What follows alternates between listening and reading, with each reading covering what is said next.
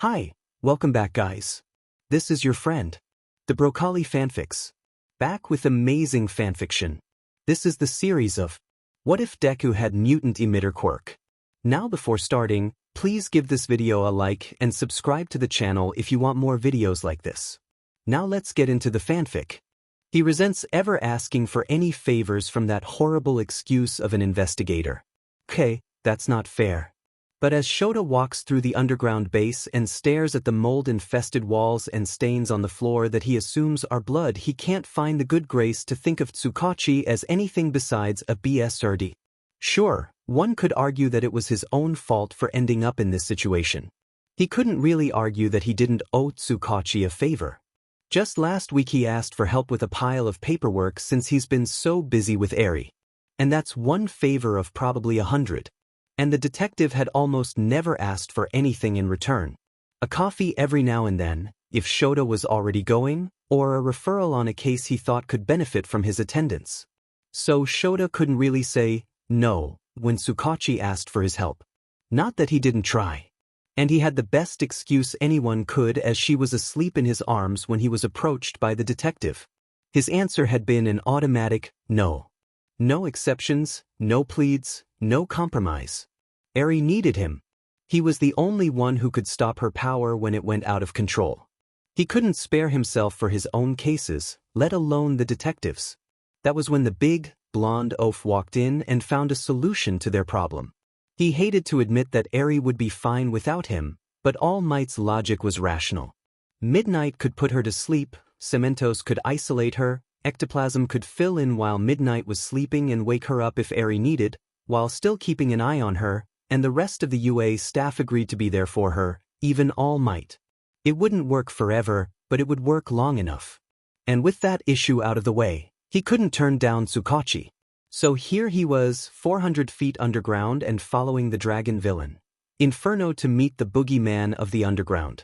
Shoda had rolled his eyes heavily when Tsukauchi and All Might had revealed the threat they wanted his help to investigate.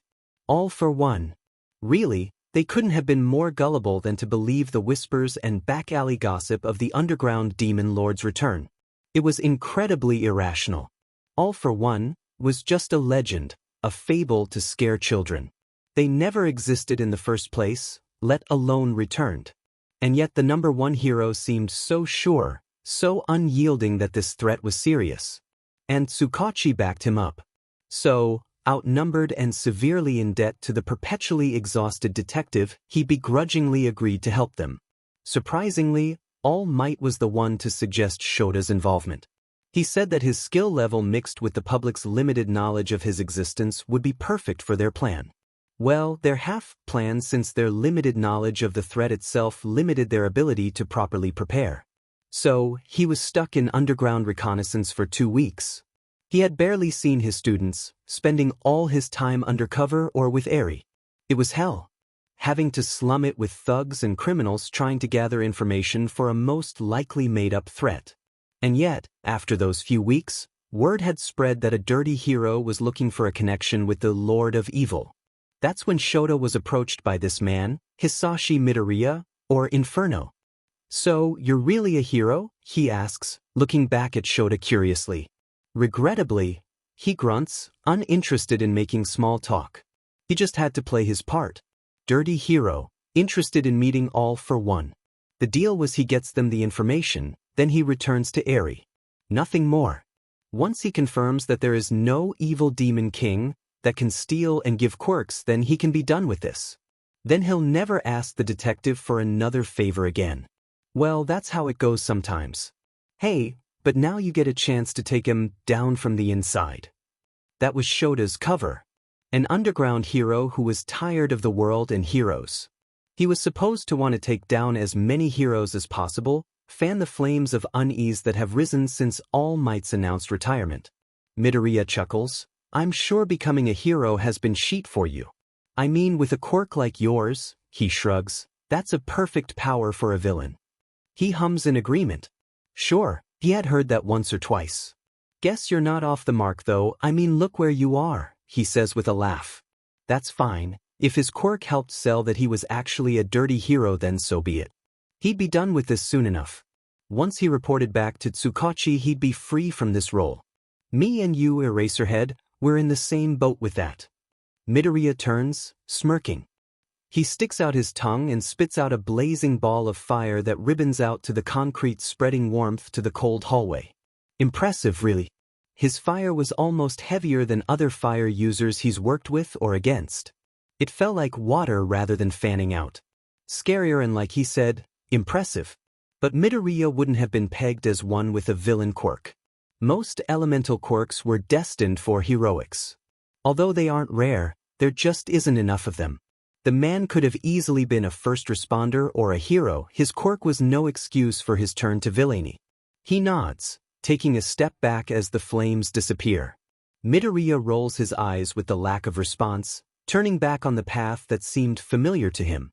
He makes a left, pushing back a dirty tarp that was being used to cover a hole in the concrete wall. They went through the large opening, leading to even colder and darker halls. Shoda sneers behind his capture weapon. He gets that they're supposed to be somewhere secluded, away from where any hero would patrol, but this was getting ridiculous.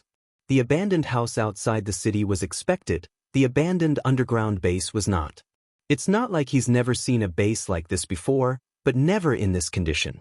At least the Hosakai base was clean. He was not in the mood to breathe in mold. A noble goal, watch your step, there's medical crap all over the floor, he warns, sidestepping a broken exam chair. Destroying heroes or hero society or whatever the hell you want to do. I'm surprised I didn't hear about you earlier, with you spouting that shit through the red light district. I mean, you must be very popular with the underground crowd. He hums, ignoring the suggestion that he appeared out of nowhere. That would be unhelpful as I still need to hold my reputation as a reliable hero to achieve my goal. This role was as easy as it was annoying. Even with his mind split worrying about Ares' quirk, this wasn't exactly a challenge. The villain hums as well, batshit crazy goal. Good for you though. Not something you would try and achieve? Even with this power you have. The man shakes his head. No, I've got more tangible goals. He chuckles as they approach the end of the hall. Yes, Shoda was well aware of his goals when he was given an irrationally large quote from the man for meeting all for one. He had thought All Might and Tsukauchi would have backed down at the absurd number, but they were fully prepared and gave Shoda the go-ahead to confirm the meeting. Midoriya pulls a key out from under his shirt. It was attached to a string that laid around his neck, a second, larger key alongside the former. Here we are, he says, unlocking the door with practiced ease. The large metal door creaks as it opens, Shoda carefully following the other into a pitch-black room. Midoriya coughs and little sparks of flame interrupt the heavy darkness, illuminating a hanging light that the man pulls the string to. Your new weapon, all for one. He squints, his eyes adjusting to the light. After a second they focus and despite himself he stalls, surprise overtaking him. His eyes blow wide before he remembers his role. He ducks his chin, hiding half his face in his capture weapon while he struggles to force his expression back to his permanently unbothered glare. What the hell? What's Midoriya playing at? What is this? Shoda was first to admit that although he didn't really believe all for one existed, the abandoned underground base had made him think he was going to see something a little more frightening. After half an hour of following the other, he had realized this was going to be something more than just a bad joke or an elaborate scam. So he wasn't expecting much, but he was expecting. Well, not this. This was absurd. This was the demon he was supposed to be investigating? The Lord of Evil he went undercover for weeks for? The monster that has been keeping him away from helping Eri most nights? In front of him was a large room. Half of it was closed off by the thick iron bars, a metal bunk bed attached to the side wall. The corner of the cell was curtained off, but Shoda could see a cracked tiled floor and a spout on the wall, so he assumed it was a poor excuse for a bathroom. The walls were covered with black and red markings, doodles and drawings and nonsense. And on the floor was a curled-up figure with a notebook and small flashlights sprawled in front of them. A too small figure. Anger flares in his chest. Shoda was supposed to be meeting a force. One large enough to have the country's #1 hero worried.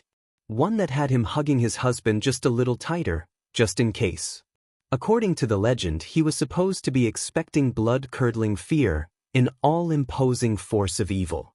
So, maybe he was expecting something close to that. He was expecting, well, all for one. The figure sits up, rubbing their face tiredly. They turn and a pair and wide, scared green eyes stare back at him. This was a child. A child behind bars. A scared child. A dirty child. An emaciated child. A beaten child. What the hell? Shota clears his throat, tearing his eyes away from the kid and looking back at Midoriya. I'm confused. The villain walks up to the cell, pulling the necklace with the keys off. This is the weapon you're trying to order, hero. The boy's eyes widen, life flashing in the otherwise broken stare. Izuku, stand. The man orders. The boy shudders, quickly standing. He winces when he puts weight on his right side. Shoda recognizes, taking note of the injury for later. He tries to make note of anything significant, but not much jumps out besides the boy's injuries and obvious malnutrition. He couldn't quite tell his age, his young facial features and underweight body making it difficult. He was older than 12 but younger than 17. He looked like he could be the same age as his current students. Shoda scoffs loudly, lacing his tone with heavy annoyance. What am I looking at? This is the Demon Lord? The boogeyman of the underground. Oh, he's a demon all right. The man says. The teen gives the man a bratty glare to which the other dangles the keys in front of the bars, ordering the boy to behave. Shoda tries to get more information from the villain, playing his part well. Midoriya, both the boy and the man glance at him. What is this? What happened to our deal? You promised a force that will help me tear down society. An imposing being that will take down heroes. A devil that can beat anyone, even All Might. This is what? Some weak runt you got off the streets of the red light district? I'm surprised it can even stand in its state. Who do you think you're trying to cheat? The boy's broken expression flits from confusion to betrayal to annoyance as he talks. He seemed to specifically wilt at the runt comment, his annoyed glare moving from the dragon villain to the undercover hero. The omission of him, or kid, or boy, may have also been what got under his skin. It was unavoidable. Shoda was playing scum, he had to act like it. Calm down here. Reports of all for one are greatly exaggerated. He crosses his arms. That's not what dash. I assure you, he interrupts, looking over his shoulder, you're getting what you paid for.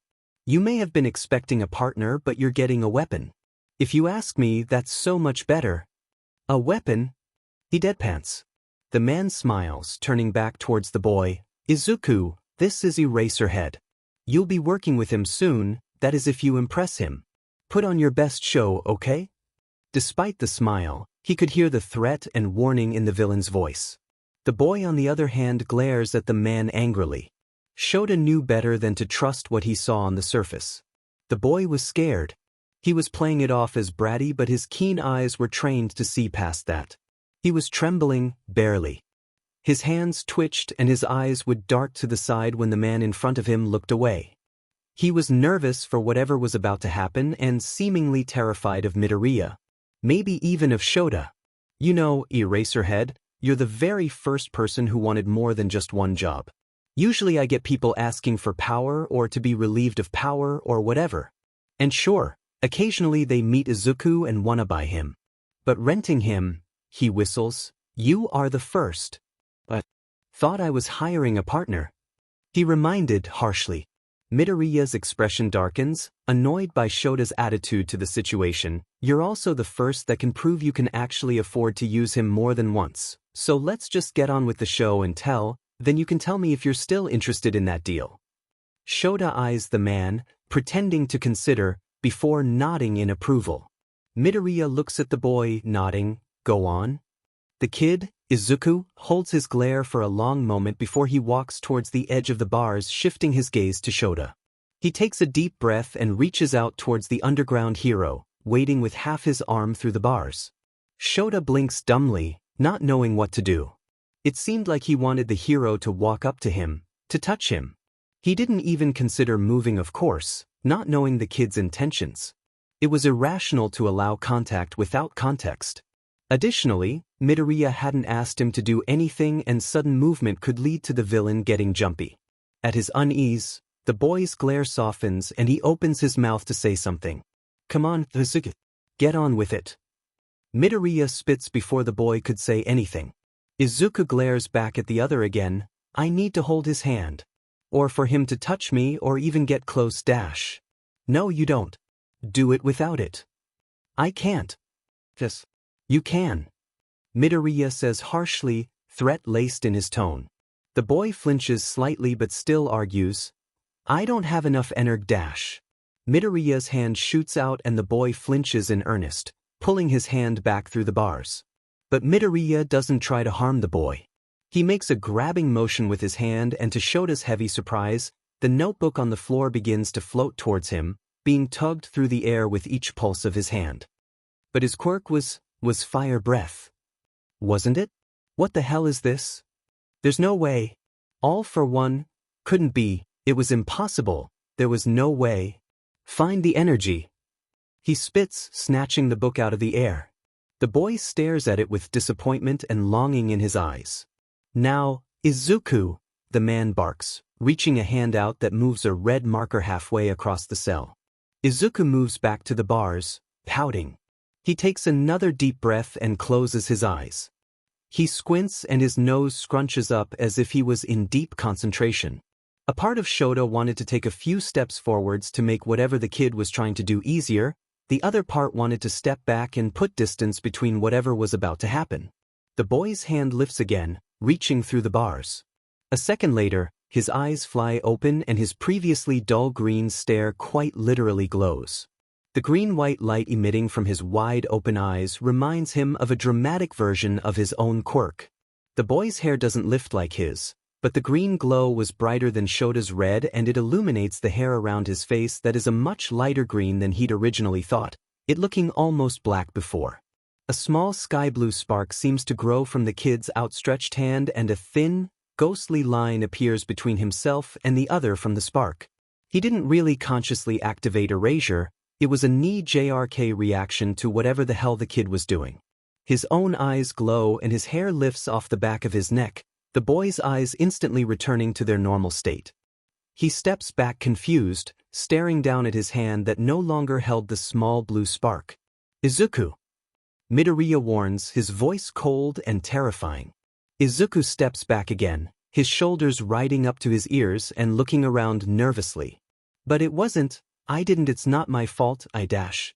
Midoriya sighs heavily, raising the keys he held and making to walk towards the cell door. The kid's eyes blow wide and he jumps forwards before the man could even take a step. "I'll give it back," he says, tears budding in his eyes as he throws himself against the bars. He directs his cry to Shota, green boring into red, pleading something desperate. "I promise. I'll give it back." And something changes. Shota couldn't put a finger on what it was. The desperation in his voice or the franticness of his actions as he promised to return something to Shoda. Or more likely, the look in his eyes. This kid, his expression, the look he gave Shoda. It looked like he wanted to be saved. And with that look, Shota's priority changes from fulfilling a debt to a friend to saving this kid no matter what. The hold on his mask falters as his voice changes to something comforting. "Okay." He takes a step forward, nodding to the kid and releasing erasure. Izuku chances a quick look to Midoriya, who was standing with his arms crossed watching the boy. His grin was almost hungry as he waited for him to try again. The boy takes a nervous breath, planting himself in front of the bars again and lifting his hand. When his eyes open, they are glowing brightly and the small spark appears once again. When the line materializes, connecting the two of them, he bites back the urge to activate his quirk. It's difficult, but he manages to hold back. The kid's face scrunches up again and his hand trembles with effort. After half a minute of nothing, Shoda returns to his role, deciding to be in, but at what seemed to be a pivotal moment. Is something supposed to happen? He directs to the dragon villain, or does it always take this long? Midoriya was already looking annoyed, Shoda's words driving him over the edge. "Hurry up, Izuku. My patience is thinning." His voice is icy, but smoke leaks from the corner of his mouth. The boy lets out a pained breath, his brow twitching in either effort or annoyance. I'm trying. He's fighting me. I am? He was just standing there, no effort on his part besides trying to not erase the kid's quirk. Fight back then. And do it quickly. Izuku doesn't answer, his other hand coming up to support his wrist as he struggles. Shota wasn't really sure what was happening, but he could tell the kid was hurting. He would stop the demonstration if it wouldn't blow his cover. So instead, he stands there trying to stop fighting the kid and whatever he was doing. After another minute of tense silence, the tears in the kid's eyes defy gravity as they float off his cheeks and the spark glows brighter. Izuku's glowing eyes shine in the dimly lit room, and just then Shota feels something tug harshly. He couldn't place the feeling directly or even describe it. It tugs until it finally gives, and Shota feels something lost that he's never felt before. What the hell? Izuku falls forwards against the bars, his breath labored. Shota himself breathes deeper, trying to feel out whatever was out of place. Something felt wrong. Well, go on. Midoriya yells out, uncaring of the teen's obvious strain. He blinks slowly as he sits up, wincing again as he shifts his weight.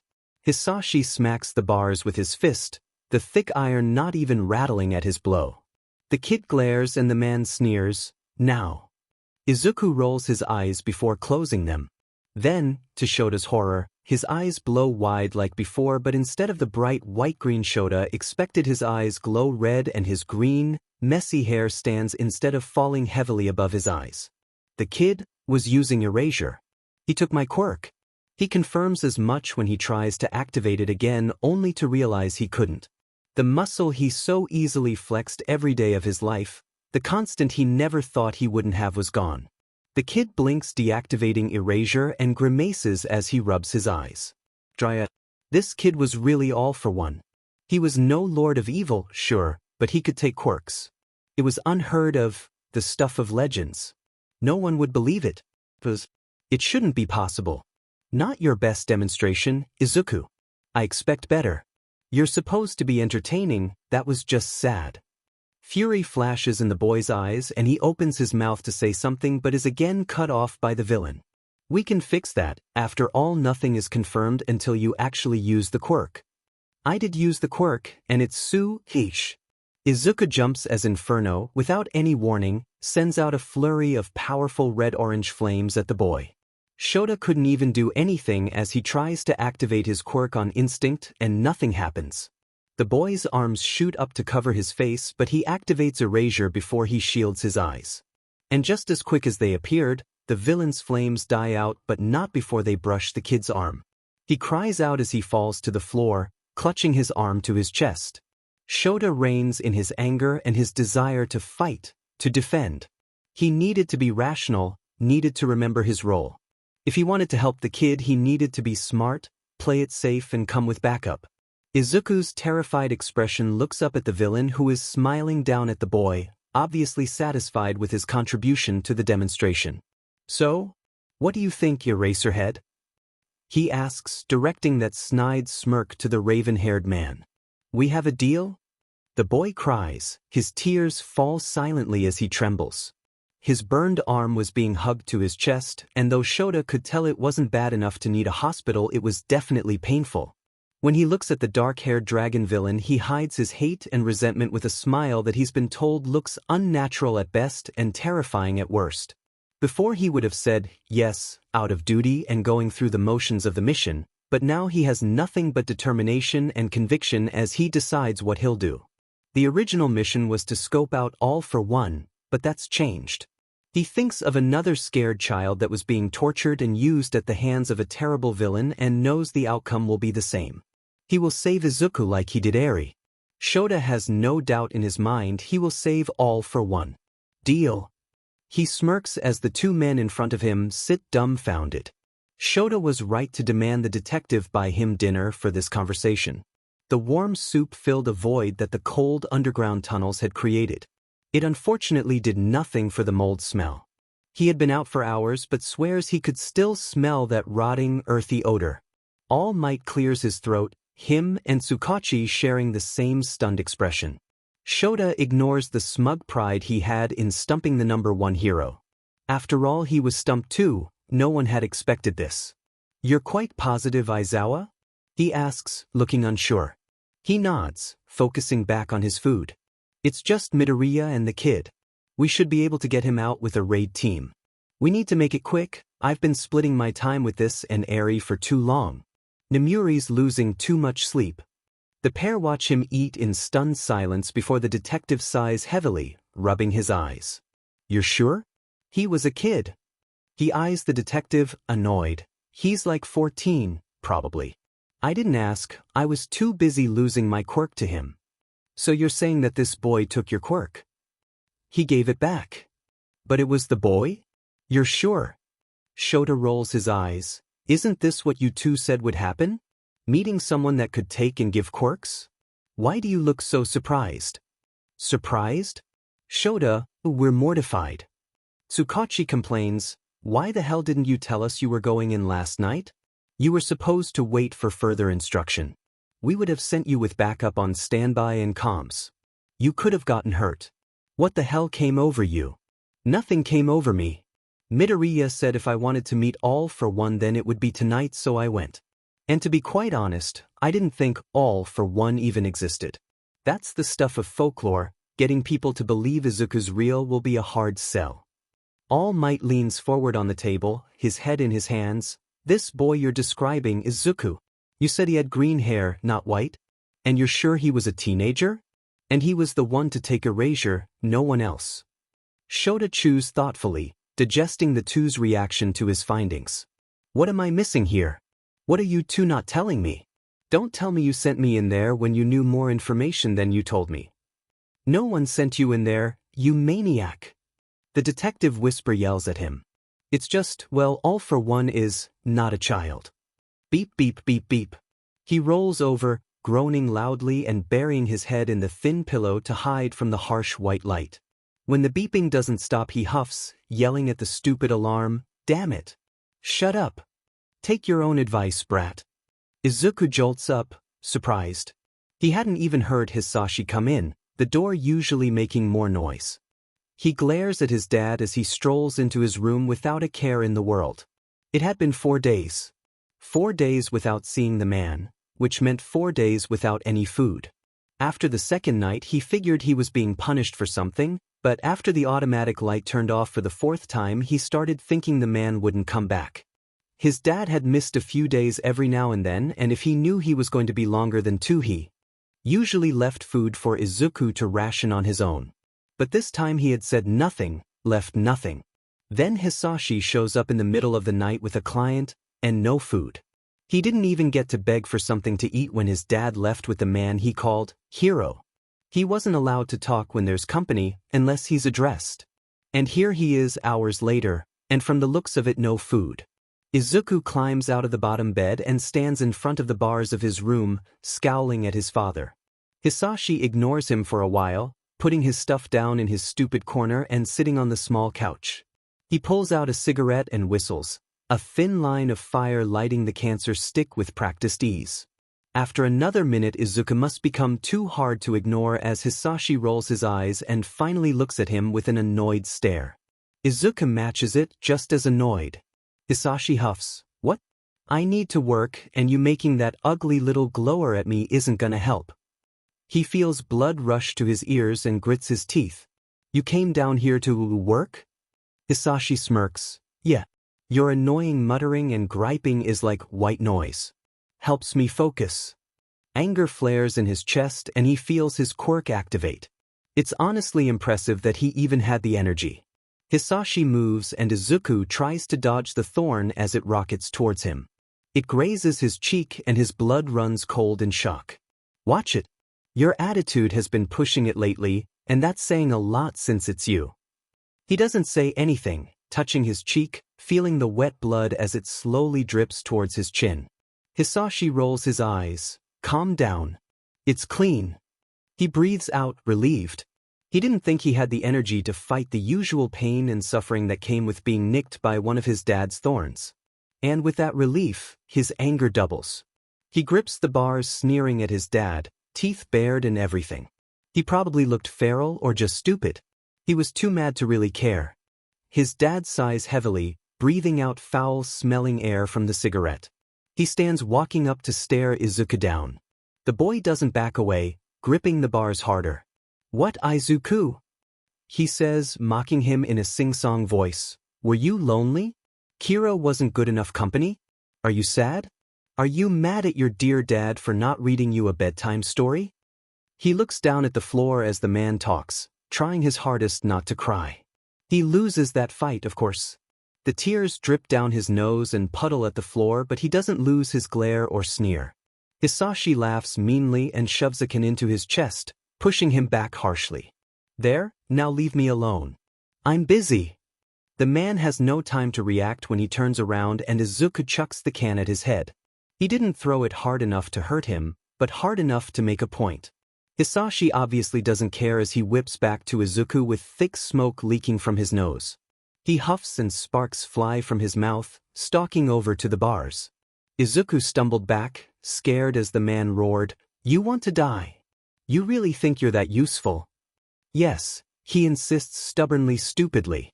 The man reaches for Izuku, who jumps back just in time, just for his shirt to be tugged by the man's stolen quirk. He's pulled to his dad by his shirt, too weak to put up a real fight. When Hisashi actually gets a hand on him, he pulls him roughly forwards until Izuku's face slams into the iron bars. "Hear me when I say this, Izuku. You may be useful alive, but that's all you need to be. Never forget that I can make your life 10 times worse than it is now." He weakly pushes against his father, making no progress. "I'm not eating cat food." Hisashi glares at him before releasing the hold on his shirt. He walks back to the couch as Izuku gracelessly falls on his butt. The can of cat food gets kicked his way. "If you want to get pissy about not eating for a few days, then you'll take what I give you." Izuku considers throwing it back at the man but decides he doesn't feel like dealing with more burns. He was in enough pain. Instead he mutters darkly, "If you want me to help you, then I need to have enough energy to do so. I won't get that from cat food, even if I ate it." Hisashi doesn't seem to hear him as he pulls out his laptop. They sit in silence for a long minute before Izuku decides that starving himself was his next strategy for annoying Hisashi. He stands to go wash the blood off his face when he hears another clang against the bars. Leaning forwards, he sees a can of soup next to the cat food. "Like I'd buy you something as expensive as that cat food." "Don't be ridiculous, Izuku. That's for Kiro, at least she's useful." He huffs, grabbing both cans. He has little shame in ripping the lid off the soup and drinking half the cold broth in half a minute. Hisashi tosses more items at Izuku that hit the bars with dull thunks. Their first aid kit and another soup can. "Wrap your arm. I don't want to deal with you keeling over from infection cause you don't know how to clean your DMN injuries. Healers are expensive and I don't need to spend more of my money on you." Izuku decides to bite his tongue, the snide remark of "money that you only have because of me" staying locked in his mind. "And clean up your face, you look disgusting. We'll be having company soon." He looks up at that, grabbing the other can and first aid kit. "Who? The hero? Trace arms? Whatever." He raises an eyebrow, confused. "Why is he coming back here? I thought he wanted a job." Hisashi sighs, again annoyed. "I don't know, Izuku. He wants to make a plan or something. I don't really care, he pays every time we meet. Now feed Kiro and shut up." He ignores the crudeness, confused by the context of what the man said. Why would he come back here to make a plan? "Kiro," he calls absent-mindedly, the grumpy cat stretching from her perch on the top bunk. "Okay, so he's not the all-for-one you were expecting. He is still a person with the ability to take and give quirks, and he's being used by Midoriya. We have to focus on getting him out." Tsukauchi flips through the file while All Might looks like he's going through a personal tragedy. "This changes, well, everything," the detective says tiredly. Shoda nods. Sure, if they were expecting a centuries-old evil wizard, Izuku must have been quite the surprise. It would have definitely thrown a wrench in the detective's well-thought-out preemptive planning. "So, how do you two want to play this?" The silence goes on much too long for Shota's liking. Leans back in the booth, crossing his arms in front of his chest. You are planning on helping this kid, right? He doesn't give them any time to answer when he sees the guilty expression on the skeleton man's face. What? He's not the big bad you thought he was, so you're just gonna move on? All Might looks offended and more upset with Shota than he's ever seen at the accusation. Of course not, Aizawa. I want nothing more than to help this boy, but you must understand that this is unexpected. It's absolutely insane and bizarre. Izuku shouldn't even be able to exist. The idea of being able to even take quirks like that is unheard of. Besides, all for one. This could literally disrupt our already fragile society. This is… well, Shoda, you need to give us a moment to be surprised. There's a kid 100 feet underground, injured, abused, and terrified. We don't have time to be surprised. Eraser dash. He's right. All Might interrupts. We need to save this boy. Whatever it takes. Tsukauchi sighs, we need more information. I can't make a plan or a raid team with our current knowledge. He nods, finishing off the last of his soup. What do you need? He gives Shota a tired look. Anything. Coming to this place on his own was less than ideal. He understood why Midoriya would have picked such a remote location to hold Izuku, but the miles of underground tunnel was ridiculous. If it wasn't for the fact he was walking into the unknown, he wouldn't have brought his capture scarf at all. It took 4 washes to get the mold smell out, and Hisashi had given up after the second, telling Shota to just request a new one.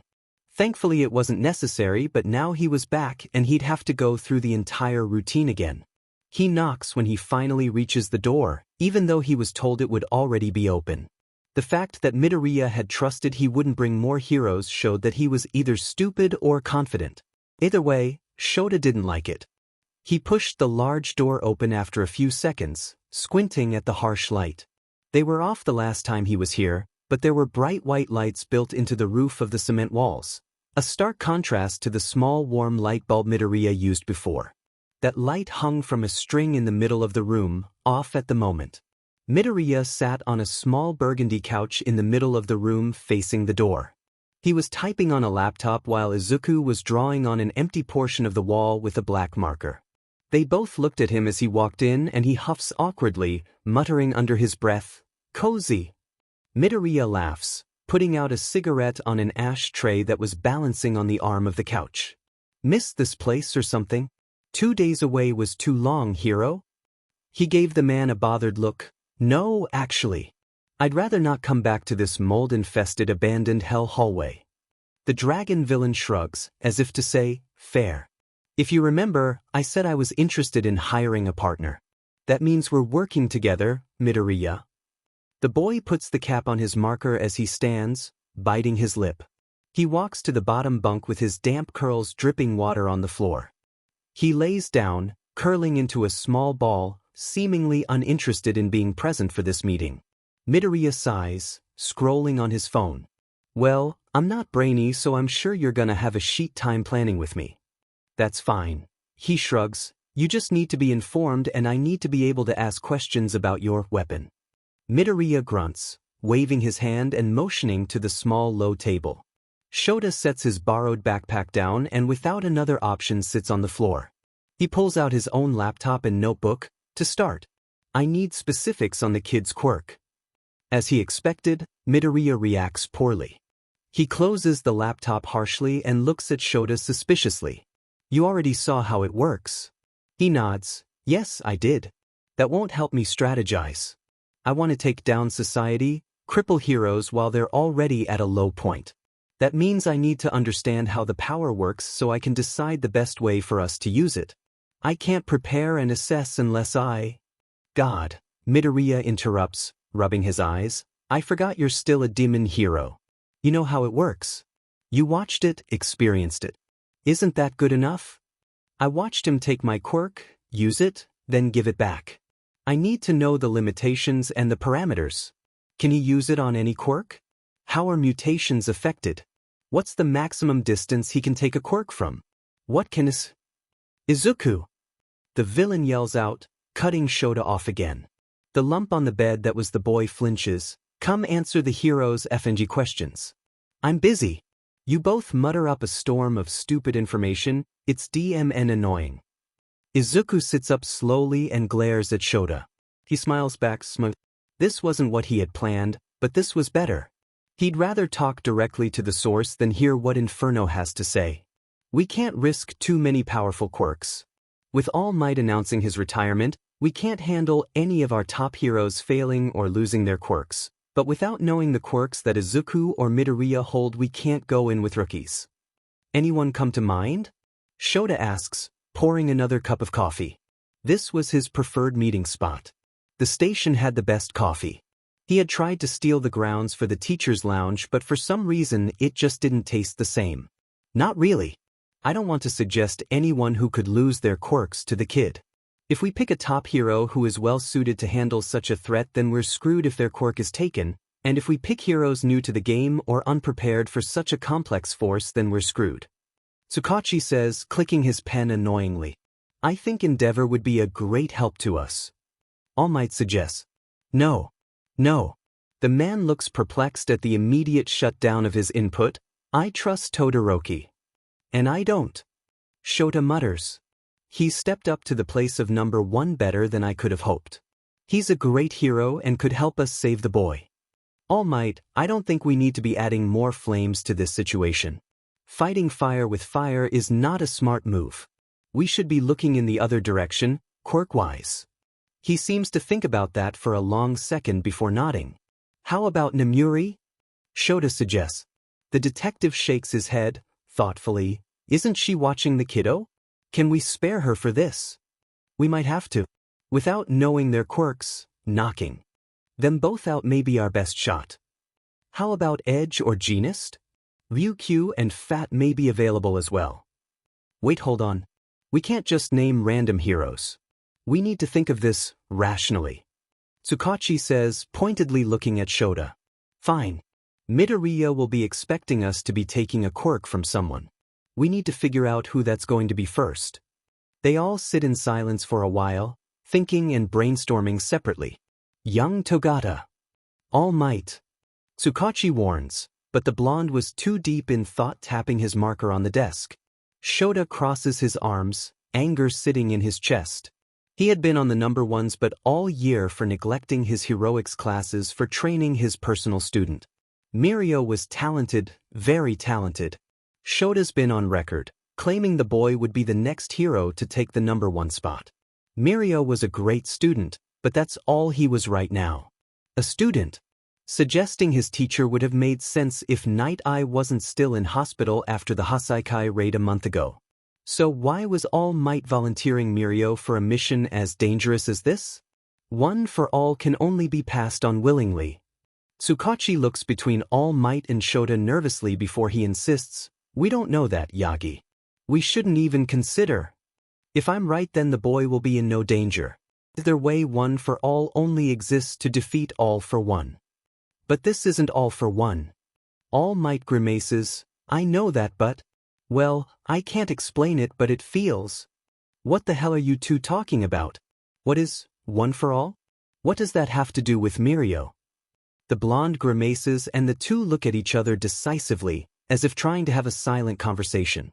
It makes Shota's eye twitch, and he looks pointedly at the detective. Explain. Shota sits against the wall, opening his laptop and pulling out a well-used notebook. The boy stands on the other side of the bars, his arms folded over his chest as he stares at the dragon villain. Midoriya, on the other hand, is very focused on whatever he was working on and seemed to not even notice Izuku's glare. You gonna sit, kid, or are you gonna glare at the back of his head the whole time? He's gonna glare and beach and brute. It's the only thing he's good at, annoying me. The boy's hand twitches as if he wanted to retaliate but does nothing but stand there agitated. Sit, brat. Shota insists crudely. We're gonna talk for a minute. He makes another upset face, his anger seeming to transfer to Shota as he sits. He crosses his legs and stares at the floor, tracing lines in the concrete with his finger. I need you to tell me about your quirk. Izuku gives nervous glances to the man on the couch, muttering out lowly, What do you want to know? I need a drink, he mutters. Tsukauchi pushes a mug towards Shota, who looks up, exasperated. That's not what I meant. I'm sorry, Aizawa. I'm sure that this is surprising. He lifts a finger and All Might falls silent, allowing the raven-haired man to digest the information. They sit in silence for another minute until he pulls in an exaggerated breath. To clarify, you gave your quirk, which is transferable, to a 17-year-old boy without notifying his teachers? The individuals who train him and his quirk? The quirk that evolved half a year ago miraculously? You didn't think. Do you have a brain left in that shrunken? Why would you not consider? Did you even think that a 17-year-old wouldn't have the best judge? What is wrong with yo? Why did you not at least tell Dash? He cuts his own ramblings off with a frustrated sigh. I did inform. Izuku encouraged Dash. Do not finish that sentence. Look, we can't change what has happened and past decisions. We have to focus on Izuku and what's best for this mission. If Lemillion is that, then we have to move on from the way he has one for all and consider if he and one for all are the best choice for this role. He takes another second to reel in his anger. Tsukauchi's right. I need to be rational. For this kid. He looks up at All Might, wearing his best upset teacher expression. We are not done with this conversation. You, Mirio, Nizu and I will be having a long conversation after we save this kid. All Might nods, looking well reprimanded. This was nothing compared to what he will say later. He couldn't even begin to think how stupid and irresponsible and selfish and rational. So, if Izuku can't take one for all, then we plan on Mirio being the target. We still don't know who we need on the raid team. We need to limit who we're picking from top charters. This is a big case, but we can't risk too many big hitters. This needs to be a balanced team. I think we should start on an idea of how we want to attack this, then pick our players. We need more information on Izuku's quirk anyways. All Might nods. What did the boy say in your last meeting? He's jotting down the short answers Izuku gives him. Unfortunately, the kid didn't seem very open to sharing, which was the opposite of what he thought would happen. Shoda was expecting getting answers from Midoriya would be like pulling teeth. He had figured Izuku, the child, would be easier to coerce into easy conversation where little important details would slip. To his surprise, the kid seems to rather glare at anything that moves than actually answer a question fully. Maybe I've lost my edge. No, that can't be it. This kid's just, well, a stubborn brat. How about the maximum distance you can take a quirk from? Izuku had graduated from drawing lines in the cracked concrete to methodically hitting his marker against the bars. It makes a small, clang sound that Shoda thought was easy to ignore. Izuku was watching Midoriya every time he made the noise, seeming to try and annoy the man into something. He didn't think it would work until he saw the man twitch at the last few hits. Izuku half smiles, and it was the most joy he's seen on the kid since he's met him. If I stand about there, he says, gesturing at the back wall next to the curtained-off room, and someone was standing like 3 steps away from the light bulb. Yeah, about that distance. Probably more if I actually eat something before I have to do it. He raises his voice at the last part, directing his comment to the man on the couch. Midoriya gives a rude gesture, not even turning from his work. Their relationship was strange, more familiar than he had originally thought. He wonders how long Izuku had been here. Is that the farthest you ever tried? To stare. Migrates from Midoriya to the undercover hero. The room is only so big. You're not helping much, you know that, kid? He shrugs, hitting the bars again. This is why he hated working with children. Why anyone would think he would work well with kids he didn't know. He sighs. Can you take any quirk? Yes and no. Shoda drops the notebook and rubs his eyes, his butt getting sore from the hard concrete. You know, this will go faster if you actually answer the questions. I am answering Dash. The marker flies out of Izuku's hand after he hits it again, and Midoriya stands, frustrated. He stalks over, taking the red marker that was in the middle of the cell with the quirk as well. Hey, I wasn't using that one. The dragon villain catches the marker out of the air and tosses them both towards the couch. His hand is aimed at the kid when it pulses, and the boy is yanked up by his arm jerking towards the other. Izuku cries out again when he's pressed against the bars, his arm being pulled to Midoriya through what seems to be an invisible force. Whatever Midoriya was doing was obviously painful because the boy was crying in earnest, his feet kicking out, trying to either shove away or get closer so the pulling would stop. The villain reaches out to actually physically grab the kid. Once he does, he presses down on his bandaged arm. The arm he'd burned only a few days ago. Izuku yells out as his burns are handled mercilessly by the villain, who squeezes and digs his fingers into the wound roughly. Shoda sits back, unable to react or stop the torture no matter how much he wanted to. It goes on for a minute too long, the boy desperately trying to push away with his free hand. He eventually gives up, holding his head as he crouches down, attempting to curl into a protective position.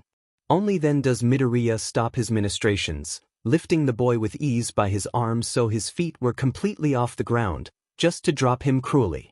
Instead of cowering in a ball like Shoda expected, the boy sits up immediately and glares with hate in his eyes.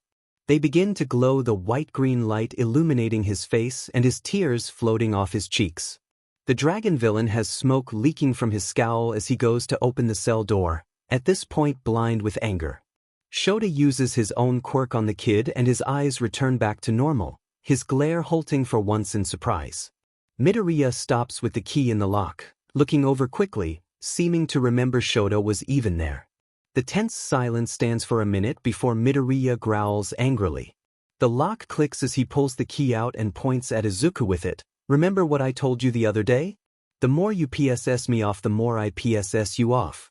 Do you see where we're standing? I'm sitting. Izuku sasses back. Midoriya's patience runs out as he attempts to char the kid to a crisp, a flurry of flames being directed to where he sat. Izuku didn't move as he looked over to his bed, seeming to accept death. The flames die out, not even grazing the kid. Midoriya's green eyes darken as he yells, frustrated, slamming his fist into the bars. What the hell? He roars. Shoda releases erasure, blinking, unbothered. Yeah, that kid is supposed to be the weapon I paid for. I'd rather him not be dead or damaged, unless you want to give me a discount. Smoke surrounds the man, his face turning red. It might have turned into a fight if it weren't for a phone ringing on the couch. Midoriya blinks, hesitating. He looks between the couch, Shoda and Izuku, growling out again something desperate and frustrated. He stalks over to grab the phone, answering it and walking out of the room. Leaving. Just leaving. Leaving the kid with Shoda. Without a thought. Izuku snarls, looking around for something to throw. He finds nothing, his cell now barren besides the bunk bed. He stalks over to it and tosses his pillow at the opposite wall, it only ending up about halfway across the room. He looks at it with tears in his eyes, his anger turning into sadness quickly. Come here, problem child, I have to go soon. You need to finish answering my questions. He turns, also seeming to forget about the hero sitting against the wall. He sways, wiping the tears from his eyes as he returns to the corner, sitting down obediently. You two fight like that often? Izuku shakes his head, hugging his knees to his chest. I don't. He's always a hothead. He hums, shaking his head. Obviously. I can't believe he just left you here with me. Why? Izuku asks tiredly. He doesn't get good service here. He always leaves when he gets a call. That's not what I mean. He says, his teacher voice shining through for a second. I don't know why he's not worried about me being down here with you. The boy just shrugs. What? What are you gonna do that you couldn't when he was here? Shoda gives him a knowing look. A lot. There's a lot I could do. He's not an idiot. How is he not worried? How do you think he's not an idiot? He mutters. Shoda stares at him, unimpressed, and the boy rolls his eyes. You didn't set off any alarms, he shrugs. Guess he trusts you. He has alarms? He asks with a huff, or was that metaphorical? Izuku stares at him long enough that he considers explaining what a metaphor is, before he stands and walks over to his bed. He climbs to reach the top bunk, rummaging through the pile of blankets. To Shoda's deep surprise, the boy plucks a kitten from the fold, carrying it by the middle with one hand. The cat swats at him lazily as he walks back to his spot. He reaches through the bars and gently tosses her in Shoda's lap. She's a black cat with stark white markings that look almost unnatural. She seems to be older than a kitten but not yet a cat. Her dark green eyes look at Shoda as her back arches timidly. She doesn't hiss at him, but she jumps off his lap, running through the bars to attack Izuku's foot. The boy glares but doesn't reprimand her. So, is that the alarm or did you just want to show me your pet? He nods, kicking his foot to lazily play back. Kiro can tell if there's danger when someone is in her proximity. She didn't react when you came in, so I guess Hisashi thinks you're trustworthy. She didn't seem to care for me, he mentions, trying to distract Izuku from realizing he called Midoriya Hisashi, which was a name he didn't have before. "'Cause she doesn't know you," he says back, attitude never leaving his voice. Shoda hums, "Is that why you didn't move when he went to burn you? 'Cause she didn't freak out?" Izuku shrugs, looking away. Shoda sighs heavily, dropping the blanket on the two sleeping figures on his couch. Eri had fallen asleep in Nemuri's arms as they waited for him to come back home. According to ectoplasm, the only way they could get Nemuri to sleep was by drugging her tea. Nizu had said that it was completely harmless and would just, ironically, knock her out for some much-needed rest. Guilt flares in his chest as he looks at the dark circles under his friend's eyes. She was going overboard, worried about Eri. Even while the girl was sleeping, Nemuri would watch her, just in case. And Eri looked peaceful, something he was grateful for, sleeping in the arms of a hero she trusted. Shoda grimaces at her horn that had grown, just barely, but enough to be worrisome. He needed to finish this case, needed to be here for Eri. He walks back to the kitchen where quiet voices were arguing. No, that's too much risk. Those tunnels are dangerous and uncharted. And a pain in the butt to navigate. He chimes in, supporting the detective. But the Hasaikai base had a tunnel system. Isn't this similar? Mirio complains. Shoda shakes his head, accepting the mug that All Might offered as Tsukauchi explains. Those tunnels were well lit and frequently used. These ones are abandoned, there's debris and according to Eraser, lots of mold everywhere. Besides, with Midoriya's confidence in letting Aizawa go there alone and leaving him with Izuku, I'm not chancing it being rigged. Mirio nods, disappointed. How about the house? We can have a raid team waiting outside ready to ambush when they come out. Hisashi suggests. No, Mike, that house is just as abandoned as those tunnels. A strong wind could knock it over, Shoda adds. A night raid at a second location? That would work. All Might says, thoughtfully. They'll probably bring Kiro if it's a second location. I don't know how her quirk works, so it's safer to just not put them in a situation where they wouldn't bring her. Plus they'd notice an evacuated setting in the city. Well, we don't have to be in the city. A remote second location? Wait, who's Kiro? The cat. Shoda and Tsukauchi answer together. Mirio nods, looking confused.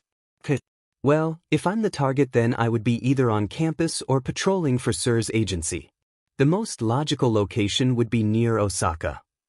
All Might hums. Yes, but we also don't have any obligation to be truthful about your real whereabouts or responsibilities. From what we know so far, it looks like if we pay Midoriya, well, then he won't look too far into it. It's hard to get a read on the guy, Mirio says, biting his cheek. He's so different from Chisaki. Midoriya himself isn't dangerous. Izuku is who we should be worried about. Tsukauchi says. The third year frowns, an unnatural look for him. Izuku is a victim. Yes, he is.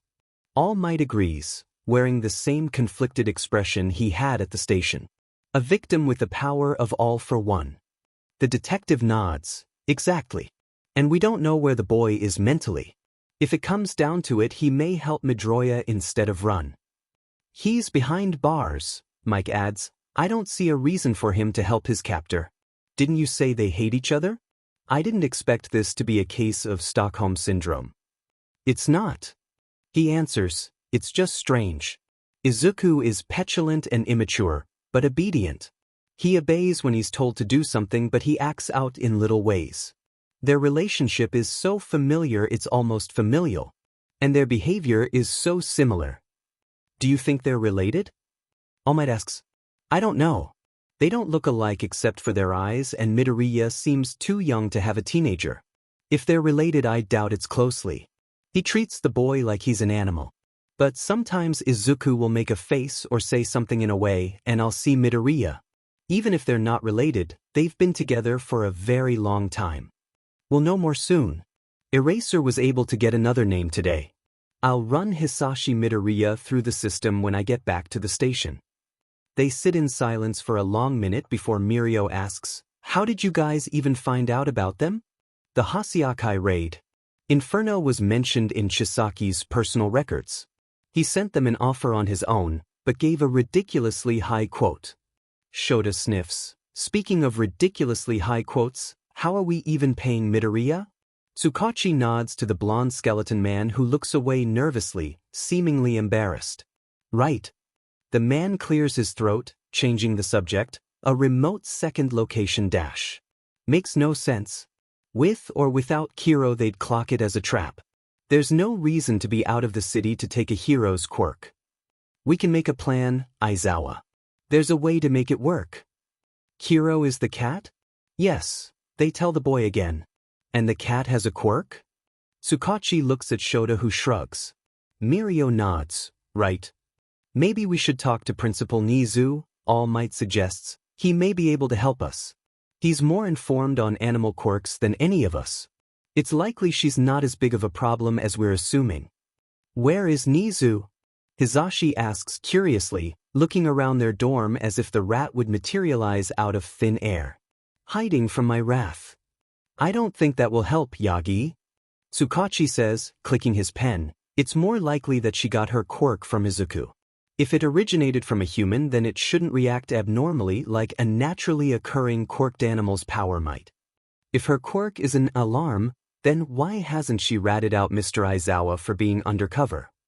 That was a great question. He had wondered the same when Izuku had told him about Midoriya's alarms.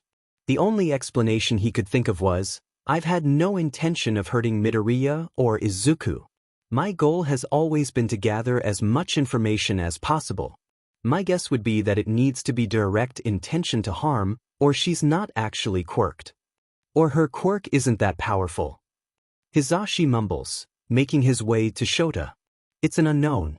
Unless Eraser gets more information, we should just plan around anything we're unsure of. So we're where right now? Well, we have a target and half a team.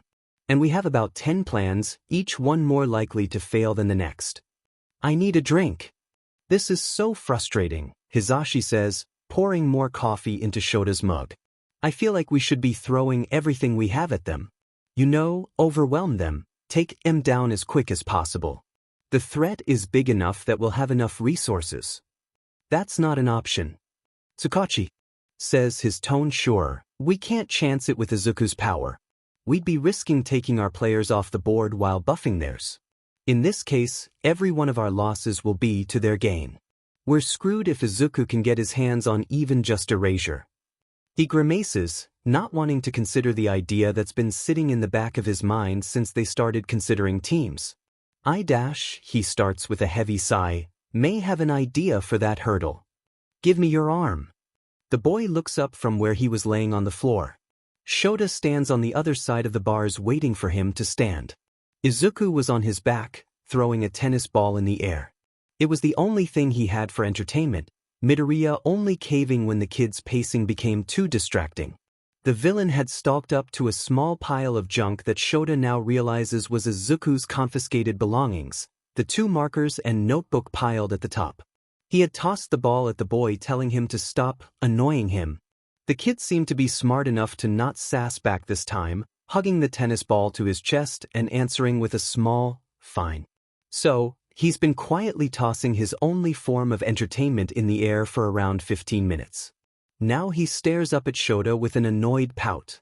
Come on, he urges impatiently. Izuku makes a quick glance at the man on the couch before sitting up and walking up to Shoda. He crosses his arms. Arm, he insists again as the kid keeps looking towards Midoriya instead of listening to him. Izuku. He glares at Shoda, who just puts his hand out, gesturing for the boy's wrapped arm. Izuku breathes shakily, again looking to the man on the couch who wasn't paying them any mind. When he finally goes to give Shoda his arm, he's slow and nervous. Timid. As if the hero would hurt him. Torture him like Midoriya had the day before. His hand reaches through the bar and Shoda is gentle but firm. Intentional with every action as he holds Izuku's wrist, unwrapping the dirty and poorly applied bandages. The burn actually looked better than he had assumed. It was clean and healing nicely. You a hero or a nurse? Midoriya calls from the couch, obviously paying more attention than he had let on. He huffs, releasing the boy to grab an ointment and clean bandages. Don't move, he instructs boredly and calls over his shoulder. I have a vested interest in his health. Be happy I'm not insisting you change your price for offering me damaged goods. Midoriya huffs, muttering out a bothered, whatever. Izuku on the other hand looks like he wanted to cry. He tries to cover it up with a glower, his brow furrowing. Shota pushes down the guilt. He pushes away the nightmares of being undercover at the Hasaikai base, treating Eri how he's treating Izuku. He pushes away the desire to just handle this all himself. To take Midoriya out and run with the kid. He pushes it all down. He needs to be smart, stick to the plan. You have to change the bandages every day or so. Especially when they get dirty. Keeping a burn like this clean and moist is integral to prevent infection. You're lucky it's healing well, especially in an environment like this. The kid huffs, like I had a choice. How am I supposed to dash? Shota tugs Izuku's arm back to where he had it, before he started to pull away. He was a little harsh, but it made the kid pause. I wasn't talking to you. Midoriya looks over the back of the couch. Now you're confusing me for a nurse? No. When the villain rolls his eyes, Shota hates that it reminds him of Izuku, the two's inflections being so similar. He's fine. He cleaned it and it's healing. Kira would dash. He pauses for a second too long and Shota pretends not to notice, prepping the burn cream he got from Chio. He'd tell me if it was infected or killing him. I don't need to babysit him. He's still a child. Midoriya huffs a laugh. He's 15. Are you a baby, Izuku? Can you not handle your boo-boo? Surprise flashes on the kid's face for a second before he sneers. Don't pull back. He tells him, it's fairly clean so this shouldn't hurt. It may irritate it though since it's going directly on the burn. Izuku ignores him, angrily glaring at Midoriya. He repeats the instructions Chio gave him in his head before he starts, applying the cream. The kid gasps, pulling away despite his request. He holds the thin wrist looking up to chastise him, but Izuku wasn't paying him any mind. He was staring at his arm, his expression looking surprised and somewhat calm. After a second he continues and to his surprise tears begin to fall from the kid's eyes. He pauses again. Does it hurt?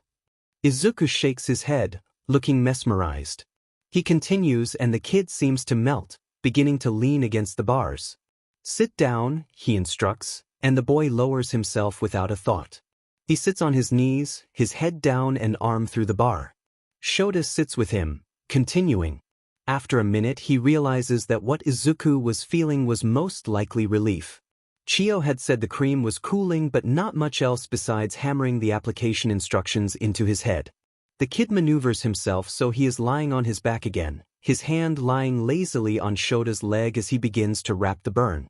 He hears a high-pitched meow and light pitter-patters as Kiro jumps off the couch where she was laying with the dragon villain. She trots over, completely ignoring Shota as she walks through the bars and climbs on Izuku's chest. The kid had a faraway look, his eyelids seeming heavy as he let the hero dress his wound. When Kiro sat on him he opens an eye fully and blinks at her. Go away, he tells her. Kiro doesn't, stretching on him. She lightly swats his face before she does a circle and lays down, her light purr sounding content. Izuku seems too tired to protest, his other hand coming up to lightly pet the kitten. He finishes, telling Izuku to keep it clean. He would have left the bandages and cream with the kid if he didn't know they'd be getting him out soon. And it would be soon. Izuku doesn't show any signs he heard him, not moving from the floor. For what you're charging, you should be taking better care of him. And you should be making progress on that stupid plan of yours. Quit lecturing me when your sheet ain't figured out. We've made progress. You got a target, that's not progress. We have to be strategic. Lemillion is elusive, powerful. You can't just bring him down here and have the kid take his quirk. Why not? Roofie him, Izuku can do the thing, in and out, 2 hours. Tops. That would work with a D-lister. You're not going to be able to get that close to him. Isn't he a work studies? Doesn't that mean he's still in high school? Shota sighs, setting out the file Tsukauchi made for Mirio. He didn't have to go through the effort as Midoriya didn't seem at all interested in glancing at it, let alone reading it. Mirio Togata is doing his work studies at All Might's previous sidekick's agency. He's top of his school and will most likely debut in the top 10. Midoriya waves his hand, seemingly uninterested in any details. Yeah, I heard you already. Permeation, wild strength, strong battle IQ, I get it. The kid's a beast. Whatever. I'm sure you picked him first for a reason, I don't care. Just find a way to get him down here. Tell him it's a field trip. He stares at the other unimpressed. Midoriya huffs, closing his laptop and sprawling out on the couch. You must be a sheet hero if you can't figure this out. You must be a sheet partner, since you're not helping either. Midoriya hums, closing his eyes. Lemillion's at school most days, since that school implemented that dorm system. When he's at the Night Eye agency, he patrols different routes until midday. I think our best bet is to travel to Osaka and stake out till we find an opening. Do you realize how inconvenient that would be? Osaka's like an hour and a half by train and you don't even have a timeline. That plan is just crossing your fingers. Well, it's a plan. Is it going to be like this every time you want a job? You coming down here and making crap plans while you beach about mold? You can add input, Midoriya. The man reaches down and grabs a notebook, setting it over his eyes to try and shield from the harsh lighting. Well, what time does the kid patrol? Noon to 6. Earlier or later occasionally. It depends on the day. He hums again tiredly, noon to 6? Those are rush hours. We can do a drive-by if you time it right. Izuku can take quirks from a distance, even if he usually beaches about it. Pick a heavy traffic time so it'll be busy and slow on the road, find out where the hero's patrolling and we'll take his quirk from the car. That way we're not able to be suspects and we can just get it over with. He looks at the man with heavy annoyance. That would never work. The timing would have to be perfect and the second the kid would start to take Mirio's quirk they would be narrowed down. The phantom line and tug were too easily detectable. And what the hell am I thinking? It doesn't have to actually work. That will get them in Osaka. That will get them isolated. That's a shitty plan. Izuku mumbles from where he was still lying down on the hard cement. It is. And it just might work. Language. Can it, brat? The kid huffs, throwing the hand that was absent-mindedly petting Kiro over his eyes. Like this, the boy and his captor seemed so similar, laying down in the same way and resting at the same time. It made Shota feel sick for some reason. That's a stupid plan. Tsukauchi. All Might complains, rejoining the table with their coffees. Well, with Shoda and Tsukauchi's coffee. The blonde had gotten a tea and a pastry for Eri. Izuku said it was shitty. It is. Shoda smirks. It would probably never work. No, it wouldn't. Which makes it perfect. Tsukauchi sighs heavily, groaning as he tries to rub the tiredness from his face. Eraser, I don't have the energy to decipher another one of your crazy ideas. My ideas are rational. The detective laughs, not bothering to respond. Your plan, Aizawa? All Might prompts. He shakes his head, taking a long sip of his coffee. Not my plan, Midoriya's. And you like this idea? Apparently. No. I think it's stupid, or shitty, if you want to use Izuku's verbiage. It's not likely to succeed, but we don't need it to. We just need Midoriya to think it will. Tsukauchi nurses his own coffee, nodding tiredly, and since he came up with it, he won't see anything suspicious. So we'll have an advantage. We can decide their location. All Might says, looking hopeful. That doesn't change the fact that Osaka is a busy city. We won't be able to make a move with that many civilians in harm's way. Shota nods to the blonde. What did he say the other day? There's a way to make it work. Why does every plan you come up with have to be so DMN sketchy? They usually work. No. They usually fall apart and my plan saves yours. Well, detective, go ahead and come up with something better. I haven't heard anything coming from you. I need more information. Shota sighs, pushing his hair back. Look, talking to those two is impossible. I'll have better luck getting information from the cat. Yeah, get on that, Eraser. Anything more can help. Until then we'll consider Midoriya's idea. He says, erasing some of the notes on the file, we need to change around some of these players if we're going to go with this plan. Let's do it at you, he says, standing. I need a nap and Eri needs her muffin. Would you stop? Leave me alone, the kid yells, holding the small cat in the air. Shota takes that moment to snap a picture of the distracted kid as he seethes at the cat that wouldn't stop attacking him. She was specifically interested in the bunny ears part of the worn-out All Might hoodie the boy wore. She alternated from attacking the hoodie to biting his ankles as he tried to get away from her. It was a mundane sight that he may have called cute if it weren't for the circumstances. Kiro swims in the boy's hands, trying to find freedom from his hold. He maneuvers her so he could hold her more comfortably and stalks over to the beds, tossing her on the top bunk. She immediately burrows under the blanket pile, poking her little head out and watching Izuku. He sticks his tongue out at her and she stretches, her little paws reaching out and making air biscuits. I think that's an apology, Shoda says, pretending to not be paying much attention as he types. The kid doesn't seem to forgive her, climbing into his own bunk and throwing a blanket over himself. It was just them today, Midoriya walking out an hour ago for a phone call. Since then Shoda had been trying to come up with a way to make Midoriya's flawed plans sound not ridiculous. While he worked, Izuku tried to entertain himself. His ball was back in the confiscated pile and there was a worn book a little over arm's length sitting outside the cell door. Izuku hadn't reached for it but had stared at it every now and then. Shoda had offered to kick the book to him but the boy looked at the door timidly, as if Midoriya would be on the other side and walk in any second, and shook his head. He wondered what the kid did to be tortured in such a way. He had seemed to calm down somewhat since Midoriya tried to turn him into a pile of ash.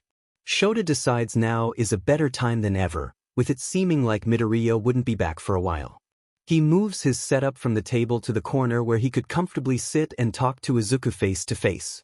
He pulled out the granola bars that Chio gave him. The woman had showed up at his dorm in the middle of the night with them, somehow finding a way to lecture Shoda even though he hadn't done anything wrong this time. She told him they would help with Izuku's malnutrition until she could see him herself. He doesn't remember what she said about the bars specifically since he was half asleep when she came to berate him, just that she said to give them to the kid. Izuku, come here, he calls. Izuku doesn't, seemingly more defiant when Hisashi wasn't in the room. He shuffles so he can peek at Shoda from under the blanket like Kiro had. Why? He gives the boy an impatient look, Izuku matching it with a pissy one. Shoda shrugs, continuing his work. To his surprise, the kid immediately gets up, walking to the corner quickly. The blanket stayed wrapped around him as he sat, staring at the floor. He had a nervous expression bordering on scared. He pushes down the one to reassure the kid. To tell him he wouldn't be in trouble for acting his age. Only a few more days. Then Izuku will be out.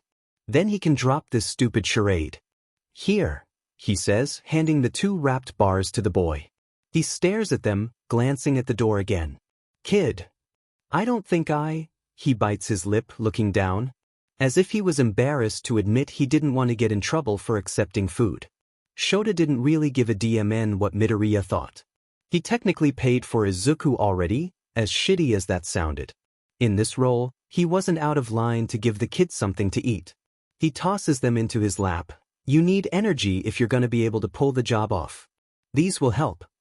But that's not for at least another week. He shrugs. Start early. Izuku stares at him with heavy suspicion. He returns it with a bored glare, matching the brat's response. Since he wasn't much of a talker, he seemed to communicate by glaring. It was annoying yet amusing. Why are you acting like that? The kid asks with an accusing look. He raises an eyebrow. Like what? They stare at each other silently for another long minute before the kid turns away, grumbling out an annoyed, whatever. He opens one of the bars and tries to eat it quickly. He struggles with chewing and tries to read the label. What is this? He didn't actually know. It came from Chio, so whatever that label said was medical nonsense. But you don't like it? The kid backs away from Shota's reach, clutching the food to his chest. No. He hums, then eat it. He unsurprisingly glares at the hero, taking another bite. Each bite seemed to take a while to actually chew down, and he wishes that Chio had told him to give the kid water too. Then again, she might have. He wasn't exactly coherent as she chastised him last night. He glances over the kid's shoulder when Kiro jumps from her perch. She stalks lowly behind the boy before she runs at him, again attacking his hoodie. He loses his balance, falling back slightly. She takes advantage of Izuku's surprise, successfully stealing one of the granola bars. She tries to drag it back to her bunk, but the bar was almost the same size as her, and Izuku grabs her as she struggles. "You have your own food. Stop stealing mine." She complains as he holds her, and he lets her go, taking the food and slipping them in the hoodie pocket. Kiro was determined though, pouncing on the boy again. He finds himself genuinely wanting to laugh as the kid desperately tries to push the determined kitten away. "Leave me alone," he yells at her.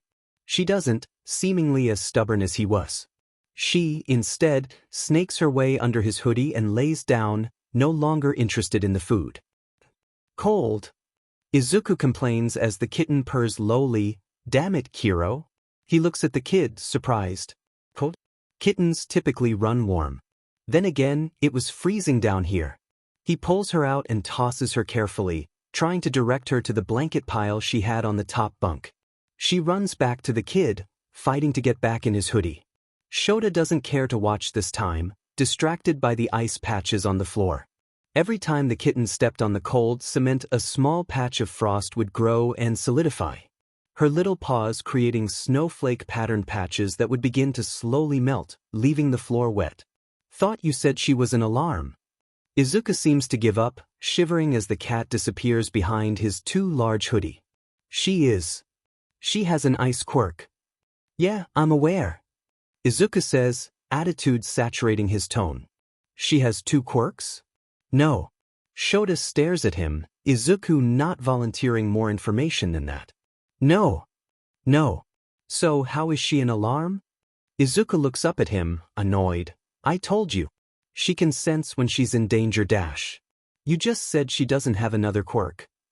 "No, I didn't." It was Shota's turn to glare. "Don't be a brat." He looks offended as he pulls out the granola bar again, innocently insisting, "I'm not." "Then explain." The kid stares at him as if Shota was being irrational, as if he was bothering the kid for fun. Izuku's eyes begin to glow as he activates his quirk. Shota's own quirk activates, erasing the others. "That's not what I meant and you know it." He takes a bite of the bar, rolling his eyes. "What did you mean?" he asks, voice muffled as he chews. "Izuku." The kid actually seems worried as he looks around nervously. "What?" He sighs, trying to remember where he was. He can't treat Izuku like every other kid. His reactions were different, his responses were different. He had to be more patient, even when the kid seemed to be making it difficult on purpose. "You said she didn't have another quirk dash." "No, I didn't," he complains, exasperated. He sighs again, something tired and annoyed. I said she didn't have 2 quirks, not that she didn't have another one." He says nervously, scooting back again. He looks at Izuku, who looked nervous, waiting for Shota to react negatively. He wouldn't, of course. It didn't matter how much the boy would annoy him, he wouldn't ever react how Midoriya did.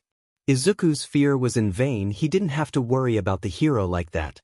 "I'm sorry. Does it even matter?" "No," he answers, opening the laptop. It didn't really matter. He was supposed to be getting information, sure, but the fact that Kiro could make little ice patches was not the information the detective was looking for. "She has 3 quirks," Izuku says quietly, looking at the door again. "I didn't I dash." They make eye contact for a second before Izuku breaks it again with a sneer. "Whatever. It doesn't matter anyways." "No, it doesn't." They sit in comfortable silence for a while, Izuku laying on his side after 10 or so minutes. He draws circles in the concrete again as Shota types. "What's the date?" "The date?" Shota clarifies, surprised by the randomness of his question. October 19th. He answers. He was distracted, so he almost didn't notice Izuku's anger as he rolled over on his back, glaring at the ceiling.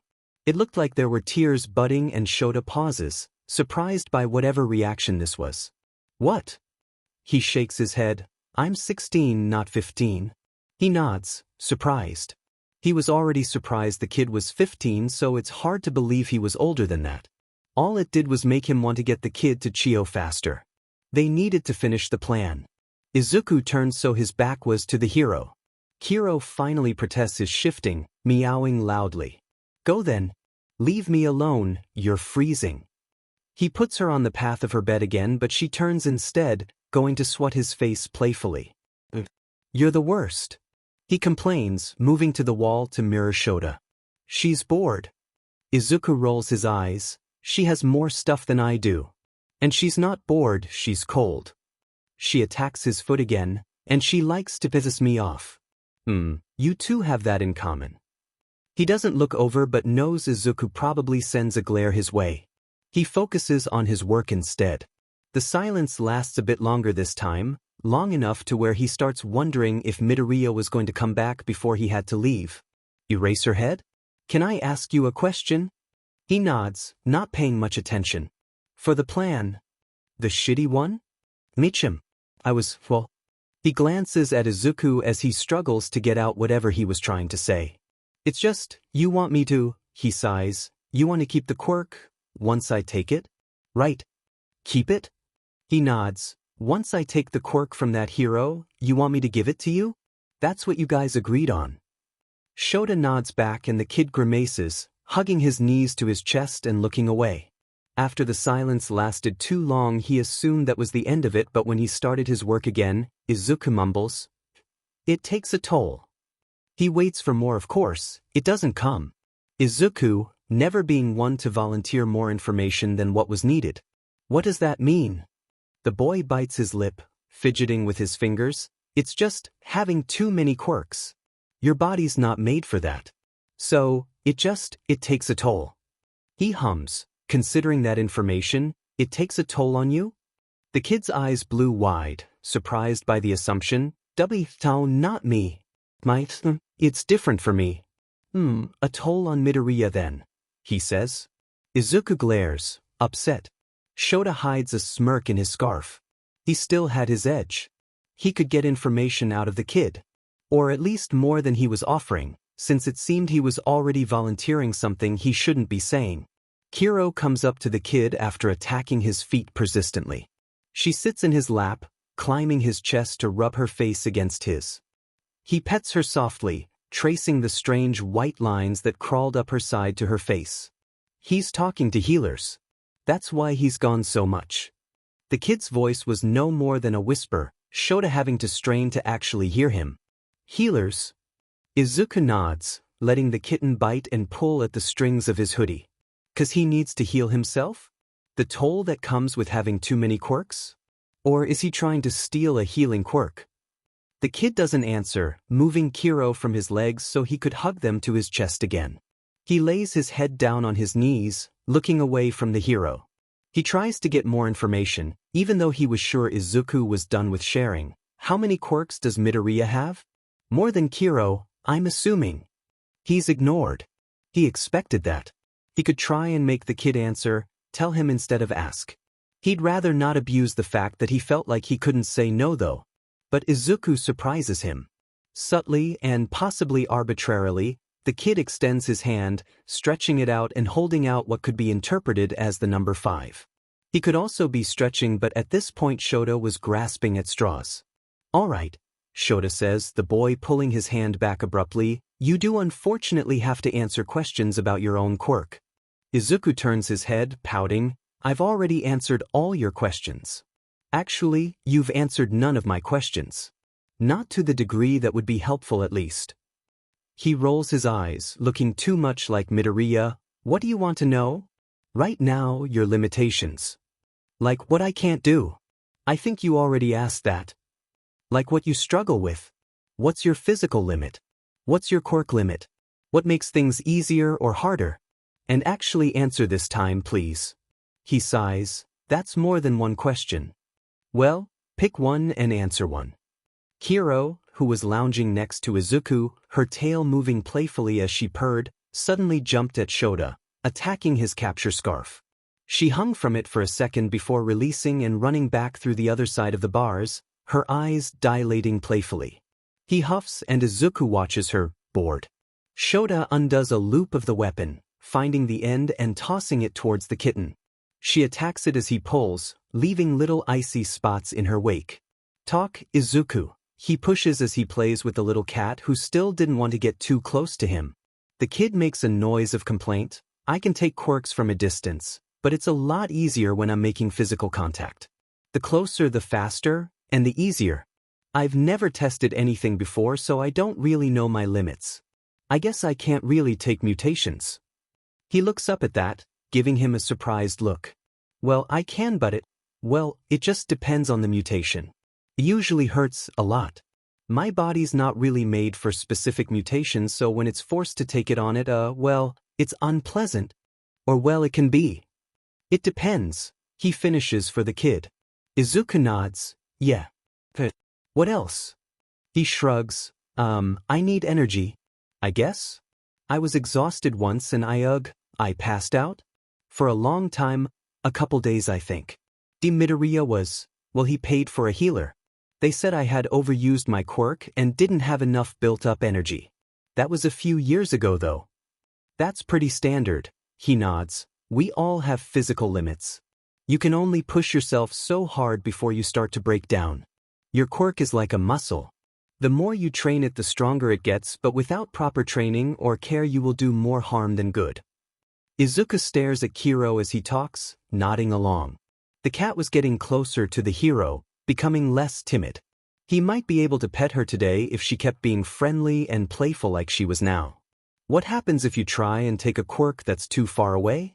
He shrugs again. I haven't really tried it. The farthest is what I told you before, just from the wall to the light bulb. But I'm assuming I wouldn't be able to grasp it. Grasp it? He says, nodding, like when we're outside and there's a lot of people. Well, I can see all their quirks, but I've never tried to grab them. I'm assuming I wouldn't be able to reach it if it's too far away. He shrugs, continuing, it's like that sometimes. Like if a quirk is too much, or I don't really know how to explain it. If it's not tangible or like whole, it's hard to grab. It's like I can't hold it. If it has too many components, it will be like that. Like, if the quirk is simple, straightforward, it's no problem, but if it's even a little complicated, it's a lot harder. It takes more effort. And sometimes it's too hard to take. No matter how much I pull, I catch too much resistance. Like when you tried to take mine? He nods, his quirk activating. The little blue spark appears along with the line. Shoda reaches through it and nothing happens, as if it wasn't really there. I can power through that though if I try hard enough. He feels that phantom tugging again. You're the most stubborn though. Like you're actively fighting me. It's annoying. He huffs a laugh. Sorry kid. I don't actually know how I'm doing that though. Me neither, he says with a shrug, releasing his quirk. Is that it? No, not even close. He complains again, sulking at the hero. Shoda's not paying attention though, as Kiro is right next to him, playing with the scarf as he dangles it in front of her. And just when she was about to climb his knee to reach the scarf, the door opens, Midoriya entering the room. The kitten meows, trotting over to the man and rubbing into his legs, her little ice patches turning into puddles almost immediately. The man picks her up, walking to the couch and ignoring them as he types on his phone. Shoda must make a disappointed expression as Izuku comments, "Don't feel bad. It's not you. She just likes him 'cause he's warm." He didn't feel bad. He wasn't disappointed. He was on a mission. He was undercover. He didn't care that the cat didn't like him. He didn't. Okay, let's keep going, kid. I only have 15 more minutes and I still have to change your bandages. It breaks something in him when he sees life flash in Izuku's eyes. He moves closer to the hero, slowly hiking up the sleeve of his hoodie, eager to feel the cooling relief of the burn cream again. And mutations are harder. The more simple a quirk is, the easier time he'll have taking it. Shoda says as he eats. They were back in the dorms, having dinner with Hisashi, All Might, the detective, Midnight, and Eri. The girl was struggling with her chopsticks as she tried to pop the chicken in her mouth. It fell to the plate before she could get to it, her pout breaking his dead heart. The detective looks at him with despair before he looks down at his notes. He dramatically begins to cross out half the list of potential teams. Nemuri watches them, her eyes half-lidded, slowly shoving her food around her bowl. All Might watches Tsukauchi, looking concerned. Hisashi watches Eri and Midnight, also looking concerned. And Shota watches his food, hungry. Distance, mutations, quirks that perform on a more complex basis, lack of energy, and whatever resistance you seem to have with Izuku's quirk. What else? That's it, he answers, chewing. What do you mean that's it? You were there for 3 hours and that's all you got? Eri drops another piece of chicken that lands on the table. Hey, I tried. When Midoriya came back, the kid's answers were all of the sudden more vague and unhelpful. You're lucky I got anything. The detective groans and the next piece Eri drops hits the floor. Maybe I should get the chopstick trainers or a spoon. If she doesn't practice, then she won't learn Zashi. And if she doesn't eat, she won't need to show. They stare at each other for a minute before Shota folds. Fine. I'm sorry. Eri whispers. Don't apologize. You did nothing wrong. It's all right, kiddo. It's all right, dear, you have nothing to apologize for. The four of them exclaim out at the same time, their words jumbling together. The girl's little brow furrows and she looks up to Shota, unsure. It's okay. Try again tomorrow, he says, putting some of his chicken in her bowl to make up for the lost pieces. She doesn't seem pleased, but she nods, setting down the chopsticks. Hisashi returns with a spoon and more napkins, picking up the dropped food. How sure are you that Nizu will okay your work studies, kid? I'm not. He doesn't have to okay it, he's my work studies student. All Might and Tsukauchi stare at him with disbelief. He ignores them. He didn't need to get permission to take his own work studies student on a mission with him. If Lemillion was allowed, then it would be fine. All right, the detective draws out suspiciously. Maybe you should go take a nap? Lie down? We got the little listener for the night. She begins to protest, but Shota interrupts. Don't be irrational. You're help to no one when you're like this. Go sleep so you can still help watch Eri. She must be too tired to argue as she nods and lets Hisashi take her to the couch. Eri watches them as they go, looking worried for the hero. Are you done eating, Eri? Yes. She turns in her chair and picks up her spoon, eating again. The worried look doesn't leave her.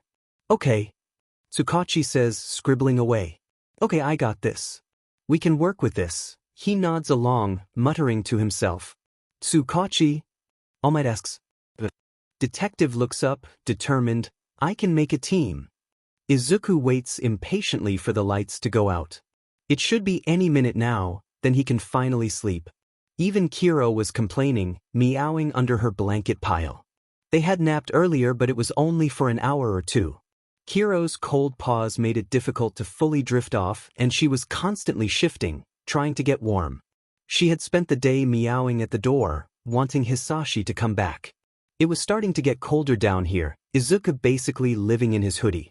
He had considered stealing one of Kiro's blankets the other night, but decided he'd rather shiver than deal with her complaining. Plus, she definitely needed it more than he did. Hisashi hadn't come back for 2 nights now, and Kiro let her disdain for her missing space heater be known.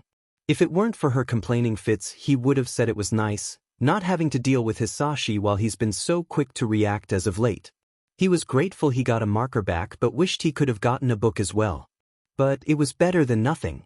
Finally the light turns off and he sighs contently. He hears Kiro readjust above him and he does the same, happy to finally get some sleep without the 2 bright lights. Of course, nothing ever goes his way and the door opens abruptly. Izuku's quirk flashes, alarmed, but he quickly deactivates it when he sees the familiar quirks. Hisashi was back. The man coughs and heavy sparks fall from the middle of the room to the floor before he turns the little light on. Izuku groans tiredly. He just wanted to sleep. Kiro on the other hand hops from her bunk, screaming complaints as she runs to her favorite person. Hisashi picks her up, cooing and kissing the small cat. Hi beautiful girl, I missed you. He says to her as she purrs, rubbing against his warmth as much as she could. I got you a treat for when we're gone. Izuku turns over, throwing his thin blanket over his head. He just wanted to sleep, but Izuku never got what he wanted. Get over here, Izuku. Now. He huffs, slowly making his way to stand in front of his father. Well? Hisashi asks him expectantly. Izuku gives the man a weird look, tiredly looking around. What? What? No bratty glaring cause you haven't eaten in a few days? No throwing Kiro's dinner at my head? No beaching? Is that even Izuku? He asks, poking his forehead through the bars. Izuku pushes him away, glowering. Tired. Yeah, I can tell. He says, eyeing Izuku carefully. Here. Hisashi hands him a takeaway bowl that Izuku struggles to get through the bars, having to risk spilling the bowl's content as he turns it on its side. Eat it all. You need your energy. We're leaving in a few hours. He sits, opening the half-eaten chicken and broccoli bowl. We're leaving already? He had thought they wouldn't be leaving for another week or two. Yeah, the hero said he got everything ready for tomorrow. Rented a car and sheet. He said, walking with Kiro to his couch. If he didn't pay well, then I would never work with him again. Heroes are so annoying. Izuku had wondered how Eraserhead was able to pay so much. He doesn't know who the top heroes are right now, but he doubted the man was anything important as he was spending way too much time down here. He didn't voice his concerns though. I have some business in Osaka, so we're going when the trains start. Get some sleep after you finish and shower before we leave. Oh, and here. A bag is tossed his way. He chews, annoyed. He had to stretch to reach the bag, his face pressed against the cold bars. When he brings it to himself, he shuffles through the contents. A dark green hoodie that looked worn, probably bought secondhand, and black joggers. Comfortable clothes that wouldn't draw any eyes in a crowd. He was grateful for the new, thick socks. If it was cold down here, then it was probably freezing up there. Thanks, he mutters, returning back to the food. They sit in silence as Izuku slowly eats. He wasn't actually that hungry. Whatever those weird bars Eraserhead had given him were filling, hard to eat. He still has half of the second one hidden in his pillowcase, away from Kiro's greedy claws. Permeation. Is that supposed to be powerful? Why, you want to keep it? He says, voice thick with tiredness. Answer the question, brat. He sighs, shrugging. I don't know. It's like gas passing through matter, right? So he can walk through walls and stuff? I mean, it could be powerful if he can use it on different parts of his body and not on others. I'd think the drawbacks would be a lot though. It probably takes a lot of control. I guess it just depends. Why do I even ask? You always spit out word vomit and then end with, it depends, he says, rolling his eyes. It does depend. Shut up and eat. He doesn't argue, trying to at least finish the rice. The chicken was no longer appetizing, so he ignored it for now. How long are we going to be gone? Hisashi doesn't get upset at the question, pausing his typing. 2 days. We'll leave here in a few hours and check into a hotel outside the entertainment district. You can sleep more on the train or the hotel till we get you breakfast. Izuku loved going out. And Hisashi made sure of it, since leaving meant doing a job. Izuku was usually given a good meal, and when Hisashi was in a good mood, he got to get one thing from wherever they went. And just being outside was nice. The sun or even the rain. He enjoyed it but hated the depression when he had to return. He also hated the people, the large crowds. It overstimulated his quirk, everything feeling too loud, suffocating. Then we'll do the job and spend one more night. I have a friend who still owes me from an old partnership and a broker I'd like to visit. It should be quick, we'll be done before dinner. So a day and a half of freedom. And you, little girl, are gonna be so good and do just fine by yourself, his dad tells Kiro, petting the now happy kitten. I'll be back so soon and you get a new toy while we're gone. Izuku doubts that she'll be just fine. Besides having to live down here and being forced to carry 3 quirks, she was spoiled. She had 2 baskets of toys, her own bed, that Izuku was forced to give up for her, a stash of catnip, that she oddly didn't care for, and Hisashi bought her fancy wet food and vet-grade dry food. And more than that, she had never been alone before. Hisashi had left for a little over a week a few months ago, and she spent a very substantial amount of that time. screaming at the door or screaming at Izuku. It was scary, dealing with Kiro when she was that young. Small and feisty, and heartbreaking as she struggled with the new quirks and her small body's reaction to holding them. Izuku hadn't known how to help her and she didn't care for him much back then. She also didn't care for him much now, besides realizing he was usually the one who fed her. But being alone was something she'd never had to deal with before. He was sure she'd be upset. So, this was the first time he didn't think he minded coming back as much, if it meant Kiro wouldn't have to be alone. Hey, finish your diamond food. I'm not dealing with you passing out later. He didn't bother telling him he wasn't hungry, already knowing how that conversation would go. He forces down the last few bites, biting down the queasiness. He blamed the granola bars. That hero better leave me alone for at least 2 weeks after this. I'm tired of him being down here. He's almost as annoying as you. He rolls his eyes, grumbling, you don't have to come down here that much either. It used to be that way, Hisashi only coming down to feed Izuku or force him to use his quirk. That changed when they got Kiro. Now, Hisashi would often spend nights down here, visiting at least every other day and staying for hours rather than minutes. It was annoying. It gave Hisashi more chances to mess with Izuku, proof being him getting all his stuff taken away. His dad grumbles about Eraserhead as Izuku leaves his trash on the other side of the door and takes the clothes out of the bag one by one so he could get them through the bars. He silently agreed with Hisashi. Eraserhead was weird and annoying. He was pushy and demanding, but he also brought Izuku food and that weird cold stuff he put on his burn. He only did that so his weapon would be healthy enough to do what he wanted, but still, it was weird. Izuku had originally been impressed by the hero, thinking he had a cool quirk, besides the dry eye, and a sharp mind. That was until he agreed to Hisashi's half-butted plan. The plan that wouldn't work out well. Izuku didn't actually care, as long as they didn't blame him for it going wrong. But it was weird that Eraserhead had been on board. And his insistence on knowing about Izuku and Hisashi and his almost detached goal of wanting to take down heroes. It was all just weird. Eraserhead was weird. But from the sound of it, he would be around often. Izuku had to admit, it was nice to have other company than Kiro and Hisashi, even if they were weird. Get some sleep, Izuku. You're gonna be a pain if you're exhausted. He nods, heading to his bathroom to wash his teeth and face. When he comes back, Hisashi himself was lying down, still scrolling on his phone. It looked like he wanted to spend as much time with Kiro before they left her. He had bought her a feeder that would fill itself as she ate and a toy that would move around on its own randomly. He also got her a new blanket. Izuku was not jealous of a cat. He wasn't. But it was getting cold down here. He thinks that's what he was going to pick if Hisashi let him get something. Dad. What? He barks, annoyed. Do I get something this time? Hisashi moves his phone, looking at Izuku with a smug expression. I don't know, Izuku, do you? He swallows, putting effort into not rolling his eyes. Can I please get something while we're out tomorrow? Please? The man hums, considering, yeah, I don't see why not. If you follow the rules. No F-ups this time. Even one little mistake and we're coming straight back after, you understand? He nods. He could do that.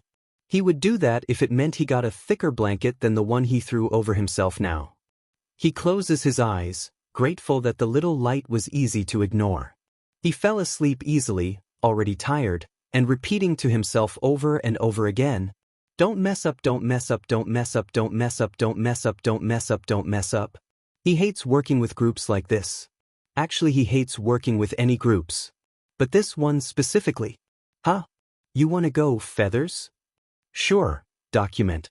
I believe bunnies are part of a bird like me's diet. There are children here, might you too conduct yourselves in a way that top 10 heroes would? Fly away, dragon girl. I don't have any feathers to pluck with you. The rabbit hero yells. Shoda sighs, wanting this to be over. The room was loud with chatter, 20 heroes packed in a small meeting room in the precinct. The last raid team he was on wasn't nearly this hectic, but it also didn't have as many big shots. Kids, the senior hero mutters next to him, can't believe those two are some of the best Japan has to offer. He nods at Gran Torino as they watch the, now, number 2 hero and the number 5 go at it. It would have been entertaining if they weren't on a time crunch. You'd think they would cool down with this many other heroes in the room. The normal hero, Manuel says, piping in on his left. A part of him wasn't that surprised. With this many big personalities, there was bound to be arguing. He just didn't think that would start until after the meeting had. Shota looks over to the detective who was wearing a bothered expression, scribbling in a notebook. Suki, is everyone here? He calls over the voices. The detective looks at him, nodding, more than everyone. Then why aren't we starting? His student grumbles tiredly. He looks over at Shinso. He hadn't wanted to bring the kid at all, but he knew the plan would go easier with his aid. Something might be wrong, he says, nodding to a pair of chairs. Let's sit. See if we can get some of these people to follow suit. Shinso quirks an eyebrow, following him. Is there something wrong? The 2 top heroes who are gonna kill each other? No, that's pretty standard. I'll be sure to write that down. I'm sure it's important information for my training. He nods at the other, checking his phone. Be sure to share your notes with Monoma. Don't want him falling behind 'cause you wanted to get ahead. I'll tell him all about it, he says seriously. What did she call him? A glorified fried chicken? Pay attention. She said, fried pigeon. I'm already failing, he says, sulking. Monoma has nothing to worry about. He doesn't, he answers. Monoma's got even Mariko beat when it comes to name-calling and insults. He called me a walking pair of eyebags yesterday. He hums. I'm saved in his phone as Mummy-sensei. Could have been better. Couldn't use Hobo-sensei, 'cause Bokugu came up with it. Too bad it's stronger. Emchim. Okay everyone. Tsukauchi calls. Take a seat. Let's get started. It takes longer than it should, Tsukauchi having to step in and tell Mariko and Hawks to sit on opposite sides of the table. That just meant they were looking at each other, so though everyone was sat, it wasn't any quieter. Please you two. We're on a time crunch here. All Might says, looking embarrassed. As if he was responsible for the other top heroes. Hawks shrugs and Mariko sneers, but they stop insulting each other for the time being. Tsukauchi breathes out a relieved sigh as the room finally gives him their attention. All right heroes. Let's get started. The explanation of Izuku's quirk went just about as well as Shoda assumed it would. A quirk that gives the user the ability to take and give quirks at will? Ryukyu was the first to break the long, still silence. Is that even possible? The local water hero whispers to the hero next to her. Of course not. Mariko yells out. What does this mean? Extinguish asks. Can we even fight against something like that? Uraraka mutters quietly. We're not fighting against it. Not directly at least. We're rescuing it. Another long silence before it's broken by the hero who was not sitting, but standing in the back of the room with his arms crossed. Rocklock sneers. Detective, I hope you realize what this sounds like. I haven't been in the game long, but I've heard whispers. Stories you only hear in the underground. Fables that they tell children to scare them into behaving. Is this supposed to be a joke? The detective shakes his head. I'm sure some of you here have heard of a power like this from stories about Dash. All for one. Fatgum, the BMI hero finishes, standing next to Rocklock in the back. It's been a while since I've heard anyone gossip about the infamous Demon Lord myth. Then a couple months ago, my star pupil, Fat pats his work-studies student on the shoulder and Amajiki whines, pulling his hood down over his face, heard some back-alley whispers about the Lord of Evil's return. We decided to chalk it up to just talk, since all for one doesn't exist. I guess we were wrong about that. Tsukauchi frowns. Is that why you showed up to this meeting uninvited? Fat looked offended. Hey, you requested one of my work-studies kids. Actually, that was my idea. Shoda interjects. We're dealing with a villain with multiple unknown quirks. Creati's addition was only rational.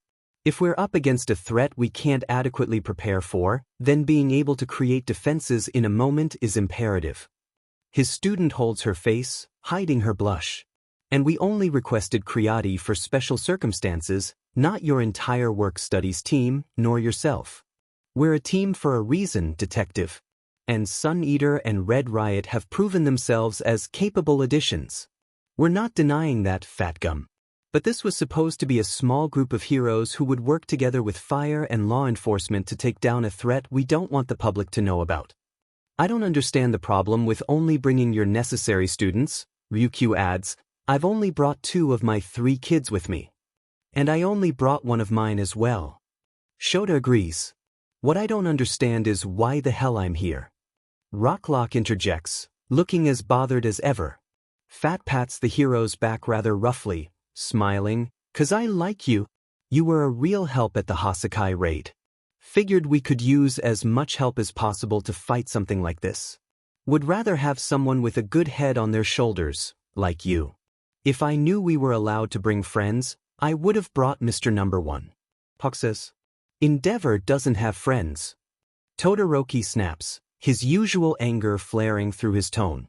Little Number 1. Speaking of people who aren't supposed to be here.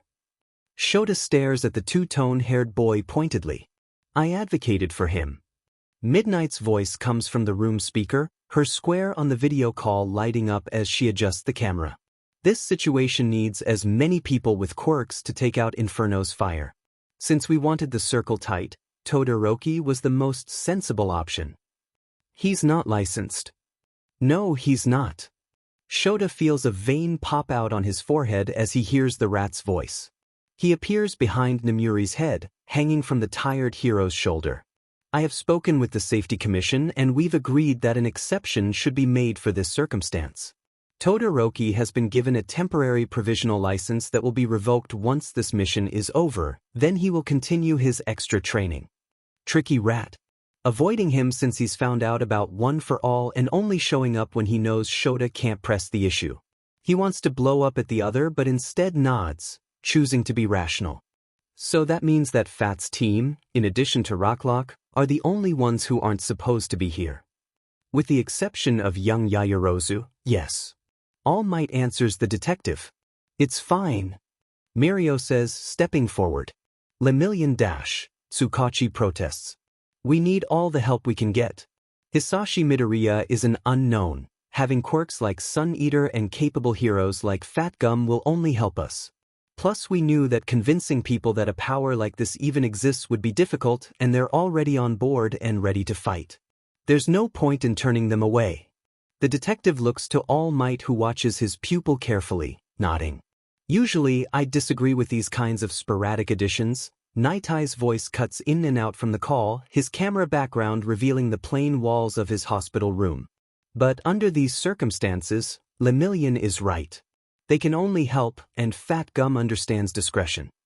The hero nods and Kirishima whispers, so manly. Hey, Fedora, what happened to being on a time crunch?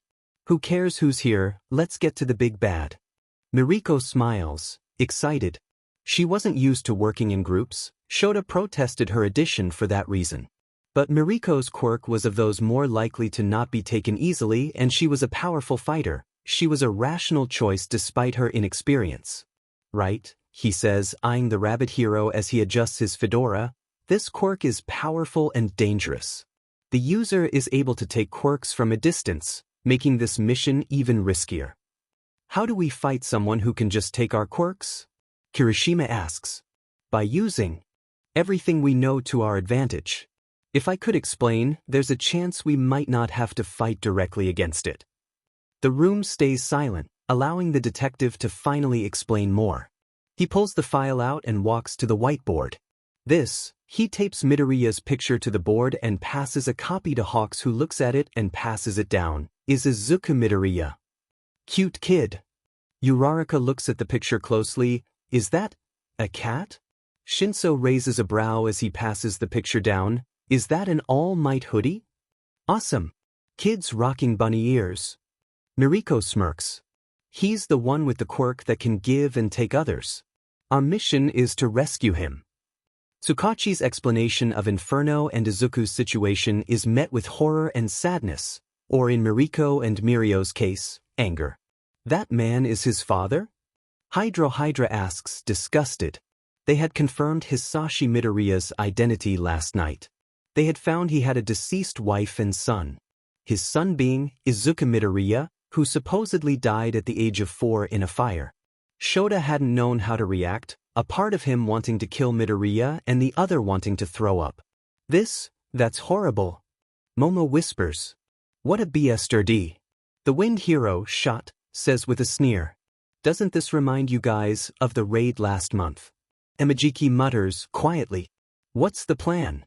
Fat asks, how are we getting him out of there? The base Izuku's being held at is abandoned and unstable, hazardous and possibly rigged with defenses. So you're luring them out? Gran asks. Exactly. Tsukauchi nods to All Might, who steps forward. We've come up with a plan to try and separate Inferno and Izuku. We're unaware if the boy would fight with his captor or choose to run. But if they both decide to fight, you want them separated. With a quirk like Izuku's, it's safer to have him isolated. Hawks concludes. Even if Izuku doesn't fight, we want them separated. Shoda interjects. Inferno has shown that he doesn't mind putting the kid in harm's way. Do we think he'll fight? Frieza asks. If he doesn't, we don't have to be worried about losing our quirks. Then we can just brawl with Inferno. Kirishima says. It's difficult to say. Shoda nods. Izuku doesn't act like a typical victim. He's a wild card. Didn't you call him a brat? He lightly smacks the back of Shinso's head. Don't interrupt. Oh. So, what's the game plan? Mariko asks impatiently. Right? All Might nods. This is Operation Pandora's Box. That's a shitty name. The rabbit hero interrupts, wrinkling her nose. It's too long. Hawks adds. Guys. Tsukauchi complains, begging for order. A bad name is an omen for a bad plan. I've heard that too. Please. Should be called Operation Greenie, Hawk says, ignoring the desperate detective. Huh. That's just as bad. Well, you don't have anything better. She smirks at the winged hero, grabbing the picture of Izuku again. Operation Bunny. That has nothing to do with the case. The kid's got bunny ears. It's perfect. Is this what I should be taking notes on? Shoda nods at his student, watching the detective spiral. Enough, you two, All Might says. It doesn't matter what we call it. It's the plan that will save this boy and take down Inferno. The former number 1 explains Shoda's undercover role and the plan that Midoriya came up with, not being able to finish since everyone in the room seemed to be extremely opinionated. That is a very flawed plan.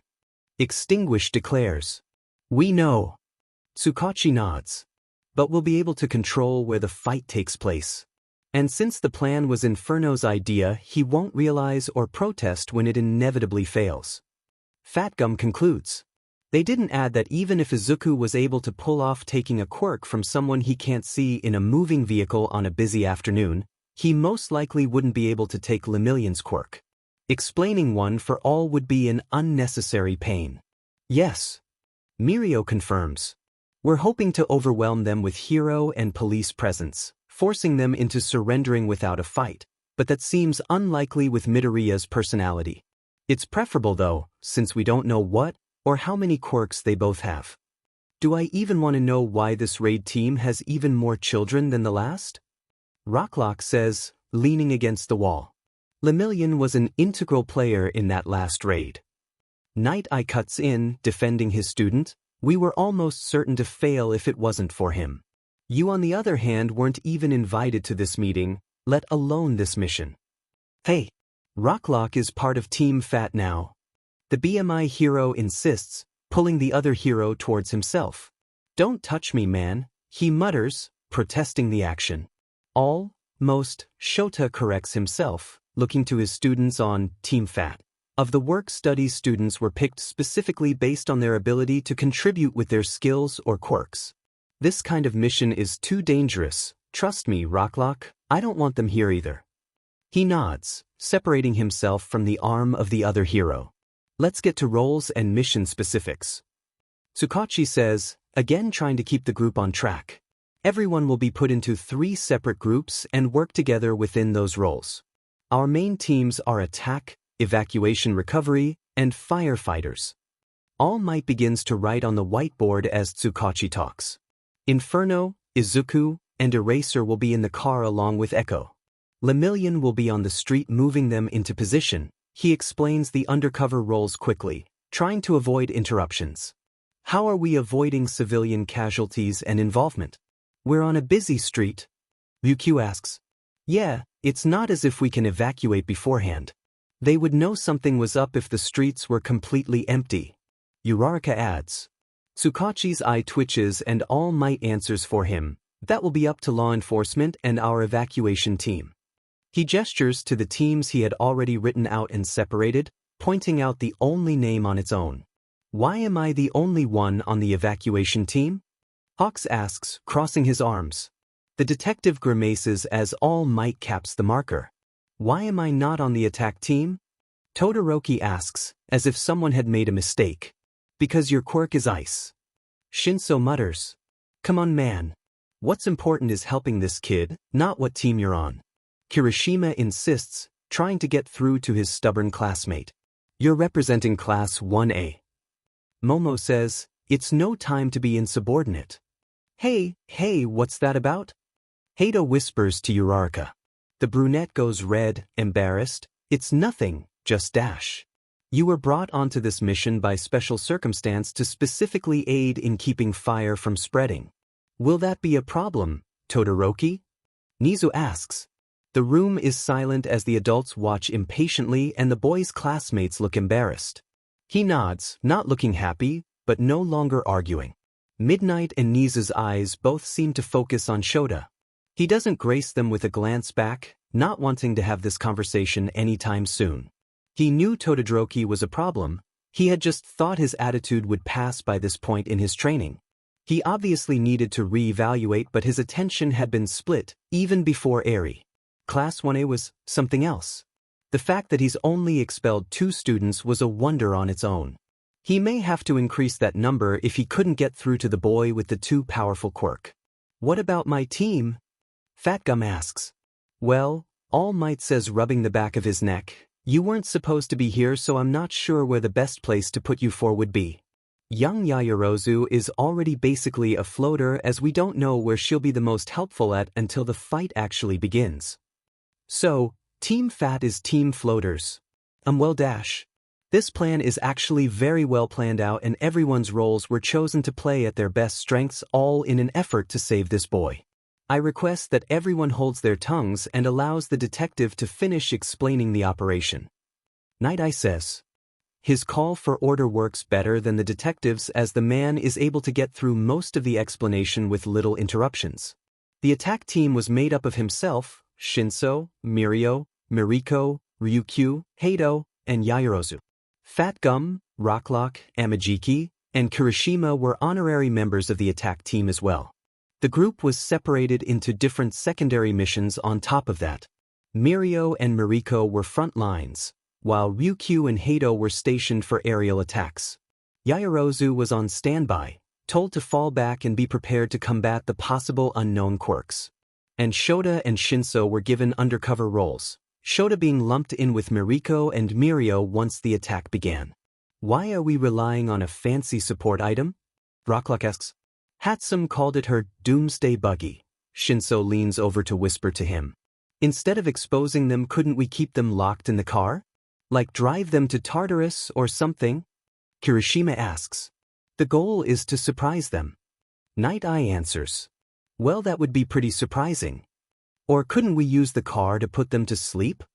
Uraraka asks, using her hands to make a box that was supposed to be the car. If the car is already rigged, couldn't we use Midnight to just lock them in and put them both to sleep?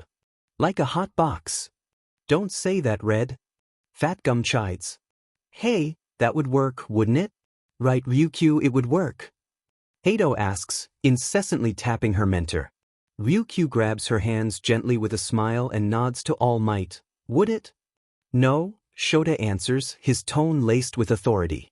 We're not going to keep them in the car when they can see where they're going. Midoriya would register something was up and react. Inferno has shown he has no problem hurting Izuku, and I won't allow that. And the kid said he can see others' quirks when they're in public. He would know that Midnight was there. We've considered many options and this one is the safest for civilians, heroes, and Izuku. Right. Uraraka says, nodding. The rest of the room sits in thought as they try to continue the rundown. Evacuation and recovery teams were made up of Hawks, Uraraka, and Midnight. The latter two would work together to get Midnight in the best position to use her quirk on either Midoriya's while Hawks was on evacuation. Again, why am I on my own? The police will be working on a blockade, so when it comes to civilians in the area, you are the best option to get as many people out as quickly as possible while being discreet. Once everyone is evacuated, you can hang back. We won't need you for the rest of the mission. Hawks gives the detective a bothered look, beginning to protest. All Might interrupts before he gets to. This mission is extremely dangerous. The chance that any of you could have your quirk taken from you is high, and we are unaware of all the quirks that Inferno or Izuku possess. As far as raids go, we're basically heading in blind. Because of this case's severity, there was a decision to not bring in too many top heroes. But why? Uraraka asks. With a power like Izuku's, you would think that, well, that's the kind of thing that would disrupt the common order. Yayarosa says.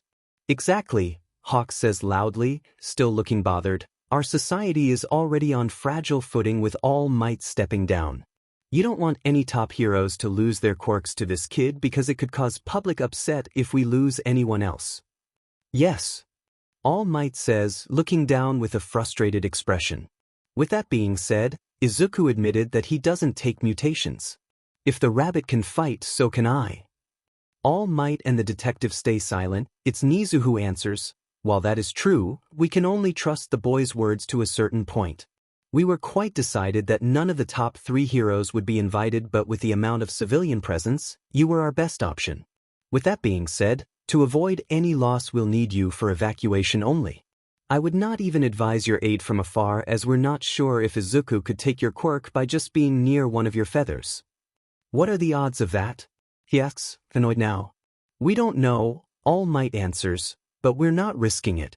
I understand you want to help, Hawks, but this isn't up for debate. We're losing too many heroes. People are already scared with the hero killer and that rogue arsonist around.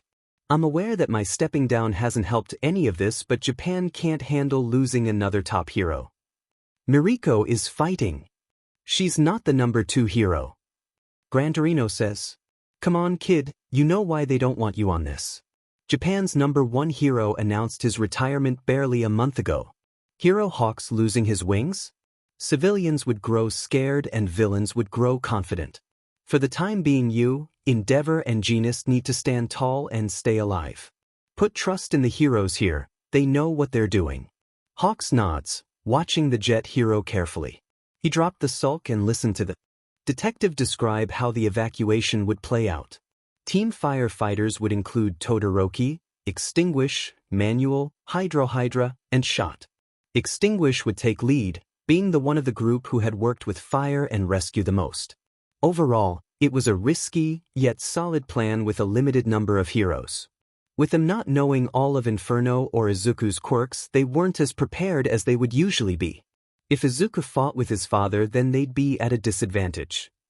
His ability to take quirks from afar was too powerful. It made Shota's presence integral to their mission. He hopes that he's wrong, that Izuku won't fight, that the kid would run the second the opportunity showed. But after spending so much of his time down there and seeing the father and son interact, he wasn't so sure. So, when do we jump? All Might nods at Miriko's enthusiasm, looking to Mirio. The 3rd year addresses the room, holding his head high and stepping into the leadership role like he had with the Hesekia raid. In 2 days. Watch your step, Zashi. Where? SH. Oh, I can scream as loud as I want. There's no one down here. I'm down here. Yes, and let's not chance the walls caving in because of a quirk-powered yell. All Might adds, stepping over the bar that Hizashi had just run into. Shoda huffed a laugh, nodding forward. Hizashi glares as he turns, walls that Sho said were covered in mold. There's no mold, Sho. There's a little mold. All Might says under his breath. Just keep your flashlight on the ground. He calls, hearing his husband grumbling ahead. While they walk he hears little bangs and thumps as the other hits avoidable objects over and over again. For a pro hero, he'd think the man would have more spatial awareness. He's proven wrong when he sees the blonde fall over with a yelp. Yamada! You good? He receives a dirty look. No. Thank God Tsukauchi said no to raiding this death trap. How is anyone supposed to navigate in this dark? All Might walks forwards to grab the blankets Hisashi dropped, his hands already full with his own. He takes the lead as Shoda helps the others stand. We're managing just fine, love. You're just not looking where you're stepping. The glare that's thrown at him was enough to make him want to laugh, but the other's stare lingers too long, seeming genuinely upset. He sighs, folding, I struggled just as much the first time. Hisashi nods, pushing off him with an upset look. He rolls his eyes at the dramatics and uses his own flashlight to try and point out the obstacles in front of the other. I'm surprised Tsukauchi allowed this. All Might says absent-mindedly, moving the tarp out of the way and holding it for them. He didn't. He didn't. The former number one almost drops the mold-covered tarp on Shoda as he walks forwards, taking the lead. But Aizawa, you said? I lied. All Might looks genuinely disturbed as he buries his skeletal head in the blanket pile he held. Hun, you said he knew. I lied. Shoda looks back to see two very upset heroes and he shrugs. I needed help and you wouldn't have come if Tsukauchi didn't okay it. He was never gonna do that, so I made a decision. A logical ruse? He hums, sidestepping the needles and old medical bottles that were spilled over the floor. He's going to kill me. The man mutters. He'll get over it. It'll be fine. That was hopeful. He could already see the detective's disbelieving glower, face red with anger. But this had to happen anyway, and it was better to do it now rather than later. This place is ridiculous. How does that man do this every time he has to come down? We've been walking for miles. And we have to go back? Any farther and I'm gonna? Hisashi. What? We're here. When they approach the inconspicuous metal door, he goes to push it open and of course, nothing happens. But this was why he didn't feel bad lying to the top hero. He turns to All Might and nods to Hisashi. Give him that. You're up. The man seems puzzled as he hands the blankets to the other blonde. Aizawa? The door, Yagi. He says as he tries to open it again, emphasizing that it was indeed locked. Realization flits across his face as he moves forwards. Ah, right. Step back then. Don't blast it open.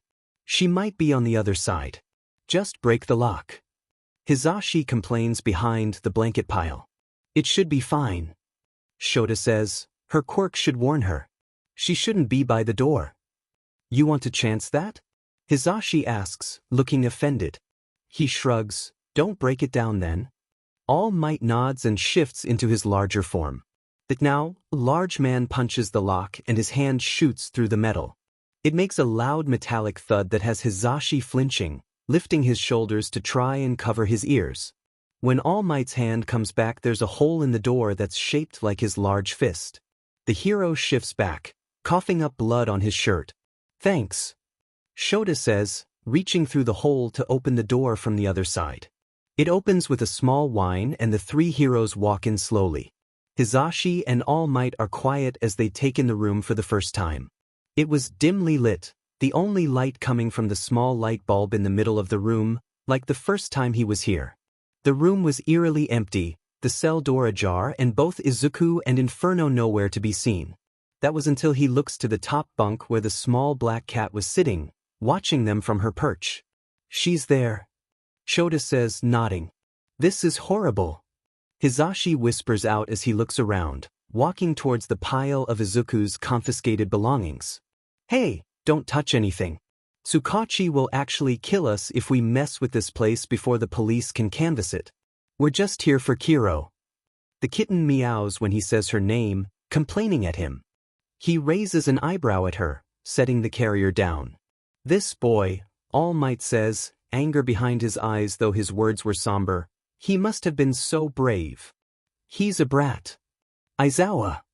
Shota. He shrugs, opening the wet food can. Wait till you meet him. Well, I'd be a brat too if I had to live down here. Hizashi mumbles. Shota makes a clicking noise as he puts the can through the bars of the cell, making a point to stay on the other side. The kitten meows as she jumps down, timidly smelling the food. Her back arches when she looks at the three men, her small body shaking. Shota takes a step back, the two at his sides following his lead. She makes a noise of discomfort as she puts her head down to eat. The food. Do we grab her while she eats? All Might whispers out. No. You probably wouldn't be able to get close to her anyways with her quirk. We don't actually know how that works. Hizashi says under his breath. Our best bet is to make her trust us. I'm sure she'd rather not be down here anyways. Wouldn't it be easier to just grab her and make her trust you later? We don't have that much time. It's only 6. I don't have to meet them until after 10. All Might nods. Still. It's going to take us an hour to get out of here and almost an hour to get to Osaka. Tell you what, Yagi. If you can get her in the carrier, we'll do it your way. The man huffs. Surely. I was the #1 hero for decades. I can handle a cat. He couldn't. Hizashi and him sit and watch as he struggles, Kiro seeming to enjoy her new game of tag. Shoda even tried to help by using erasure, but like he guessed, every time he even thought about it she would run out of his sight, hiding behind a loose brick in the curtained-off bathroom. By the time the man gave up he was scratched up all over his arms and he walked over to them, embarrassed. I've saved cats before, they're usually more grateful. He smirks under the capture weapon and Hizashi tries to comfort the man. You probably would have got her if it wasn't for her quirk. She had too much energy anyways being down here all alone. Really, it was a good effort. The hero just rubs the back of his neck and sits down with the other two. They all look over to where Kiro was hiding behind the curtain of the bathroom, her tail wagging playfully. She crouches down and runs forwards, jumping on her 2 back paws to attack them, leaving little ice patches after every step. She was nowhere near them, but the effort was there. Ah, show. Hizashi says, smacking his leg, she's adorable. All Might grimaces and Shota doesn't answer, watching as she tries to hide behind the bars to track them. What do we do now? The defeated hero asks. He stands and Kiro runs back to sit under Izuku's bunk. He sets the blankets they brought out in a pile, making a more enticing bed with thicker blankets than the one she had. She walks up to the bars and they stare at each other for a minute before she complains at him again. He huffs, his hands in his pockets as he nods to the blankets. That's warmer than anything else down here. She just meows again, staring at him. He rejoins the two sitting on the floor, watching. Now what? Yagi whispers. Now we wait. She's cold, she'll give up eventually. She didn't. What she did do was move in front of the 3, still on the other side of the bars, and screamed at them. For 30 minutes.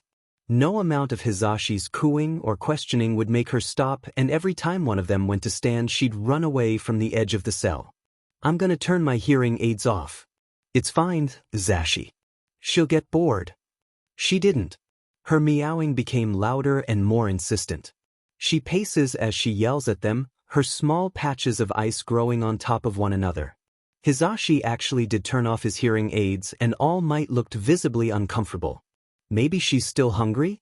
She sounds like she wants something. She's probably cold. He says, opening another can and setting it in between the blanket pile and the cell. Kiro was already showing signs of folding, not running as Shota stood. She tracked him and meowed at him as he walked. She was going on an hour of complaining, she'll get tired soon. She didn't. Now complaining in a way that they couldn't ignore. Her little meows were frustrated and beginning to lack in volume, like she was losing her already barely their voice. Maybe Yagi should try again, Hizashi signs. He shakes his head tiredly. They were gonna have to leave soon if Shota didn't want to be late. It would probably take him more than an hour to get to Osaka and he wanted to debrief with the detective and Shinso again before he had to meet with the Midoriyas. The kitten's meows were becoming like alarms in his head rather than background noise and he stands frustrated. What? He asks her as she runs on the other side of the open cell, matching each of his steps so she was in front of him as he walked. She kept her complaints up, putting her front paws on the bars, showing her frustration. We have to leave soon. All Might insists again. Maybe see if she'll let you grab her. She seems to like you better than us. Hisashi suggests. He sighs, stepping forwards. She runs to jump on Izuku's bunk when he gets too close, still yelling at him. All Might rubs his head tiredly while Hisashi watches with a frown. Shota crosses his arms watching the cat as she watches him. Izuku had said she was stubborn, that she was spoiled and liked to piss the boy off. He'd thought he was exaggerating, but after almost 2 hours of non-stop meowing, he was clearly mistaken. They watch each other, the kitten's tail swaying playfully again. Shota tracks her eyes and huffs, annoyed. There's no way that's what she wanted. He lifts the capture scarf she was staring at from around his neck and drops it into the carrier. Instantly, Kiro runs and attacks it, jumping into the oversized carrier of her own will. The other two heroes jump up, surprised. They walk over and look down at the small black cat with the strange white markings. She was kneading her paws into the weapon, her purr loud and content. Babe, you can't take that from her. All Might looks away and grumbles, I don't think she'll let you. She rolls over, tangling herself in the thing happily. She was just as bratty as Izuku. Come on, he says, grabbing the smaller blankets and putting them in the carrier alongside the scarf. When he reaches in, she tries to take hold of his hand from her rolled-over position, bringing it close to bite. He rubs her stomach with 2 fingers, feeling for once how cold she really was. Then he grabs another blanket and covers her, worried. Her purring persists as he zips her in. Hisashi grabs the open food can and All Might grabs the leftover blankets as he lifts the carrier. Let's get her out of here. Shota grumbles. That's one. He thinks, mentally preparing himself as they make their way back. In a few hours they would bring the kid home, hopefully with less struggle than they did with Kiro. Eat your food, Izuku. Izuku looks back at his father, grumpily. He was eating, but he wanted to look around. He's never been to Osaka before and he was trying to soak it all in before he had to go back. The district they were next to was busy, Hisashi, bringing them just outside of the streets with the shops and food stands to eat at a smaller restaurant. But they were sitting outside and Izuku could see so much. He didn't want to miss any of it. Izuku. He tries to take a bite without looking to appease his dad, but the food falls to the table instead. Izuku bites back a curse, looking up at Hisashi sheepishly. The man stares at him unimpressed and Izuku bows his head to eat his food, obedient. Don't mess up, don't mess up, don't mess up, don't mess up, don't mess up, don't mess up. They had left early like Hisashi promised and walked for a while, stopping by an alley so the man could do a job. Then Izuku got to sleep on the train ride for an hour or so before they checked into the hotel, another reason Izuku loved leaving. He hadn't wanted to get up for breakfast, enjoying the soft, large bed. They had stayed there for a while, Hisashi letting him sleep for an extra half hour before he dragged him up and pushed him out of the room. He was jumpy to get the job done so he could go back. Izuku was allowed to take a bath and watch a movie and look out the window all day. Hisashi would usually leave him alone for a while on trips, allowing him to enjoy his glimpse of freedom without the anxiety of stepping out of line. But while he was outside, he didn't want to miss anything. They hadn't had an outside job since the cherry blossoms bloomed, and now it was looking like it might rain. He was thankful for the new warm clothes. Hisashi would often forget that Izuku didn't have his immunity to the cold and it would leave him shivering and tired. His dad wouldn't start to feel cold unless he was standing in a blizzard. Even now he seemed completely unbothered by the chill as his hot breath created a large cloud every time he exhaled, the mist falling ribbon-like from his nose. Izuku breathes out through his mouth, only seeing his breath for a second before it disappears. Compared to himself, his dad looked like he might be smoking. Izuku, I swear if you don't stop messing around and eat your diamond food, I'm gonna lock you in the closet at the hotel for the rest of the trip. He gives Hisashi an upset look, hugging the bowl of chicken and eggs towards himself. He was eating it just slowly. After only 10 minutes, Hisashi had finished his bowl while Izuku had a little less than half left. He wrinkled his nose at it, confused by his loss of appetite. He couldn't still blame those granola bars, could he? He was usually able to eat everything Hisashi gave him. Had Eraserhead poisoned him or something? Was there a poison that made you feel full? He shakes his head. Eraserhead wouldn't poison him, not before he finished the job. Izuku might just be getting sick or something. Either way, he didn't see himself finishing the bowl. He pushes it towards the middle of the table quietly, inconspicuously. Hisashi didn't even look up from his phone. Eat the whole thing, Izuku. He grimaces at the food, feeling queasy. When he doesn't move, Hisashi looks up from his phone impatiently. What? He breathes out, I'm gonna get sick. Especially if you put me in a car. Hisashi leans forward to tilt the bowl towards himself, then studies Izuku. Eat it all, or you'll get nothing tomorrow. Izuku considers that. Would he be hungry tomorrow? Probably. Hungry enough to let himself be sick today? Probably not. But Hisashi would be mad if he didn't finish. Did he want to deal with an angry Hisashi or the threat of being locked in a hotel closet? No, definitely not. He swallows, going to eat the food he already felt he ate more of than he could. He closes his eyes and tries not to breathe as he plans on just swallowing the bite whole. That was until one of his chopsticks is pulled by Hisashi's favorite quirk and the food falls back into the bowl. We still have an hour. Take your time, 'cause you're also not gonna get anything tomorrow if I have to deal with you being sick today. Drink some water first and stop FING around. It's not vacation until the job is done. He insists, pushing the water towards his son. Izuku fights the urge to stick his tongue out at the man, accepting the water. They sit there for another 15 minutes, Hisashi on and off phone calls while Izuku slowly eats the food. He was starting to get mad. He doesn't usually struggle this much. Hisashi whistles loudly, making Izuku look up from his bowl. His father smiles at the man walking down the street. Eraserhead walks into the gated seating area, his hands in his pockets and his face set in an annoyed glower. It makes Izuku's heart jump. An annoyed adult usually meant he'd get hurt, especially without the protection of his room. There were no thick bars he could hide behind now, just his dad who wouldn't care unless someone went too far. But Eraserhead seemed more annoyed with Hisashi than with the boy as his stare lands on the man. Hisashi smirks. You didn't have to get fancy for our sake, Eraserhead. Or did you just want to feel pretty for your first job taking down hero society? Izuku assumes he's talking about the man's weird scarf.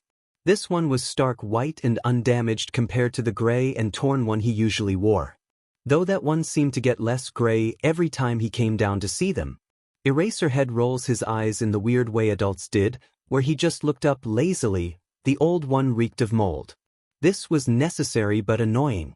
I'd much rather have the one I've broken in for years now. You and this mold thing. Hisashi complains under his breath. Izuku opens his mouth to ask what he meant by a broken-in one. Was it a support item then? How did it work? Did it work with his quirk? Was it, don't mess up, don't mess up, don't mess up, don't mess up, don't mess up, don't mess up? His mouth shuts and he turns back to his food. He'd ask next time him and Eraserhead were alone. That was better anyways. That way, if he got mad at the questions, Izuku would be safe behind the bars of his room. The corrupt hero sits down next to Izuku.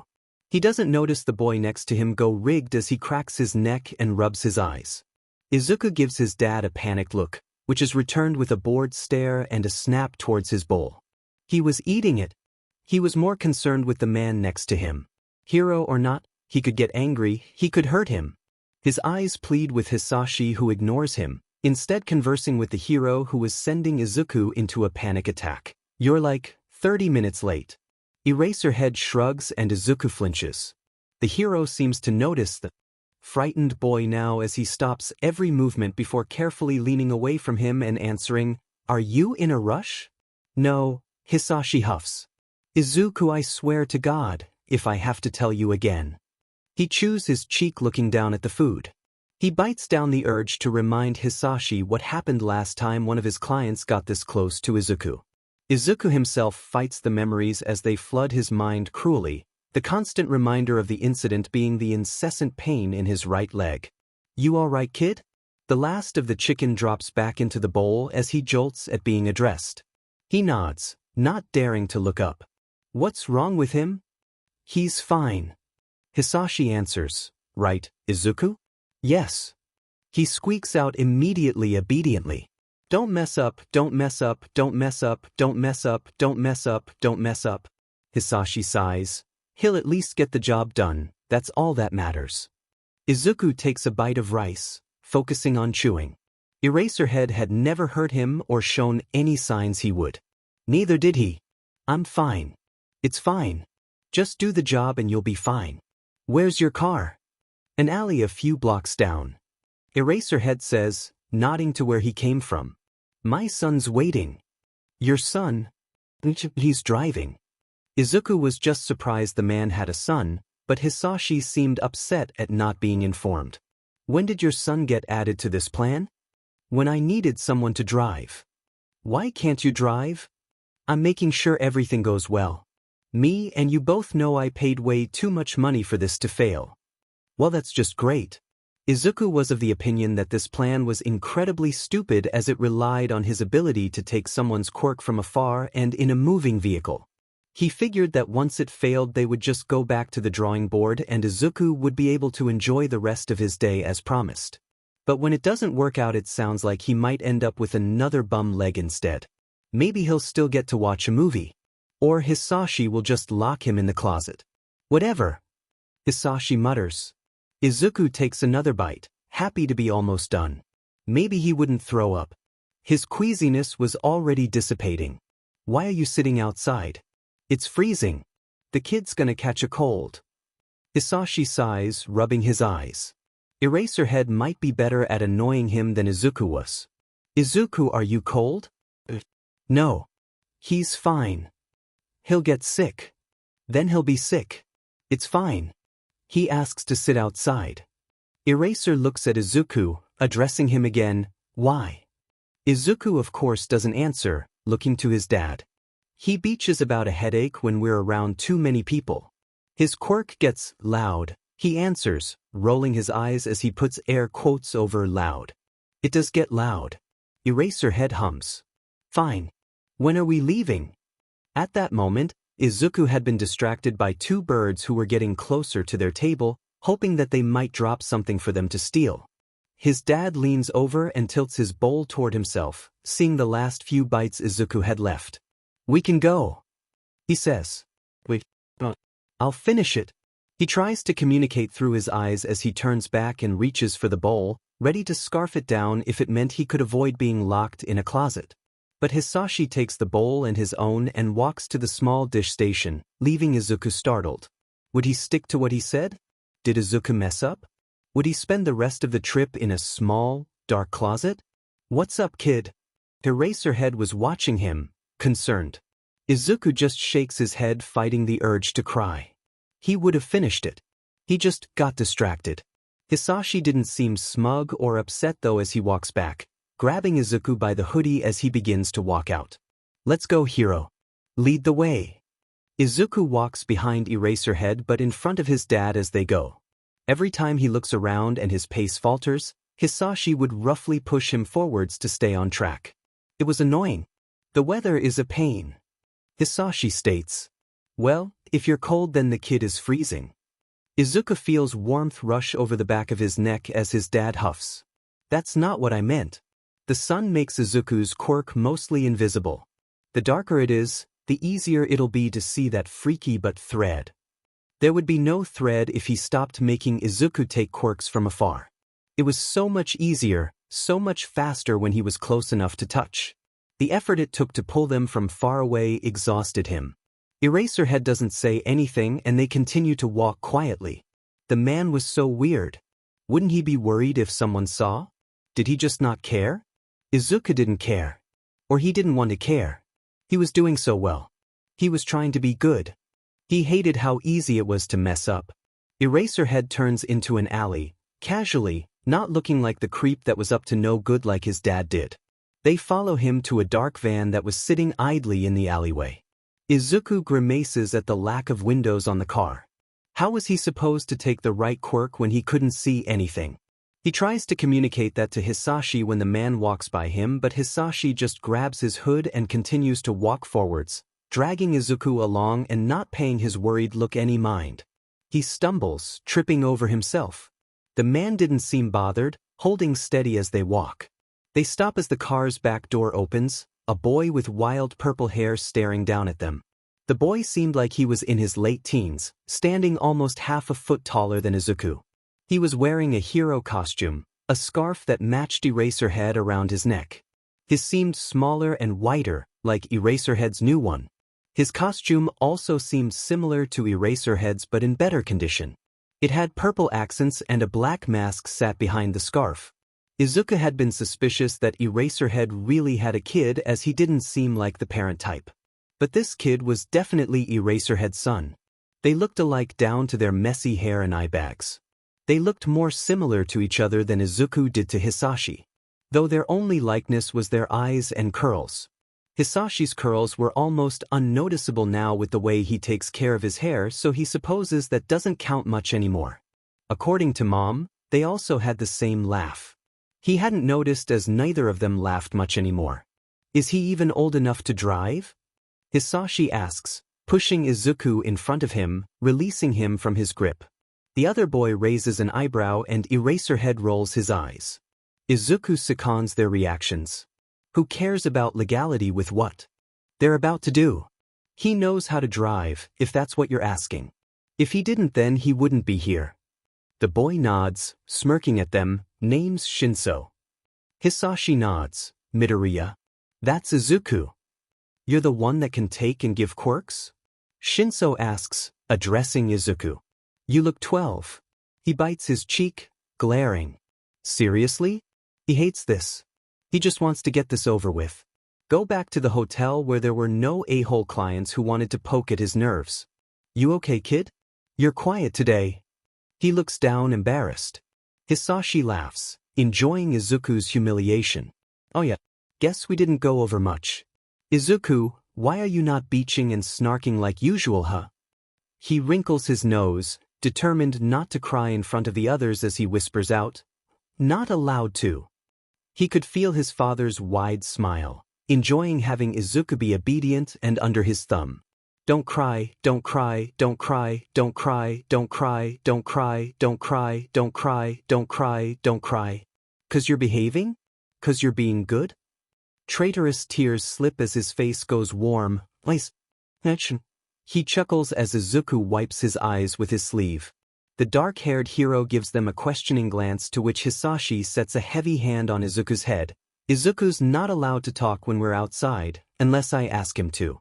He's also supposed to listen to me, but he struggles with that one. He grits his teeth. I am listening. I'm not messing up. I'm being good. He hates this. The hero and his son give each other a meaningful look before Shinso smiles down at both of them. Right? Well, this is Lemillion. He hands Izuku a photo, to which he grimaces. What's the point of knowing what the person looks like when the car doesn't even have windows? He doesn't need that. Hisashi says. He needs to practice differentiating quirks from a distance anyways. But that didn't matter much if he wasn't familiar with the quirk. He knows quirks are different from each other and can guess at what types they were, but if he didn't know the quirk, he couldn't be sure he was grabbing the right one. Hisashi knew this but didn't care. He had been obsessed with Izuku practicing for around a year now. He had played it off as a safety thing after Izuku was attacked, but now it just felt like he wanted to see how much he could handle. He wishes they weren't testing those limits on a job, though. If Izuku ends up in a closet, he will be making it everyone's problem for the foreseeable future. Hisashi will be happy because Eraserhead will not want to come down and deal with Izuku if this trip is ruined. Even Kiro will stay away from him. Fine, the boy says as he passes the picture to his dad and messes with a knob on his mask. Let's get going then. If we follow him for too long, he'll get suspicious, so we need to get the timing right. If it helps, his quirk is an overpowered permeation power. That does help, but it's still not enough. I'll let you know when we're by him and we can play it out on the fly. Oh, and there's no seat, so hang on, cause I know how to drive, but I'm not the best. Great. You have a mini-villain in the making, hero? Eraserhead shrugs. He holds the same ideals as me. So, a bored hatred for heroes even though they're both heroes. Izuku had tons of questions for the boy that he had to force himself to not blurt. What was his hero name? Was he still a student? What was his mask for? How did the scarf work? What was his quirk? And oh, what was his quirk? Izuku's own quirk triggers as his curiosity gets the better of him. He just wanted to see. Hisashi's hand lifts from his head to smack him harshly. He lets go of his quirk as his head falls forwards. I said not to do that in public. It draws attention. It doesn't draw that much attention. Especially when they were outside. Sure, it was cloudy, but it was still bright. No one's gonna notice him, even if they weren't alone in an alley. Plus, Shinso's quirk was cool.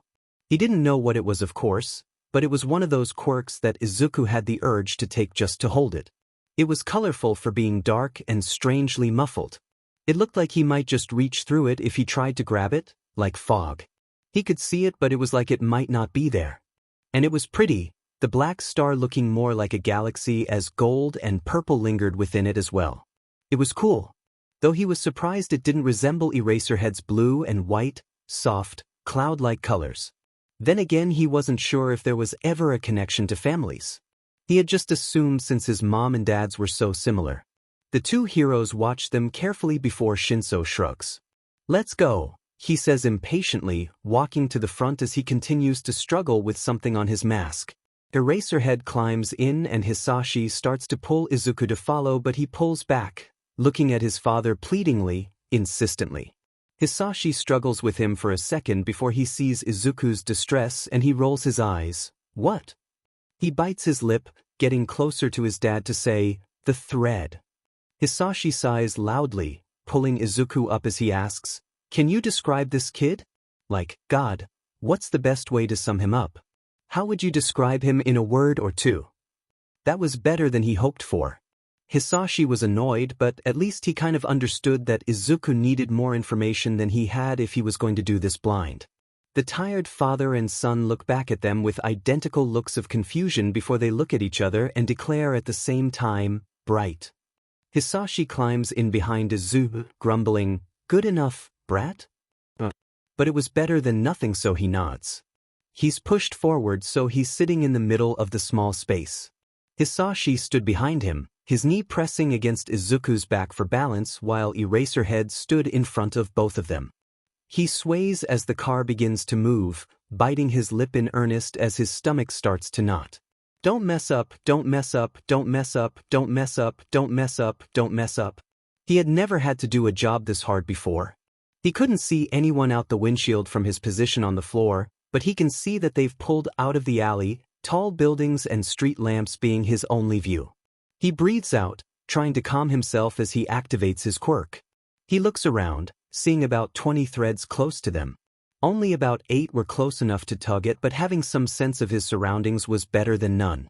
He deactivated his quirk for now, still being able to feel the weak presence of the threads.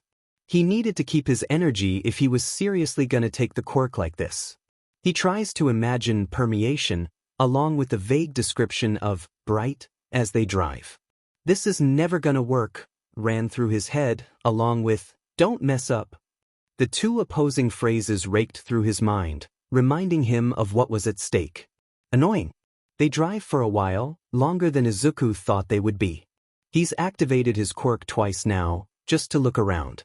No one seemed as jumpy as him, so he assumes nothing was out of place. It felt like everything was creeping by slowly. Probably because Izuku couldn't see. This is so stupid.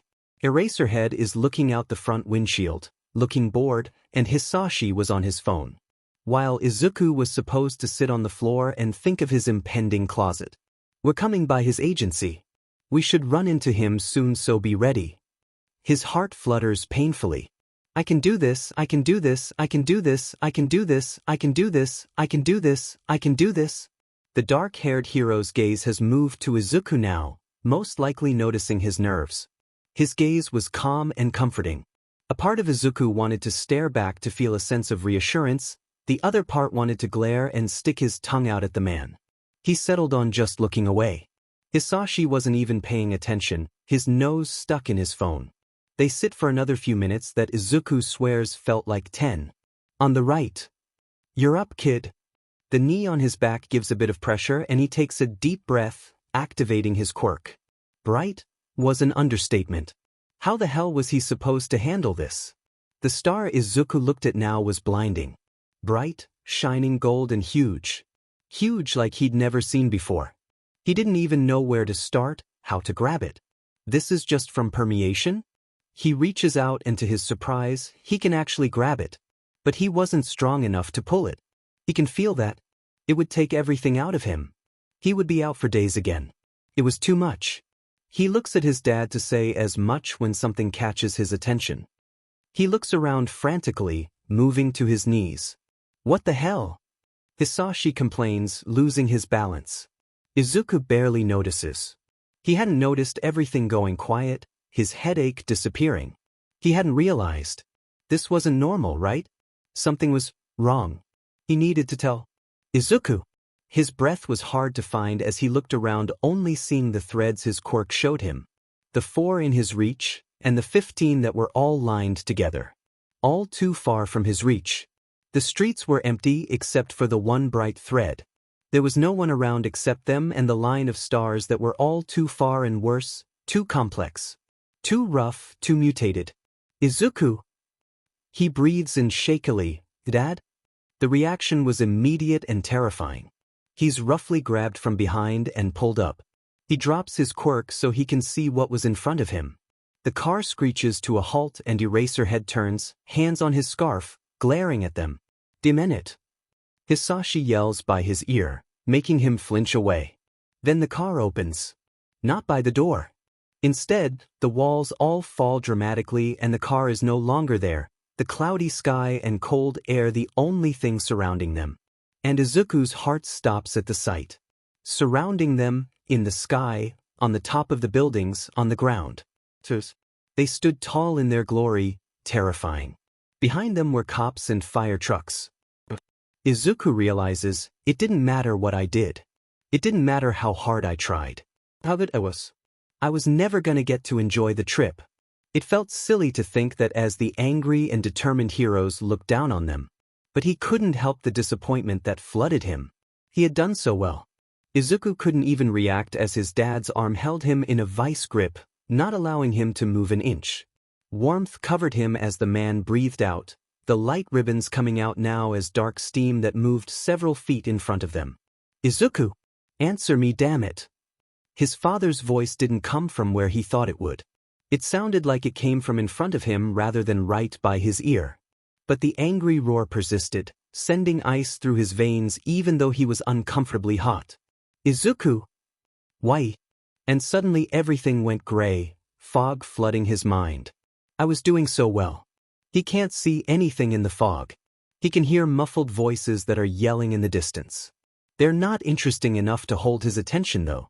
The star was though, shining in front of him, bright and pretty. He reaches for it just to touch it. But it disappears. He wants to frown. Now he's all alone in the fog. That's not fair. Not fair. What was that? He can't focus on the fleeting thoughts. The fog was too thick. A voice yells louder and he wants to whine. He can't even shield his ears. It hurts. What was? He wants to leave the fog.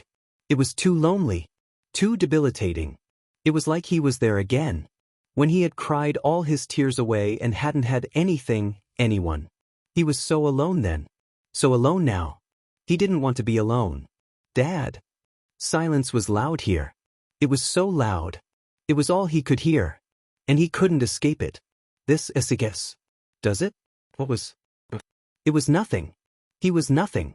Right? He was just there. There in the fog. Alone. Break free from him. His limbs are far away as they try to obey. He could do it. He could be good. He was being good. Gently, Izuku. Try not to sheet. Gently. Listen to me, you little sheet. Move, Izuku. Now. His ears ring as he grabs his face. Noise floods his head, people screaming from all sides. Izuku. He looks up at the man who had just slapped him. Hisashi looked terrifying. Like a cornered animal. No smoke leaked from his mouth as his hand reached out to tug at Izuku. But he stayed where he was. What was?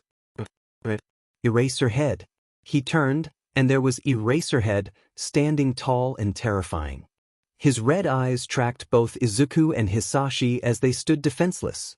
Behind the corrupt hero was Shinso, rubbing his head and reaching for his scarf. Izuku. He blinks. That sounded like Hisashi, but Hisashi was right behind him, wasn't he? Answer me, brat. A hand wraps around his mouth before he could. He doesn't struggle as he's hauled up. He's surprised at Hisashi making a stand. Looking up to the buildings, there were too many. Even on the floor there were heroes. Heroes standing at a distance, but still heroes. Don't say a word. Even to me. Do as I say and nothing else. Do you understand? He can't nod like this, being clutched to his dad's chest by his face, and he wasn't supposed to answer verbally. Hisashi doesn't press his lack of response though as he reaches up with his other hand. Izuku's heart drops to his feet as the barrel of a gun comes into view. He didn't know Hisashi even owned a gun. He points it at Eraserhead, who stands tall, unblinking and unbothered. He's cool. Hisashi growls out something extremely frustrated, clutching Izuku's face painfully. His whine goes unheard as the gun's target shifts and Hisashi points it at the purple-haired boy. The white scarf zips out fast, but not faster than a bullet. Even Izuku, whose hand was moving without even meaning to, wasn't fast enough to do anything as the shot rang out. Something zips by his face, too fast to see, but he can't focus on it, flinching at the noise the gun made and crying in his father's hold.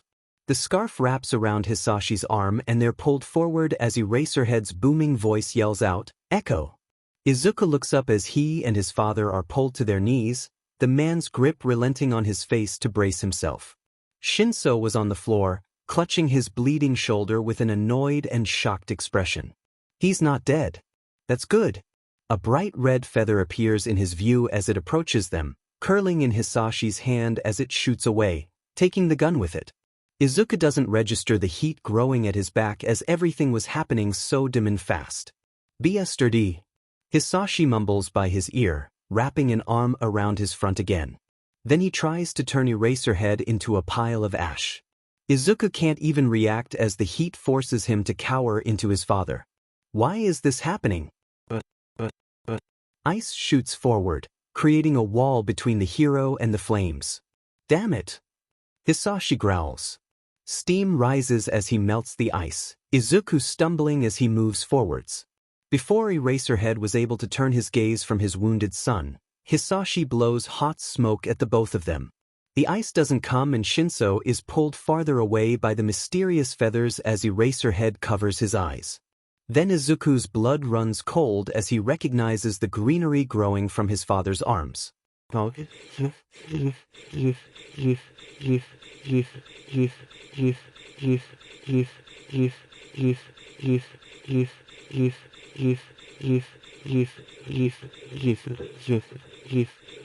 So, get down! He yells as loud as he can, trying to dislodge himself from the iron grip. It wasn't enough as the thorns shoot out, being rocketed by Hisashi's other quirk. Izuku looks up in horror as one of them hits Eraserhead in the arm.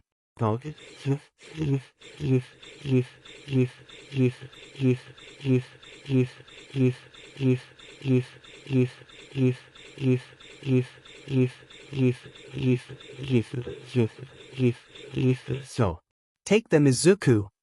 His father yells above him, take them all. 8 days ago. That's not fair. Hey, shut up.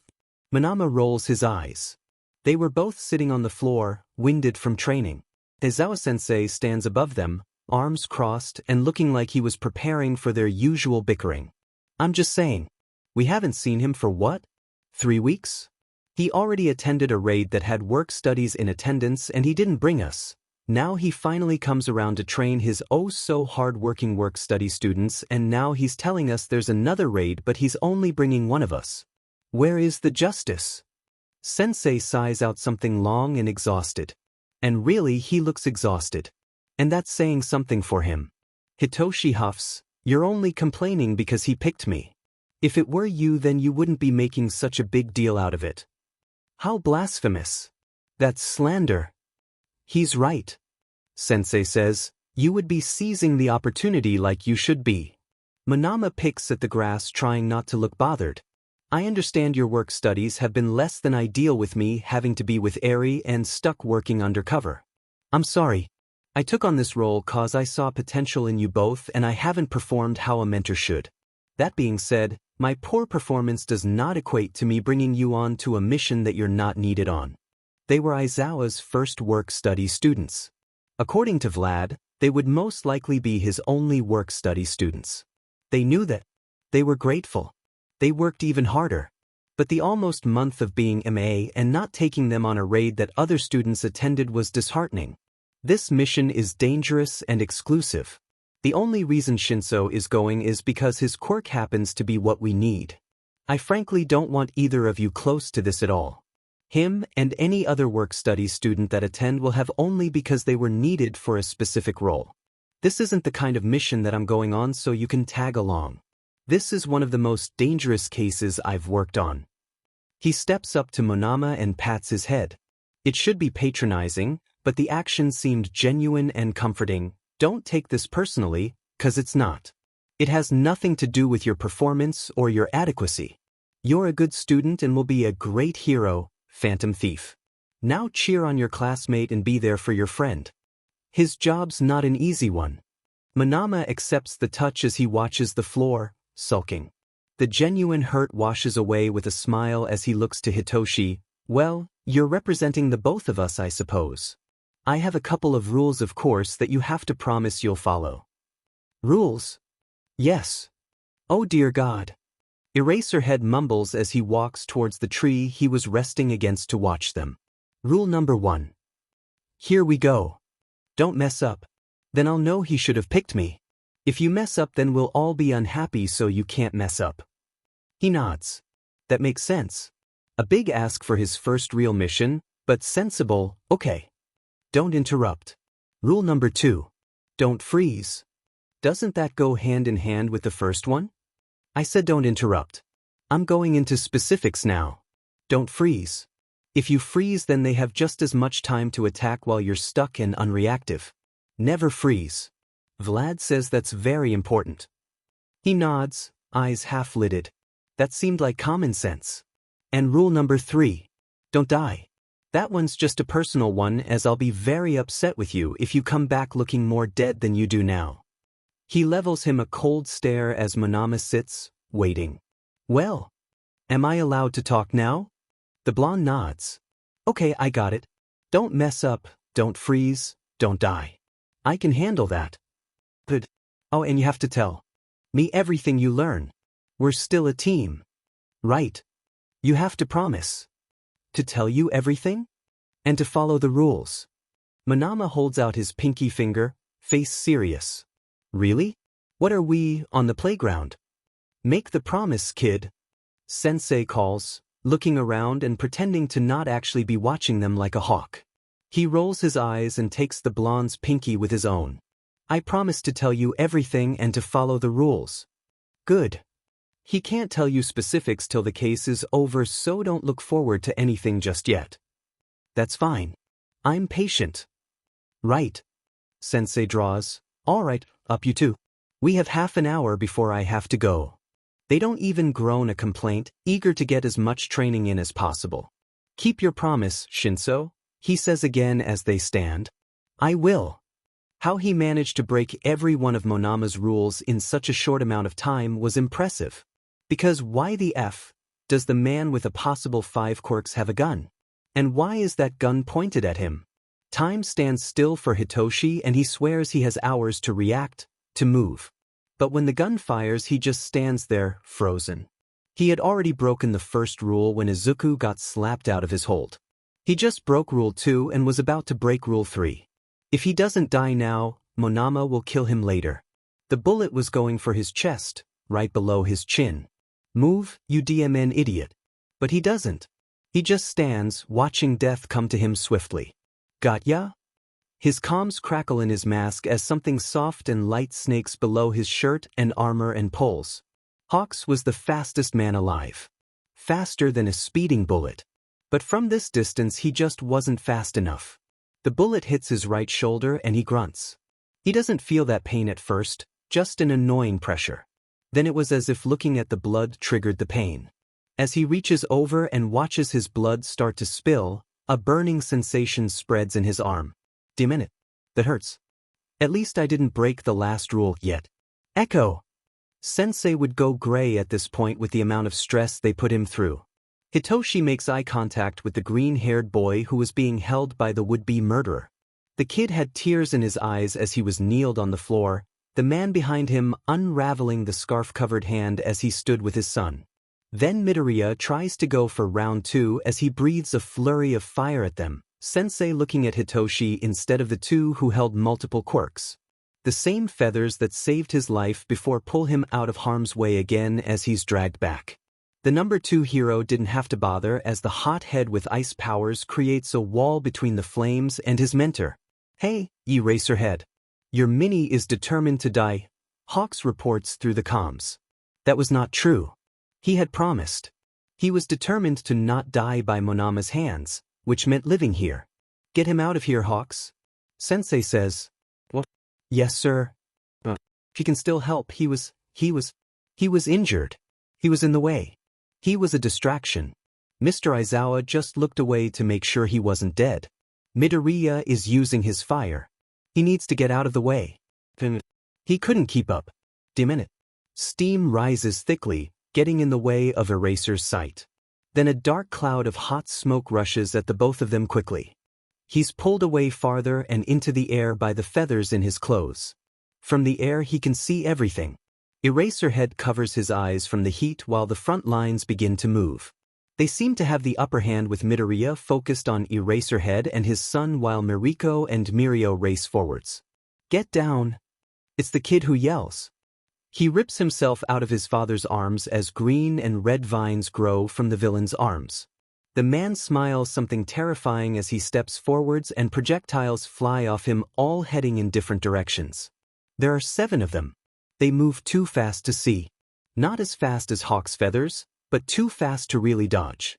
He knows that because one of them was heading right for him. He can't control himself in the air like this, but even if he was on the ground he couldn't dodge.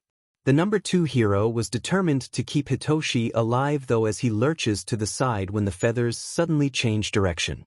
He's not even grazed, completely out of the projectile's range. Demon kid. You got me working overtime here. He doesn't answer the winged hero as he watches the other 6 objects fly at their targets. They seem to be flying at random as one hits a building, nowhere close to anyone. Sensei! He yells out as one hits his teacher in the arm. The other 4 fly to the front lines. One flies through Mirio on the right side of the dragon villain while the other 3 fly to the rest of the heroes stationed on the other side of the battleground. Get down! Fatgum yells. Incoming! Ryukyu roars, her voice in her morphed form being heard in and out of the comms. Heido! The 3rd year, Sun Eater moves from the building he stood on to grab the girl who was about to be hit. He hugs her, his back exposed to the small green object. It hits him anticlimactically as it bounces off his crab-like armor that covers his back. As it falls, Hitoshi can see it looks like an oversized thorn.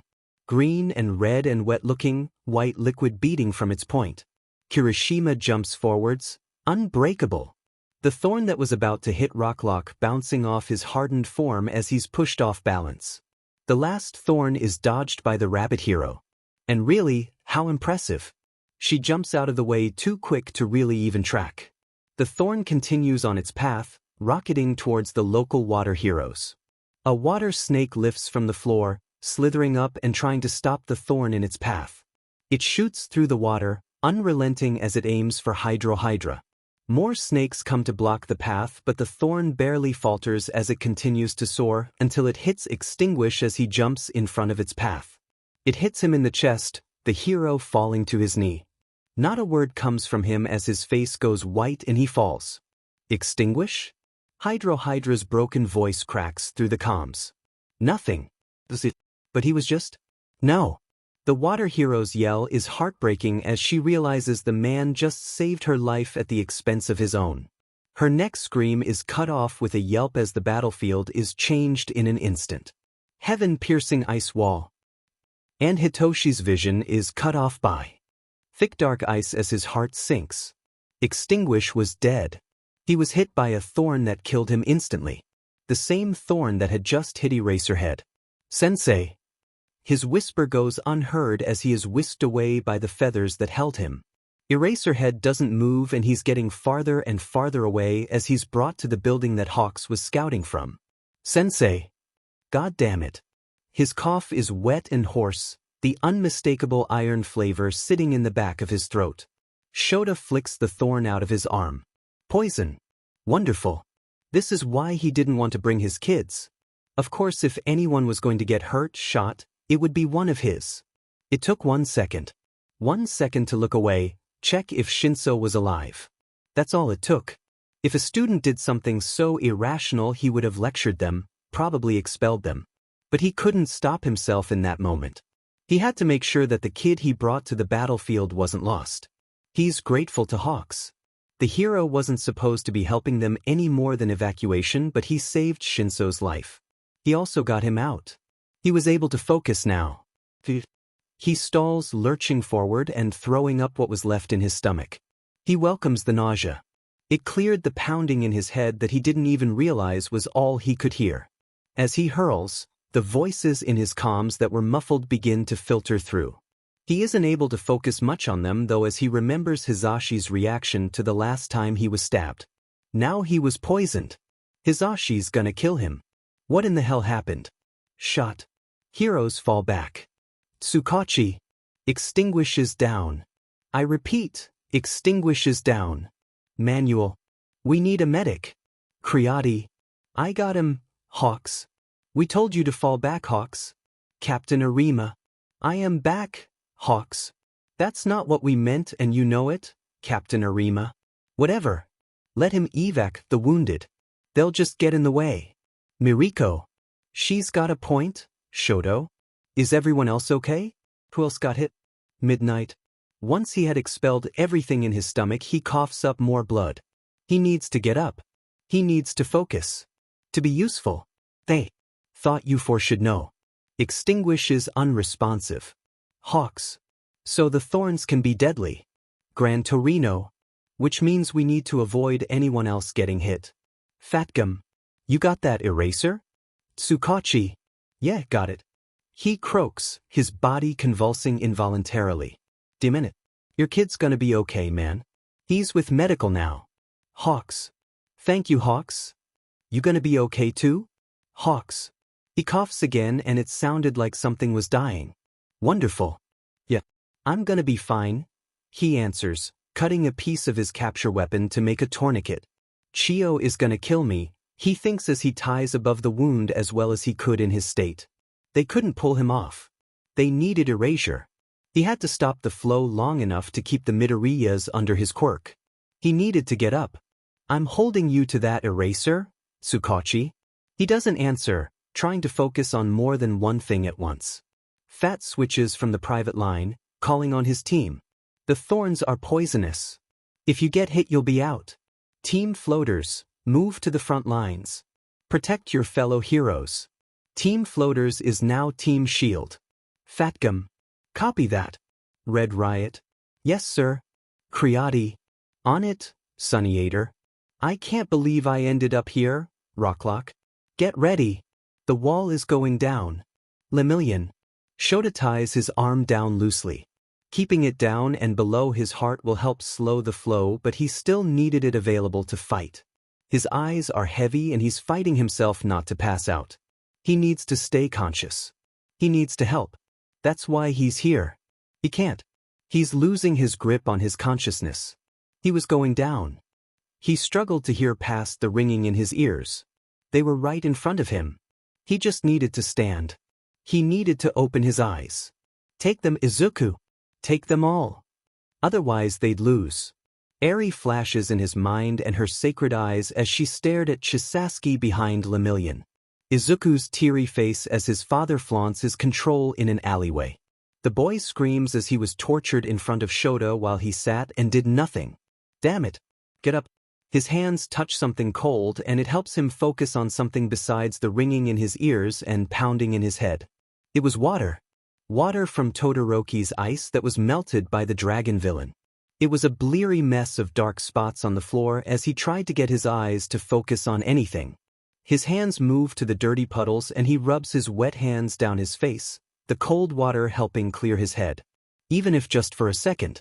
And when he looks up again, the spots and blurs took shape and he feels his eyes go dry as he activates his quirk, watching the boy on the floor as his green eyes stop glowing and his face takes on a terrified expression. He just needs to hold on. It was all so loud. Too loud. There were people screaming, but the quirks were what was loud. His quirk wasn't even activated and he could feel them screaming at him, raging at him. Izuku, do it. Now. The fire that was roaring above him and being pushed even further by the air quirk was not helping his headache. Hisashi's own quirks that were fighting amongst themselves behind him had him wanting to clutch his head in pain. Izuku. He had a job to do. He activates his quirk, looking around. There was no way they could win against this. Did it matter if Izuku listened or not? They would both end up dead or in jail. There were too many of them. Hisashi was powerful, but no one could beat this alone. They were doomed. Izuku. He looks around again. There was nothing. There was the permeation quirk, but if Izuku tried that he would definitely go down. The hero with the rabbit gimmicks quirk was loud and ungraspable. Not only a mutation, but also a complex mess. The others were similar, either mutations or ungraspable jumbles. Some he could tell he would be able to take. The two that were flying towards the back would be easy, but they were too far. Even the shirtless boy who was screaming was too far, though Izuku thinks he might be able to take the quirk. It was sharp but graspable. And the heroes who were wielding water were farthest, not close enough at all. Izuku feels a tract pull him back a couple feet, landing on his. But I can't, they're too far, they're dash. He stops himself as he sees the hero on the ground a small ways away from him. Eraserhead was on his hands and knees, lurching and coughing up blood. He had been hit with a thorn. He wasn't able to fight. He was right there. Izuku could take the quirk. The man was close enough and probably too tired to put up his usual fight. He could take it. He reaches out only to stop. He should be thinking of his dad, of Kiro, of himself. Of what would happen when they fall here. Of their future. He should be.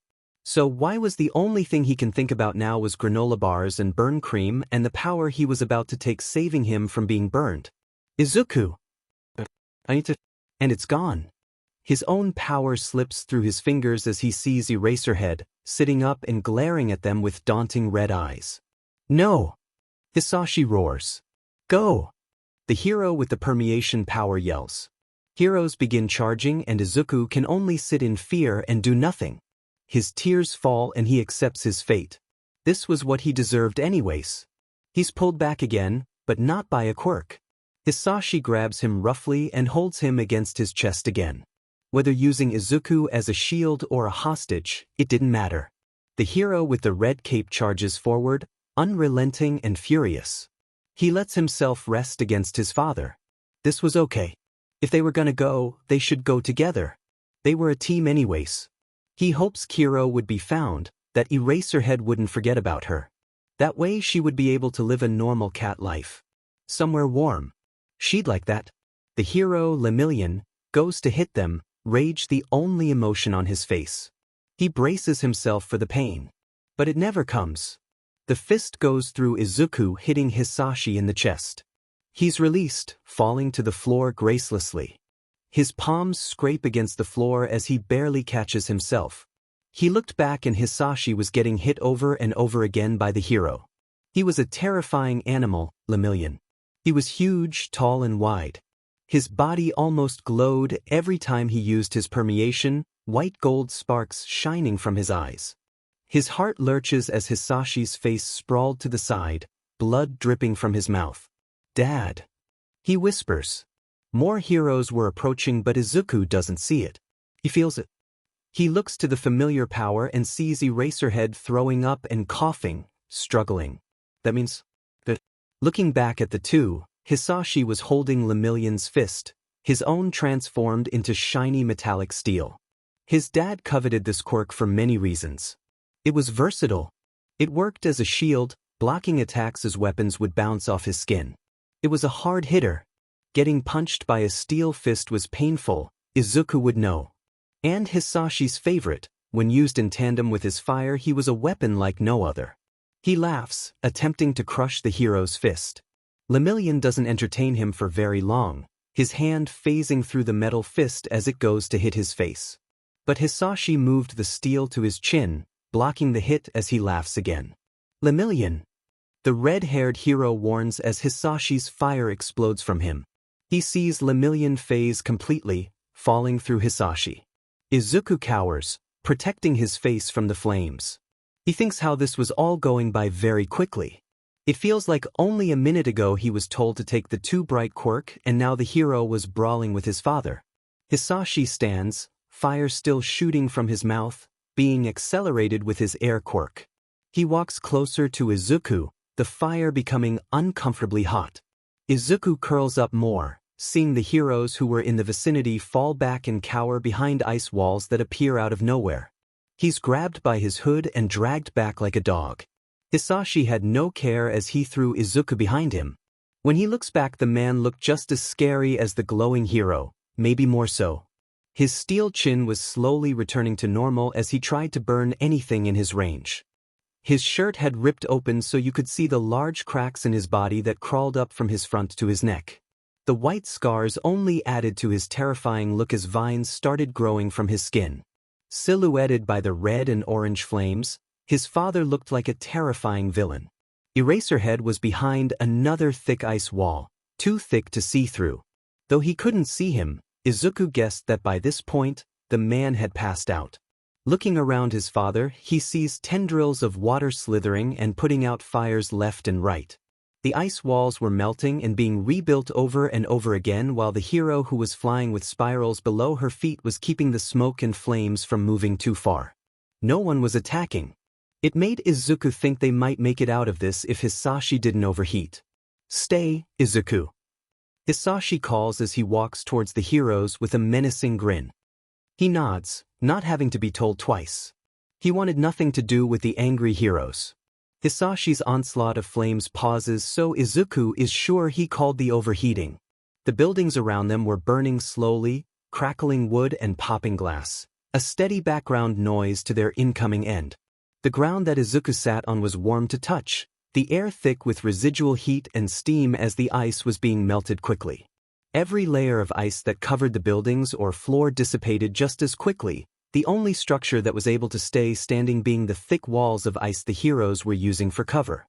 They were trying other ways to keep the flames from spreading. The dragon hero above them was flapping her large wings, sending powerful winds that were extinguishing some of the smaller fires and keeping the smoke at bay. When the hero with the strangely complex rabbit mutation pops out from behind an ice wall, she has a respirator and a small shield that was attached to her arm. "Done with your little show, you glorified flamethrower?" Hisashi sneers and the hero seems to smile behind her mask. "Good. Let's brawl then." He closes his eyes as she hops forwards, not interested in watching her be burnt to a pile of ash. Hisashi stops at a close distance from him, Izuku feeling his quirks stop their movement. "Izuku." He opens an eye, suppressing his trembling. "Why yes. Get ready. When they get close you'll take their quirks. Do you understand?" He understood what Hisashi said. Whether or not he was able to do it was a different story. But now was not the time to PSS him off by disagreeing.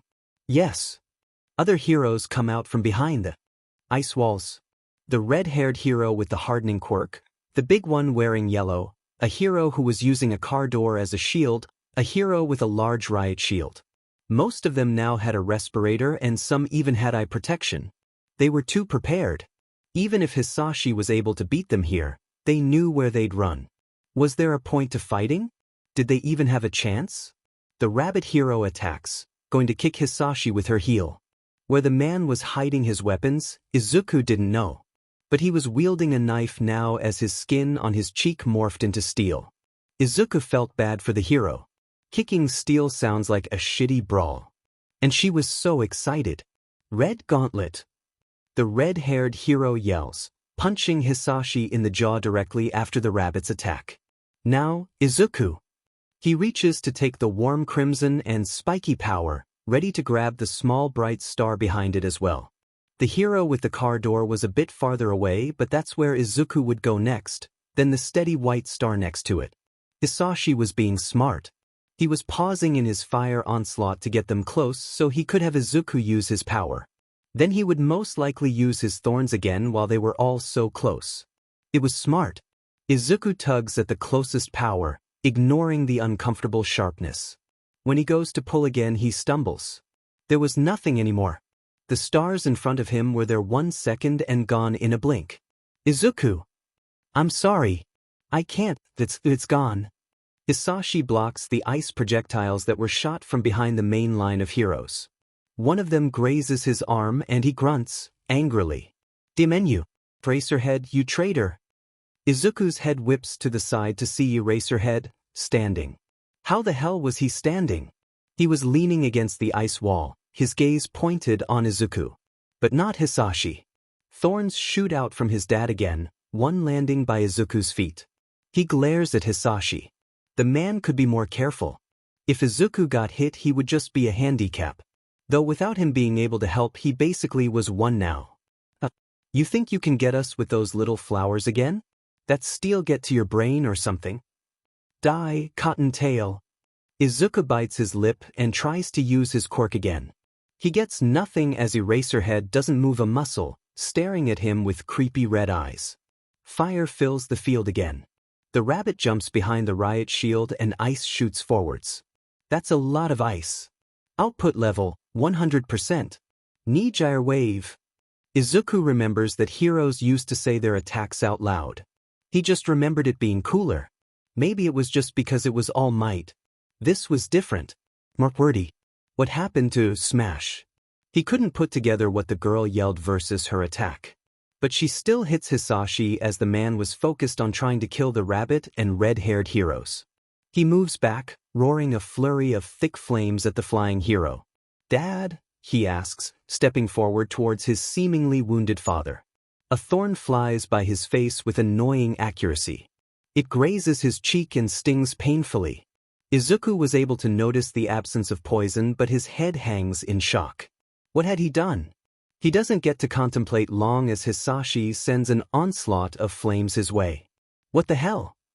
He jumps back, confused and scared. What did I do? What did I do? What did I do? He doesn't make it very far as he feels the quirk he knew far too well pull at the bone on his forearm. It's painful. So painful. And it keeps him from moving away from the flames. Why was he pulling on bones? He had a thick sweater he could use. What did Izuku do? The bone is tugged even harder and he cries out. He must sound pitiful as he fights his urges. He doesn't know if he should push away from the flames or move closer to avoid the tugging. He cries, incoherent questioning and begging slipping through. When it stops, he falls forwards, crying like a child. He couldn't catch his breath. He couldn't breathe. Now, Izuku. Do it. He might not have done anything wrong. Hisashi was being smart. He needed to get Eraserhead to lay off Izuku. So, he attacked Izuku. Eraserhead, the hero, switched to Hisashi to stop the torture. He pulled on his bones so he'd cry out. His pathetic sobs would make sure the hero actually did it. Izuku, he roars. And he doesn't have a choice. When he looks up through teary eyes, heroes were attacking all at once. Hisashi was about to be pummeled. His quirk activates and he feels his tears lift as he reaches out, ready to grab whatever quirk he could. Whatever he could to avoid the pain of having his bones pulled and flesh charred. What he ends up grabbing first was erasure. He pulls expecting to be able to take it with ease. How was the man able to put up such a fight in his state? Blood leaked from the corners of his mouth, but his eyes stayed on Hisashi as Izuku pulled. He gives up moving to the girl with the shield. That was the easiest, so he reaches out. Power! Lemillion jumps up from the floor, glowing and screaming and punching Hisashi square in the jaw. Dad. He had a job. He had to be good. He had to do well. But it was gone again. He glares at Eraserhead as he lets himself sink down. In the hero's state, he seemed to only be able to erase one of their powers at a time while they had distance between them. Izuku's breath comes out short as he pushes his head into the icy floor. What is even going on? Hisashi roars again, his quirk returning as his fire melts the ice once again. Lemillion floats above, slowly falling through the air. He's closer to Izuku than Hisashi now, and he turns his angry glare to the boy. Izuku's heart races as he watches the terrifying hero. Are you all right? His breath leaves him as he nods, too scared to talk. The hero's face morphs into a smile, eyes sparking still. If he was going for comforting, he missed the mark. Izuku's blood runs cold, despite the heat. It's gonna be okay. We're here now. He was going to die here. Lemillion touches down gracefully, his large form and red cape blocking Izuku's view of his father. You monster. You torture your own son just to get ahead in the battle? 'Cause you can't win with your own power? Izuku hears Hisashi chuckle. Izuku wants to win as much as I do. He doesn't hold it against me. Right, Izuku? Hold it against him? No, he guesses not. Would he be sad and loudly annoyed for the foreseeable future? Yeah, definitely. Izuku. Right. He answers automatic, obedient. He tries to sit up, his right arm shaking under the weight. Seriously? Chisaki. All for one. You're all just cowards. Cowards who hide behind defenseless children to cover for your own weaknesses. You disgust me. How these heroes find time in their griping to insult him, he doesn't know. Izuku was not defenseless. What was that, you little sheet? You're gonna call me a coward? Let's go then, Brett. You're the ones who had to send someone undercover rather than just facing me head-on from the start. Hisashi screams, his fire spilling from his mouth and being accelerated towards the hero. It goes through him, heading straight for Izuku. He sits, dejected and too tired to react. Whatever, he thinks as he watches the flames fly towards him. Some hero. He's grabbed by something that curls around his shoulders and chest, pulling him away. He sees the glowing hero watch him as he appears behind Hisashi and attacks the man mercilessly. Izuku bites back the idea that permeation was cool. Lemillion was not cool. He was scary and insulting and almost let Izuku get killed by his own father. But permeation was cool. He huffs as he's lurched off balance, a rough hand holding his hood. He looks up at his savior, kidnapper, ready to kick them in the shin and run away in his tied-up state. But when he does look, all he feels is annoyance and bewilderment. How is he still standing? How is he still fighting? How does he have any strength to even pull me from a distance like that? What is wrong with him? Eraserhead grumbles, his eyes squinting so close to closed as he tries to erase Hisashi's quirk. The cloth around his arms releases as he blinks again, hauling over as blood spills past his lips. W. The hero coughs, sounding like he might keel over as he croaks, I can't take my eyes off you for a second, kid. Izuku feels his frustration and annoyance grow at the unfairness. Eraserhead sounded like he was chastising him, like Izuku had done something wrong. He fights the tears. He was doing so well. He was trying. He was trying so hard. I think that's the problem. He bites out bitterly. Eraserhead huffs a laugh and it sounds painful. All this and you still find the time to be a brat. He pouts as Eraserhead coughs up more blood. How are you even still standing? You should have passed out from the pain by now. I'm fine. The hero insists, looking anything but fine. Unpleasant memories fill Izuku's mind and he shakes his head to clear it. You're not going to have enough stamina to fight the poison. Eraserhead whips his gaze to Izuku, looking startled. You can fight the poison? He looks away, nervous at the man's sudden attention. Well, yeah. If it hasn't killed you yet, then it probably won't. It's just gonna hurt a lot. But if you don't have energy and do what the healers say, then it could. The dark-haired man nods, standing a little taller as he blinks rapidly. He was definitely gonna pass out. Izuku kind of hopes he does. He remembers already being exhausted when he and Hisashi got into a fight a few years ago. The poison that was usually just a long, annoying punishment almost killed him. He spent 2 weeks in an underground hospital with healers. He tries to push away the unpleasant memories. Eraserhead was not doing what he was supposed to. He could only be making things worse. If he passes out, then he'll at least be resting. Then he'll probably live. Izuku looks to the thorn that was on the floor beside the icy puddles. Actually, if he passes out now, then he'll definitely live. Hisashi sent out multiple thorns at once, so they all couldn't have too much poison in them anyways. The thorn on the floor was still beating the horrible sap, dripping thickly and slowly. The spike looked more than filled, most of its contents puddled beneath it. Eraserhead probably only got a low dose. He should be fine if he would sit down. Okay. He nods, his body trembling. How did the healers treat it? No. That wasn't fair. He can't ask about that. He can't ask Izuku to remember that. That was cruel. He bites his lip, shaking his head. Izuku can't do this. He just wants to go back to his room. This was all too much. Eraserhead sighs, looking back to the fight. It was scary. Hisashi looked terrifying. The half of his face that was turned to steel was orange-red, heated by his fire. The cracks on his body looked to be growing, new forms appearing below his chin. And he was fighting strong, alone. Lemillion was behind the heroes with the car door and the riot shield. His cape burned as he nursed his shoulder, and the girl with the white star covered it with a bandage. Attacking Hisashi was the rabbit hero, who was using the red-headed hero as a live shield against the man's thorns. At the front, taking the brunt of his heated, steel fists, was the hero with the small, bright star.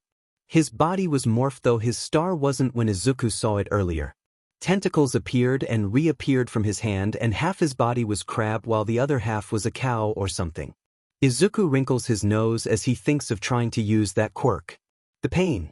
The tentacle hero raises his other winged arm that transforms as he moves, vines with large fruits barreling down on Hisashi. His dad blocks, but one of the fruits smacks him in the head where he was unprotected by the steel skin, and he clutches the spot in pain. Smoke surrounds him as he breathes heavily, anger evident in his eyes. The large hero in yellow yells out, "Another round of fire! Take cover!" But it doesn't come, Eraserhead activating his quirk as he struggles to stand. Lemillion jumps through the riot shield, a determined sneer on his face. Power! Dimenu! Izuku reaches out when Eraser falls forwards again.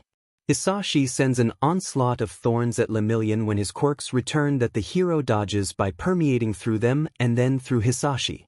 When he touches the ground behind the man, though, the thorns fly out again and one grazes the top of the hero's head as he lands an attack to Hisashi's left arm. Then as fast as he appeared, Lemillion vanishes. When Hisashi turns, fire leaks from his mouth, falling heavy like lava. "Burn, you prickly freak!" He yells at the armored hero in purple as they punch each other. Crab-like claws try to crush the steel as they collide, only for the mutated hero to be pulled away by the same red feathers that took Shinso. He's deposited behind the boy that yells, "Unbreakable!" When the fire ceases, the hero in purple runs forwards again, his body morphing with more feathers and tentacles, his face covered in dark red armor. "Stand down!" he yells, connecting the tentacles with Hisashi's middle. He tries to lift the man, but Hisashi burns the live binds as he dodges the rabbit hero as well. "Sun Eater, be careful with the fire!" The large hero yells from his spot farther back. The hero in green that was using the car door as a shield moves quickly as he yells, "Lockdown!" The door that Izuku thought was impractical suspends itself mid-air as the rabbit hero uses it to accelerate herself, hopping from the side of the building to the door to kick Hisashi in the jaw. Izuku winces as he watches his father get hit. The hero in green looks to the mutated one. "Keep your head up, tentacles. You're doing just fine." The words of encouragement seem to have the opposite effect as he falters, questioning sadly, "Tentacles?" The loud one runs forwards, calling back, "You got this, Sun Eater. That was badass." The hero named Sun Eater wilts more as Lemillion appears behind him, flying in the air and glowing menacingly. "Creati!" he yells. "On it!" The hero with the riot shield says, moving forwards. "Izuku!" He jolts, looking away from the battle and his father. "Why yes?" He hates that his answer is immediate, that he sits here as everyone fights, scared and pliant. Eraserhead struggles to keep his eyes open as he tells him, "Tell me how to treat the poison." He glares at the stubborn hero, annoyed. "Rest." "Next," he says. "Seriously? If you don't have energy, then you can't fight it. Rest is dash." "Izuku." "What?" "Next." His anger flares, but Eraserhead isn't even looking at him, attempting to erase Hisashi's quirk in his weak state. I don't know. He spits. Rest and fluids is what I usually do. And then just wait. What else? He's going to knock the hero out himself if he doesn't pass out soon. I said I don't know. The thorns dehydrate you and cause pain. There's no remedy. What did the healers do? He grits his teeth. I was asleep. Kid Dash, Eraserhead says in a stern tone as he coughs up more blood. He sounded so frustrated with Izuku. It wasn't fair. He didn't know. That wasn't his fault. He starts to cry again, holding his throbbing arm. They tried to get the poison out of the wound by cleaning it, but it already hit my bloodstream. They tried detoxing, but I don't think it worked. The only thing that helped was the IV and the drags that made me sleep. Eraserhead sounds more gentle when he answers, all right. Okay. Izuku looks back at the battlefield and sees Hisashi grab the red-headed hero by the face and throw him into a building with his wind quirk. At least his dad wasn't down in Soof. If I pass out, you need to take Erasure and use it on Inferno. What? He turns back to the man with his eyes wide and feeling shell-shocked. Is he insane? I can't, he would dash. I'm not. Answer me, kid. He shakes his head, his shoulders rising as he shrinks in on himself. I can't. I'm not I can't. He whispers. Eraserhead sighs, reaching up to his ear, Creati, I need your aid. Izuku's tears fall as the hero looks back at him and says with as much authority and sternness he's heard from him, I'm not asking Izuku. He kneels down and curls in on himself, trying to block out the headache and the sound of fighting. Please don't pass out. Please don't pass out. Please don't pass out. Please don't pass out. He can't block it all out as he hears his dad's familiar voice grunt in pain. His breath catches as he looks up at the man who had fallen to his knee, pink mist surrounding him. Above him, 3 heroes were flying together. They were all wearing the same respirator as some of the other heroes, but Izuku didn't recognize them. The 3 heroes were in different shades of pink and purple and glaring down at Hisashi. Both Eraserhead and Izuku's quirks activate at the same time. Izuku was just trying to recognize the 3 heroes. He wasn't going to do anything but see if he can recognize their quirks. As he's looking, something grasps his arm. The same arm that Hisashi had used to track on. His quirk falls as he yelps in pain. Eraserhead holds his forearm in a grip too tight for the strength the man should have and glares at Izuku. Don't, he says, voice low and cold. He stares, truly fearful of the hero for the first time. He wasn't going to do anything. Really, he wasn't. He was just curious. But the lack of trust hurt. That thought makes Izuku pause. What trust? What did Eraserhead have to trust? Izuku was a villain, a weapon. The man had no reason to believe he wouldn't hurt them. Would he? Hurt the heroes? Just earlier he almost took their quirks. But he didn't want to. Eraserhead knew that, right? He wants to defend himself, but he just nods so the hero would release him from his bruising grip. Mr. Aizawa. The girl with the riot shield runs up to them as a rush of air pushes the pink mist throughout the battlefield. Eraserhead covers his mouth with his scarf as the girl turns with a gasp. You beach! Hisashi roars, his fire shooting up to burn the girl in pink and the women with the odd outfit and feather fans. The girl in pink yells out in pain as the hero in lavender tries to push at the flames with a weaker version of Hisashi's air quirk. Another huge ice wall appears, the ice moving slower than before as it creeps upward. It was still thick and daunting and beautiful as it divided the battlefield, despite the change in speed. Creati dash, Eraserhead says, grabbing the girl's attention. She turns back, extremely distressed as she answers, Mr. Aizawa? It's Eraserhead here. He chides, though it comes out weak as blood falls from his mouth. Mr. AI Eraserhead. I'll call a medic. He shakes his head, breathing sporadically. I need saline solution, clean bandages, fluids, and epinephrine. Epinephrine? Creati seems to have the same mindset as Izuku as she says, Sir, Api, well, that will speed up your heart rate and can cause the poison to spread if it's in your bloodstream. I can't dash. It'll keep me awake. I need to erase Inferno's quirks long enough for them to take him down.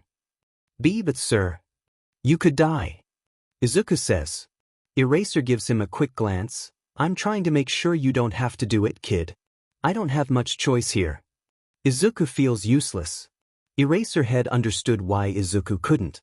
Right? He knew that he couldn't. He can't. Creati. She stands tall, jolting out of her anxiety. Alright. Right away, sir. The items he requested, the saline solution, the bandages, and the fluids come from the girl's skin. She looks through a book she pulled out of nowhere as the bandages form from nothing. Eraser reaches for the bottle with the saline solution, but Izuku takes it from him, also grabbing the water bottle. He hands the latter to the man as he walks around to his wounded arm. He could do this much. He wasn't useless. He could do good. He had been trying to show he could all day and has messed up at every turn. But this, Izuku could do. Eraserhead watches him with bloodshot eyes for a second before he seems to accept his help and starts to drink the water. Izuku sprays the small wound, making sure to be thorough. Eraserhead pauses as he almost finishes the water and pours the rest down his face, breathing heavily. Creati makes him another one as she reads frantically. He drinks this one slower as Izuku begins to bandage the wound. It felt strange to have their roles reversed. A few days ago Eraserhead was taking care of Izuku's injuries and now it was the other way around. Though Izuku wasn't able to get the perfect wrapping that Eraserhead easily pulled off every time. Izuku finishes up as Eraserhead pours the rest of this water down his face as well. He blinks heavily, seeming to try and wake himself up. Alright, I have it. Creati says, the small blue injector falling from the middle of her hand. Are you sure about this, sir? Eraserhead doesn't answer, taking it from her and stabbing himself in the leg immediately. He's insane. His breath rattles in and out as he adjusts himself, sitting up. Izuku couldn't tell if Eraserhead was in pain as he sits idly, his fist clenching into his weapon. After a second he releases the breath he was holding and blinks, his eyes looking a little more full. Do you feel alright, sensei? His voice is still hoarse and rough, but he seems to have more energy as he moves to sit up. It's Eraserhead here. Oh right. Of course, sir. Eraserhead takes the saline bottle from Izuku's hand, making him flinch. The hero doesn't yell or hurt Izuku though as he crouches in front of him. Close your eyes. He listens immediately, not knowing why he was told to do so. He realizes though as the cold liquid hits his cheek where the thorn nicked him earlier. Eraserhead covers his nose and the bottom half of his face too, making him grimace. Let me see your hands. Izuku opens his eyes and reaches out. Eraserhead rolls up the sleeve of his right arm where a minor burn was exposed and covers it with the solution, turning his hands and dousing his scraped-up palms as well. Anything I missed? He shakes his head and Eraserhead nods, standing. All right, kid. Stay behind me, he says, shakily getting to his feet as they all three look to the fiery fight where Hisashi and Lemillion stood, staring each other down. He feels something sting in his chest as he sees his father bleeding and beaten. But Hisashi was still standing, smiling. Izuku would feel better if Lemillion wasn't smiling too. A wounded hero was the most frightening sight. Lemillion was burned and disheveled, standing low to the ground and breathing heavily. His glowing eyes were an unnatural shade of red and blood leaked from the corner of his mouth, making Izuku think he was nicked by a thorn.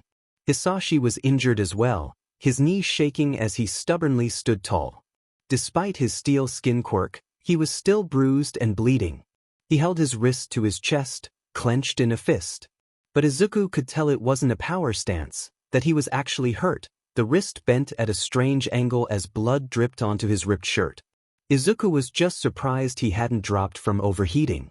Then again it was freezing out and the hero's unending stream of ice pushed bitter cold air through the area every time it shot out. But Hisashi still looked terrifying as the cracks that covered his body almost glowed against his burning steel spots, green-red vines covering part of his shoulder and arm and thick steam puffing out of his nose with every breath. And yet, Izuku felt true unbridled fear as he watches the hero with the bright red cape and glowing eyes smile at the man in front of him. Lemillion, though injured, looked like an unbeatable monster. It made Izuku want to cower behind the hero who stood in front of him as he held his breath at the sight of the glowing hero. His dad must feel a similar chill as he takes a step back, his own grin faltering. Hisashi was never one to quit though as he yells, "Why are you smiling, you moron? Don't you realize you're going to die here?" Lemillion crouches forwards more, the wounded heroes behind him working behind the suspended car door as speedy red feathers flit around them. Behind them, towards the far buildings were the heroes in blue moving forwards, water and ice walking with them in a menacing way. Lemillion's smile only grows as he answers in a chilling voice, "Without joy and laughter to balance out the sorrow, or rain to wash away the pain, we can't hope for a brighter tomorrow. You'll fall today, villain. I won't let you hurt anyone else, ever again. Die. Power." Izuku can't watch anything else besides the glowing force that moves to attack his father. Lemillion was scary, terrifying. And yet, Izuku can't help the feeling that everything would be okay as he watches the bright hero, a literal shining beacon of hope, fly forwards. He shakes that thought away as quick as it comes. Beacon of hope? Hope for what? Izuku didn't want Hisashi to lose, did he? No, of course not. He just wanted this to be over. He just wanted it to go back to normal. He just didn't want anyone to get hurt. Well, it was a little late for that. Everyone was hurt. The hero they called Sun Eater was unconscious and being treated by other wounded heroes behind the impromptu shield. The three who Hisashi burned were surrounded by the heroes in blue, and two of them looked injured as well. The rabbit hero was bleeding and burned, her mouth and eyes leaking blood and a thorn sticking out of her arm. By a terrifying miracle, she was still standing. Actually, she was still fighting. If the familiar signs weren't there, and a literal thorn wasn't in her arm, then Izuku would never have guessed she was poisoned. Some didn't seem too hurt, the dragon hero above being one. They were also preoccupied though, seeming to be the only one who was helping control the rising flames. The hero with the yellow spirals and star that pulsed like a heartbeat had been hit with a thorn and was being dragged away by those strange red feathers. And Eraserhead was hurt. The epinephrine was giving him an energy boost, but Izuku was much less confident he would live now. His limbs trembled with every step and it looked like every breath was painful. And Lemillion was hurt. He was also suffering the effects of the poison, but not as badly as Eraserhead. He had a burned shoulder that was poorly patched up and a swollen cheek that would most likely bruise horribly. But despite his injuries, Izuku watched now as he attacked his own wounded father. Hisashi prepared to send another round of flames at the bright hero, his steel fists rising to counterattack and defend. But his fire never comes. Fear flashes in his eyes as his hands return to their normal state. He makes a quick glance at the hero that stood in front of Izuku before he turns back to the terrifying threat that moved to him at an inhuman speed. And Izuku didn't have any time to figure out who he wanted to win or how their futures looked after this as Eraserhead's scarf shoots out to wrap around Hisashi's raised fist and Lemillion attacks him mercilessly. Hisashi isn't given a second to react or counter as the other heroes still standing pile into the assault. His head falls to the side and Lemillion phases through him only to attack from behind as the rabbit hero leaps forwards. The red-headed hero was injured, blood pooling from his leg, but he still jumped forwards to attack as well. A hero that Izuku didn't remember seeing, quirk or otherwise, rushed forwards as well. He was small in yellow, and flew to kick his father in the head accelerated by jet-like boots. Hisashi could do nothing. He stood quirkless and defenseless, a hand bound as he took hit after hit after hit after hit. Izuku didn't even realize he was moving until he's held back by a tug on his arm. Creati looks at him with pity as she apologizes in a broken voice. And he must look pitiful. Crying and panicking, indecision and fear sending him over the edge. He doesn't fight her gentle hold as he sags down and watches his father fall, pained grunts and cries spilling past his lips. His whispered cry goes unheard as the heroes make quick work of defeating the man who brought on all the fire and destruction and pain that surrounded them. What would happen now? Would they be sent to prison? The same prison? Would they go together? Would Hisashi be mad at him? Would he be disappointed he didn't fight? Would anyone find Kiro? Anxiety and questions plagued his mind as he watched his dad, unable to look away from the uneven fight. He wasn't even sure what he wanted. A part of him wanted to cower, run away. Another wanted to scream and cry and beg them to stop. A part of him wanted to help, fight for his dad as he couldn't defend himself like this. But he did none of those things.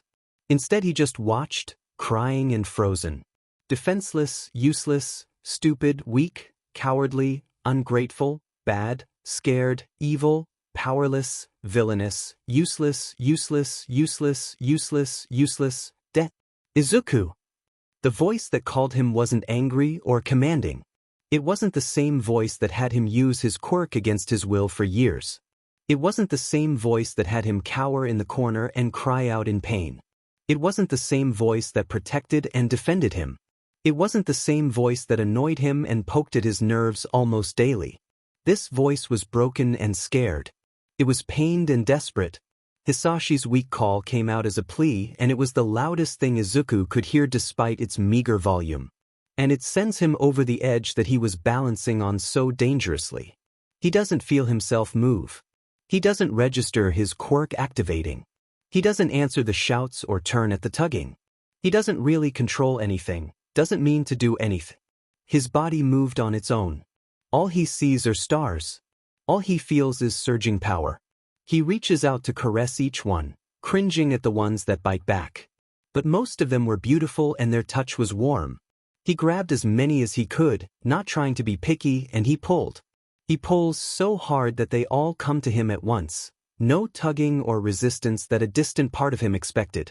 They rush towards him quickly, ricocheting almost too fast to control. But he does. And with all his strength, he sends that too bright, colorful light to the voice that called out. No dash. What did you do? Inferno. The voices wash over him. They were not what he waited to hear. What he needed to hear. That voice startles him out of his faraway state as Hisashi screams. Izuku falls back, blinking back to consciousness. What? He doesn't get to register the bodies around him as he looks towards the blood-curdling, pained scream. Hisashi had fallen on his side and was writhing in pain.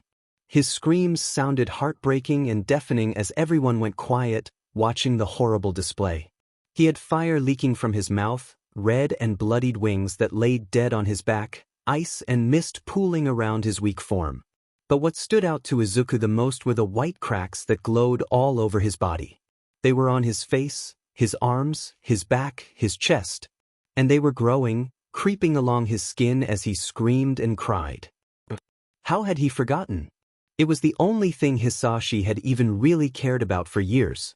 In Izuku's rush to help, to do anything, he had forgotten the limits. The toll that too much power took. He gasps, fear and terror making his body cold and his heart race as he activates his quirk and takes it all back. He makes quick work of it, wanting to stop the pain that he had just caused as fast as possible. He makes sure to leave what he hadn't given, or hadn't given now. Hisashi would be mad if he took too much. But he pauses on one.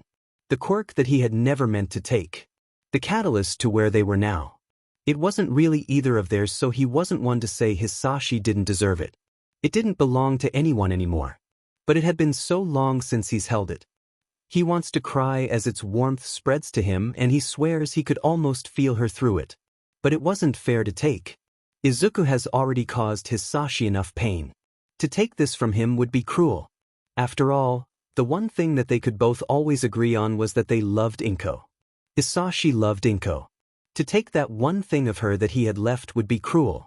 So, though it pained him to let her go, Izuku leaves Hisashi with all 5 of his quirks that he woke up with this morning, including Attract. He wanted to cry at the loss. But he doesn't get to as his body takes. On the stars that he held and he screams. Shota's breath was hard to find as he stands on unstable feet. This was incredibly frustrating. His body was not listening to him. Every nerve felt like live wires. The pounding headache, the weak muscles, the dry eyes and blurry vision, and the pain. God, the pain. Annoying. He blinks for the last time before he activates Erasure, keeping his pained vision on the villain in front of him. Midoriya gives him a startled glance before he goes to strike Mirio in the face as the boy attacks him. Shota forces his stubborn body to move. The capture weapon wraps around the man's hand and Shota pulls as much as he can, allowing Mirio to finish his attack. Shota isn't able to see much of the fight that was happening in front of him. His mind wouldn't focus. His consciousness was fading as he stood on clouds, feeling far away. No matter how much he didn't feel like he was there, he kept his eyes on the man in front of him. Everything else was white noise. Until it wasn't. No. Wait. Please. Mr. Aizawa. To raise her head. Yaoyorozu sounds scared as she calls out to him. But he can't look away. Not until they've incapacitated Inferno. He grits his teeth. She can handle it on her own, I trust her. I can't look away now. Maybe if he would have turned when she yelled, he could have avoided all this. His determination was in vain when his quirk slips through his fingers like sand. He pauses, confused. Did I blink? Did I not notice?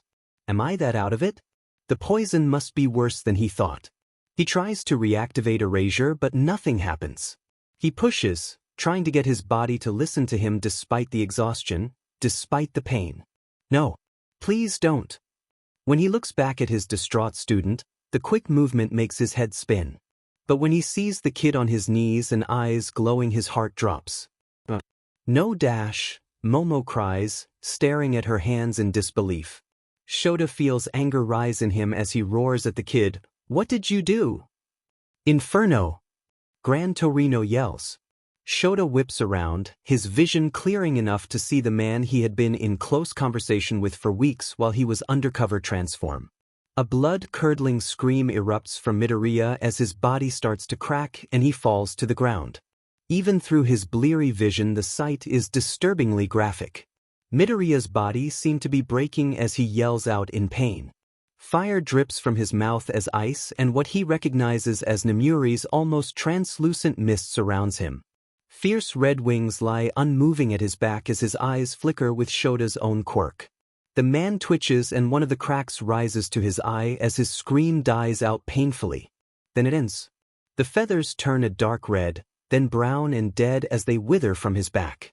The ice dissipates and his eyes turn into a dull green before they roll back in his head and he passes out. The relief lasts for less than a second as another scream that makes him want to hold his head erupts from behind him.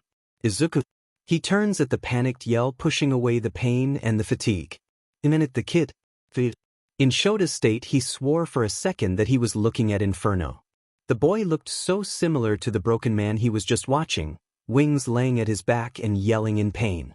There were no cracks on his skin to be seen, which made a small part of him feel relieved. That part ran out of his mind at the kid's panicked state, crying out in pain. He only yelled once, unlike his father. All that came from him now were sobs and pained hiccups. It was like watching a child get injured while they thought they were alone. Izuku didn't search for help or cry out for aid. He just curled in on himself and cried. It stirred something in Shota as he moved forwards to help him. The kid wasn't alone and he didn't know that. The step Shota takes has him falling to his knees, another round of blood pooling at his hands as he throws up. A minute. His student runs to his side calling for a medic as he struggles. When he looks back up at the kid, he's panicking. He was sitting in a pool of his own blood. Half of the puddle on the boy's right side was solidifying, the crimson liquid slowly turning to ice. The blood was coming from his back where the base of the wings were stained and dripping, the red feathers appearing even darker than they were. He scoots backwards on the pavement, seeming to try and escape the pain somehow. Every piece of debris he touches floats, defying gravity, while steam sits idly on his skin on his left side. Izuku was most likely one of the most powerful people in the world right now, as he was surely holding over 6 quirks. But that didn't matter, because he was scared and panicking and was close to losing control. He reaches for erasure out of impulse before he sighs, frustrated. He tries to push himself up so he can go calm the kid down. He needed help. He was freaking out. Someone help him. Fat Gum, Kirishima, and Gran Torino approached together. Everyone seemed to be recovering from the sight of the father and son writhing in pain, the abrupt end to the battle, and losing their quirks. He could faintly hear someone coughing and throwing up behind him who he assumed was Mirio. Rocklock was still trying to help Amajike while Miriko sat watching a few feet beside Shota. Figured. Calm down, you're gonna be alright. Fecumsis. The hero was diminished down to his small form, though Shota didn't remember him using a special attack. Izuku freezes at the voice. He looked terrified, his quirk flaring. It only seems to make him panic more. Help him. He tries. The BMI hero moves forwards to crouch at Izuku's level, to try and talk him down. But whatever movement he made, or if he just got too close, sets the kid off. Izuku flinches and a spike of ice shoots out, clipping Fat in the arm as he tries to dodge. Then all hell breaks loose. Izuku shoots backwards from the help of Grand's quirk as he slams into a building. Ice and fire explode out of him, and his foot transforms and detransforms into what looks like a chicken's foot. Debris floats and Shota sees his own quirk being used as Izuku's hair lifts from above his eyes, his green eyes turning bright crimson. Kirishima rushes forwards to try and help the boy, but Izuku lifts an arm to shield from what he must think was an oncoming attack. The limp wings rise just to fall again. Air from Shot's quirk pushes forwards from the boy's raised hand. Kirishima protects his face, seeming to try and activate his quirk, which of course doesn't work. The strong blasts push him back and he looks to his mentor, who was bleeding from a gash on his shoulder. The quirks Izuku had taken shoot out randomly, making everyone take cover. Shouting begins again and Shota can't do a diamond thing but wince as his head pounds. Damn it, we need to move him, get out of the way. Rocklock yells as he tries to shield flying ice and glass from hitting Sun Eater. Move! Gran Torino yells as fire rises and ice covers the floor. Shota covers his mouth with his weapon as Momo tries to lift him to get him out of range. He was trying not to pass out as the kid was sending out a mix of the quirks, including Shot and Nemuri's. They needed to calm him down. He was freaking out and alone.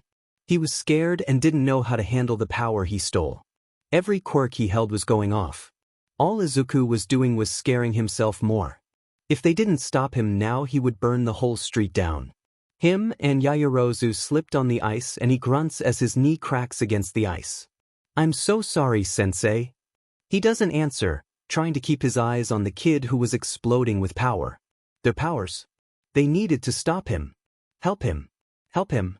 Mirio grunts out behind him. The boy was in a similar state to him, except he was also burned and bruised. Shota looked back at the boy. Mirio was trying to move, determined to move.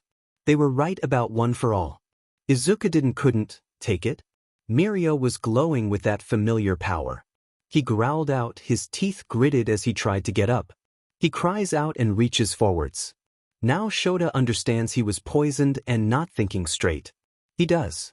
But he almost topples over in surprise when a tendril of yellow and red shoots forwards out of Mirio's hand. It explodes from him like how Izuku's quirks were. But Miro's has more direction, a meaning behind whatever power he just showed. It shoots out, heading for an ice wall that Izuku had made. The tendril blasts through it easily. It phases through it. It permeates through the ice wall, phasing through any obstacle in its way as it tries to reach its target. Its target doesn't have a chance to react as the tendril permeates through the wing that was covering his front and wraps around him securely. It snakes over Izuku's arm and pulls him forwards so he's forced onto his knees. Izuku blinks in surprise and Shota can see the true fear in his eyes when erasure drops. He tries to make his body listen, to stand up, to help the scared child. Izuku begins to breathe heavily and cry out as he realizes he was stuck. Ice still creeps forward, thickening the floor and making it dangerous to walk on. For some reason, the fire stops and Izuku's tears fall frozen as he panics. Mirio pulls the boy forwards again and he yelps. Kirishima begins to move to act while Izuku was incapacitated, but a gentle hand stops him. Shota feels relief wash over him as Nemuri's heels click on the ice in front of him. She was burned. Worse off than the rest as she took a direct hit to protect their student. She limped slightly as she made her way to the boy in front of her. You poor child. She says, her voice sweet, calming. Izuku doesn't seem to see it that way as Kirishima's quirk activates and deactivates over and over on his face and his hands. The closer she gets, the more Izuku freaks out, the once limp wing sharpening and covering his whole body protectively. Water snakes rise from the melted ice caps, but they die as fast as they appear. Nemuri even steps through one as she walks steadily towards the boy. "You're just scared. You didn't mean to hurt anyone," she says. Nemuri had a way of talking when she was being serious. It didn't sound demeaning or fake, just reassuring, strong. "Izuku." The kid goes rigid at his name and Nemuri sits on her knees in front of him. She touches the wings and waits patiently, talking to Izuku calmly. "You didn't do anything wrong. You were very brave. I know this is scary and you're unsure and overwhelmed. Let me help you." The wings soften under her touch and she pushes them away. Izuku's eyes were red and his crying didn't stop. He looks at Nemuri with a weary and broken expression. The kid looked exhausted. She smiles at him and reaches for her side. Izuku is in a breath and closes his eyes, preparing himself for the worst. She touches his face gingerly, moving his hair away and whispering, "It's okay, Izuku. Everything will be all right now." In her other hand she held a small reinforced glass tube. This device had come from necessity, needing her here and needing her with Eri. It wasn't possible, so Nizu and the support course had gotten to work on trying to find a solution. What they had come up with was a way to contain Somnambulist. How they did it he didn't know. They had explained it to him, sure, but he didn't comprehend most of it. He just started to remember how Oboro and Zashi had tried to jar the mist when they were young. They both ended up passing out and the jar wasn't able to hold any of her sleeping aroma. Shoda didn't really care how it worked though. As long as All Might was able to use it just in case Eri's quirk went out of control, he could. That was good enough for him. She cracks the bottle at its opening point and smiles something reassuring and soft. "Rest now. It'll be okay." The kid wrinkles his nose at the smell and blinks furiously as its effects take place. He's out within 30 seconds and the heroes on the field take a collective breath of relief. The strange tendril from Mirio dissipates as the boy passes out himself. When he looks over he sees Mariko had done the same and Rocklock was carrying an injured Amajike away. Well, that was lucky. I wasn't sure that would work as he held the quirk himself. Nemuri says as she pulls Izuku closer to her so he could rest against her instead of the icy ground. Her voice sounds wrecked now, as if she had burnt her throat. She looks up to the cloudy sky as it begins to rain and grimaces, leaning forwards to cover the boy she held. She sighs out, turning to look at him and Yayorozu. "Here, Kriati," she says as she tosses something towards them. Momo catches it determinedly and Nemuris makes a pointed look at the object and then Shoda. He doesn't even have to look at it, guessing what it was. He gives his student a look that translated to "Try it, I dare you." Momo looks indecisive as she internally struggles on what to do, but she doesn't suffer for long. Shoda coughs and convulses as somehow more blood and stomach acid come up and he feels himself losing consciousness. Without the aid of the other contained sleeping capsule. He tries to fight it but his energy leaves him completely as he feels his body refuse to listen to his irrational nagging any longer. His eyes linger on Izuku as he falls forwards, his breathing irregular and pained.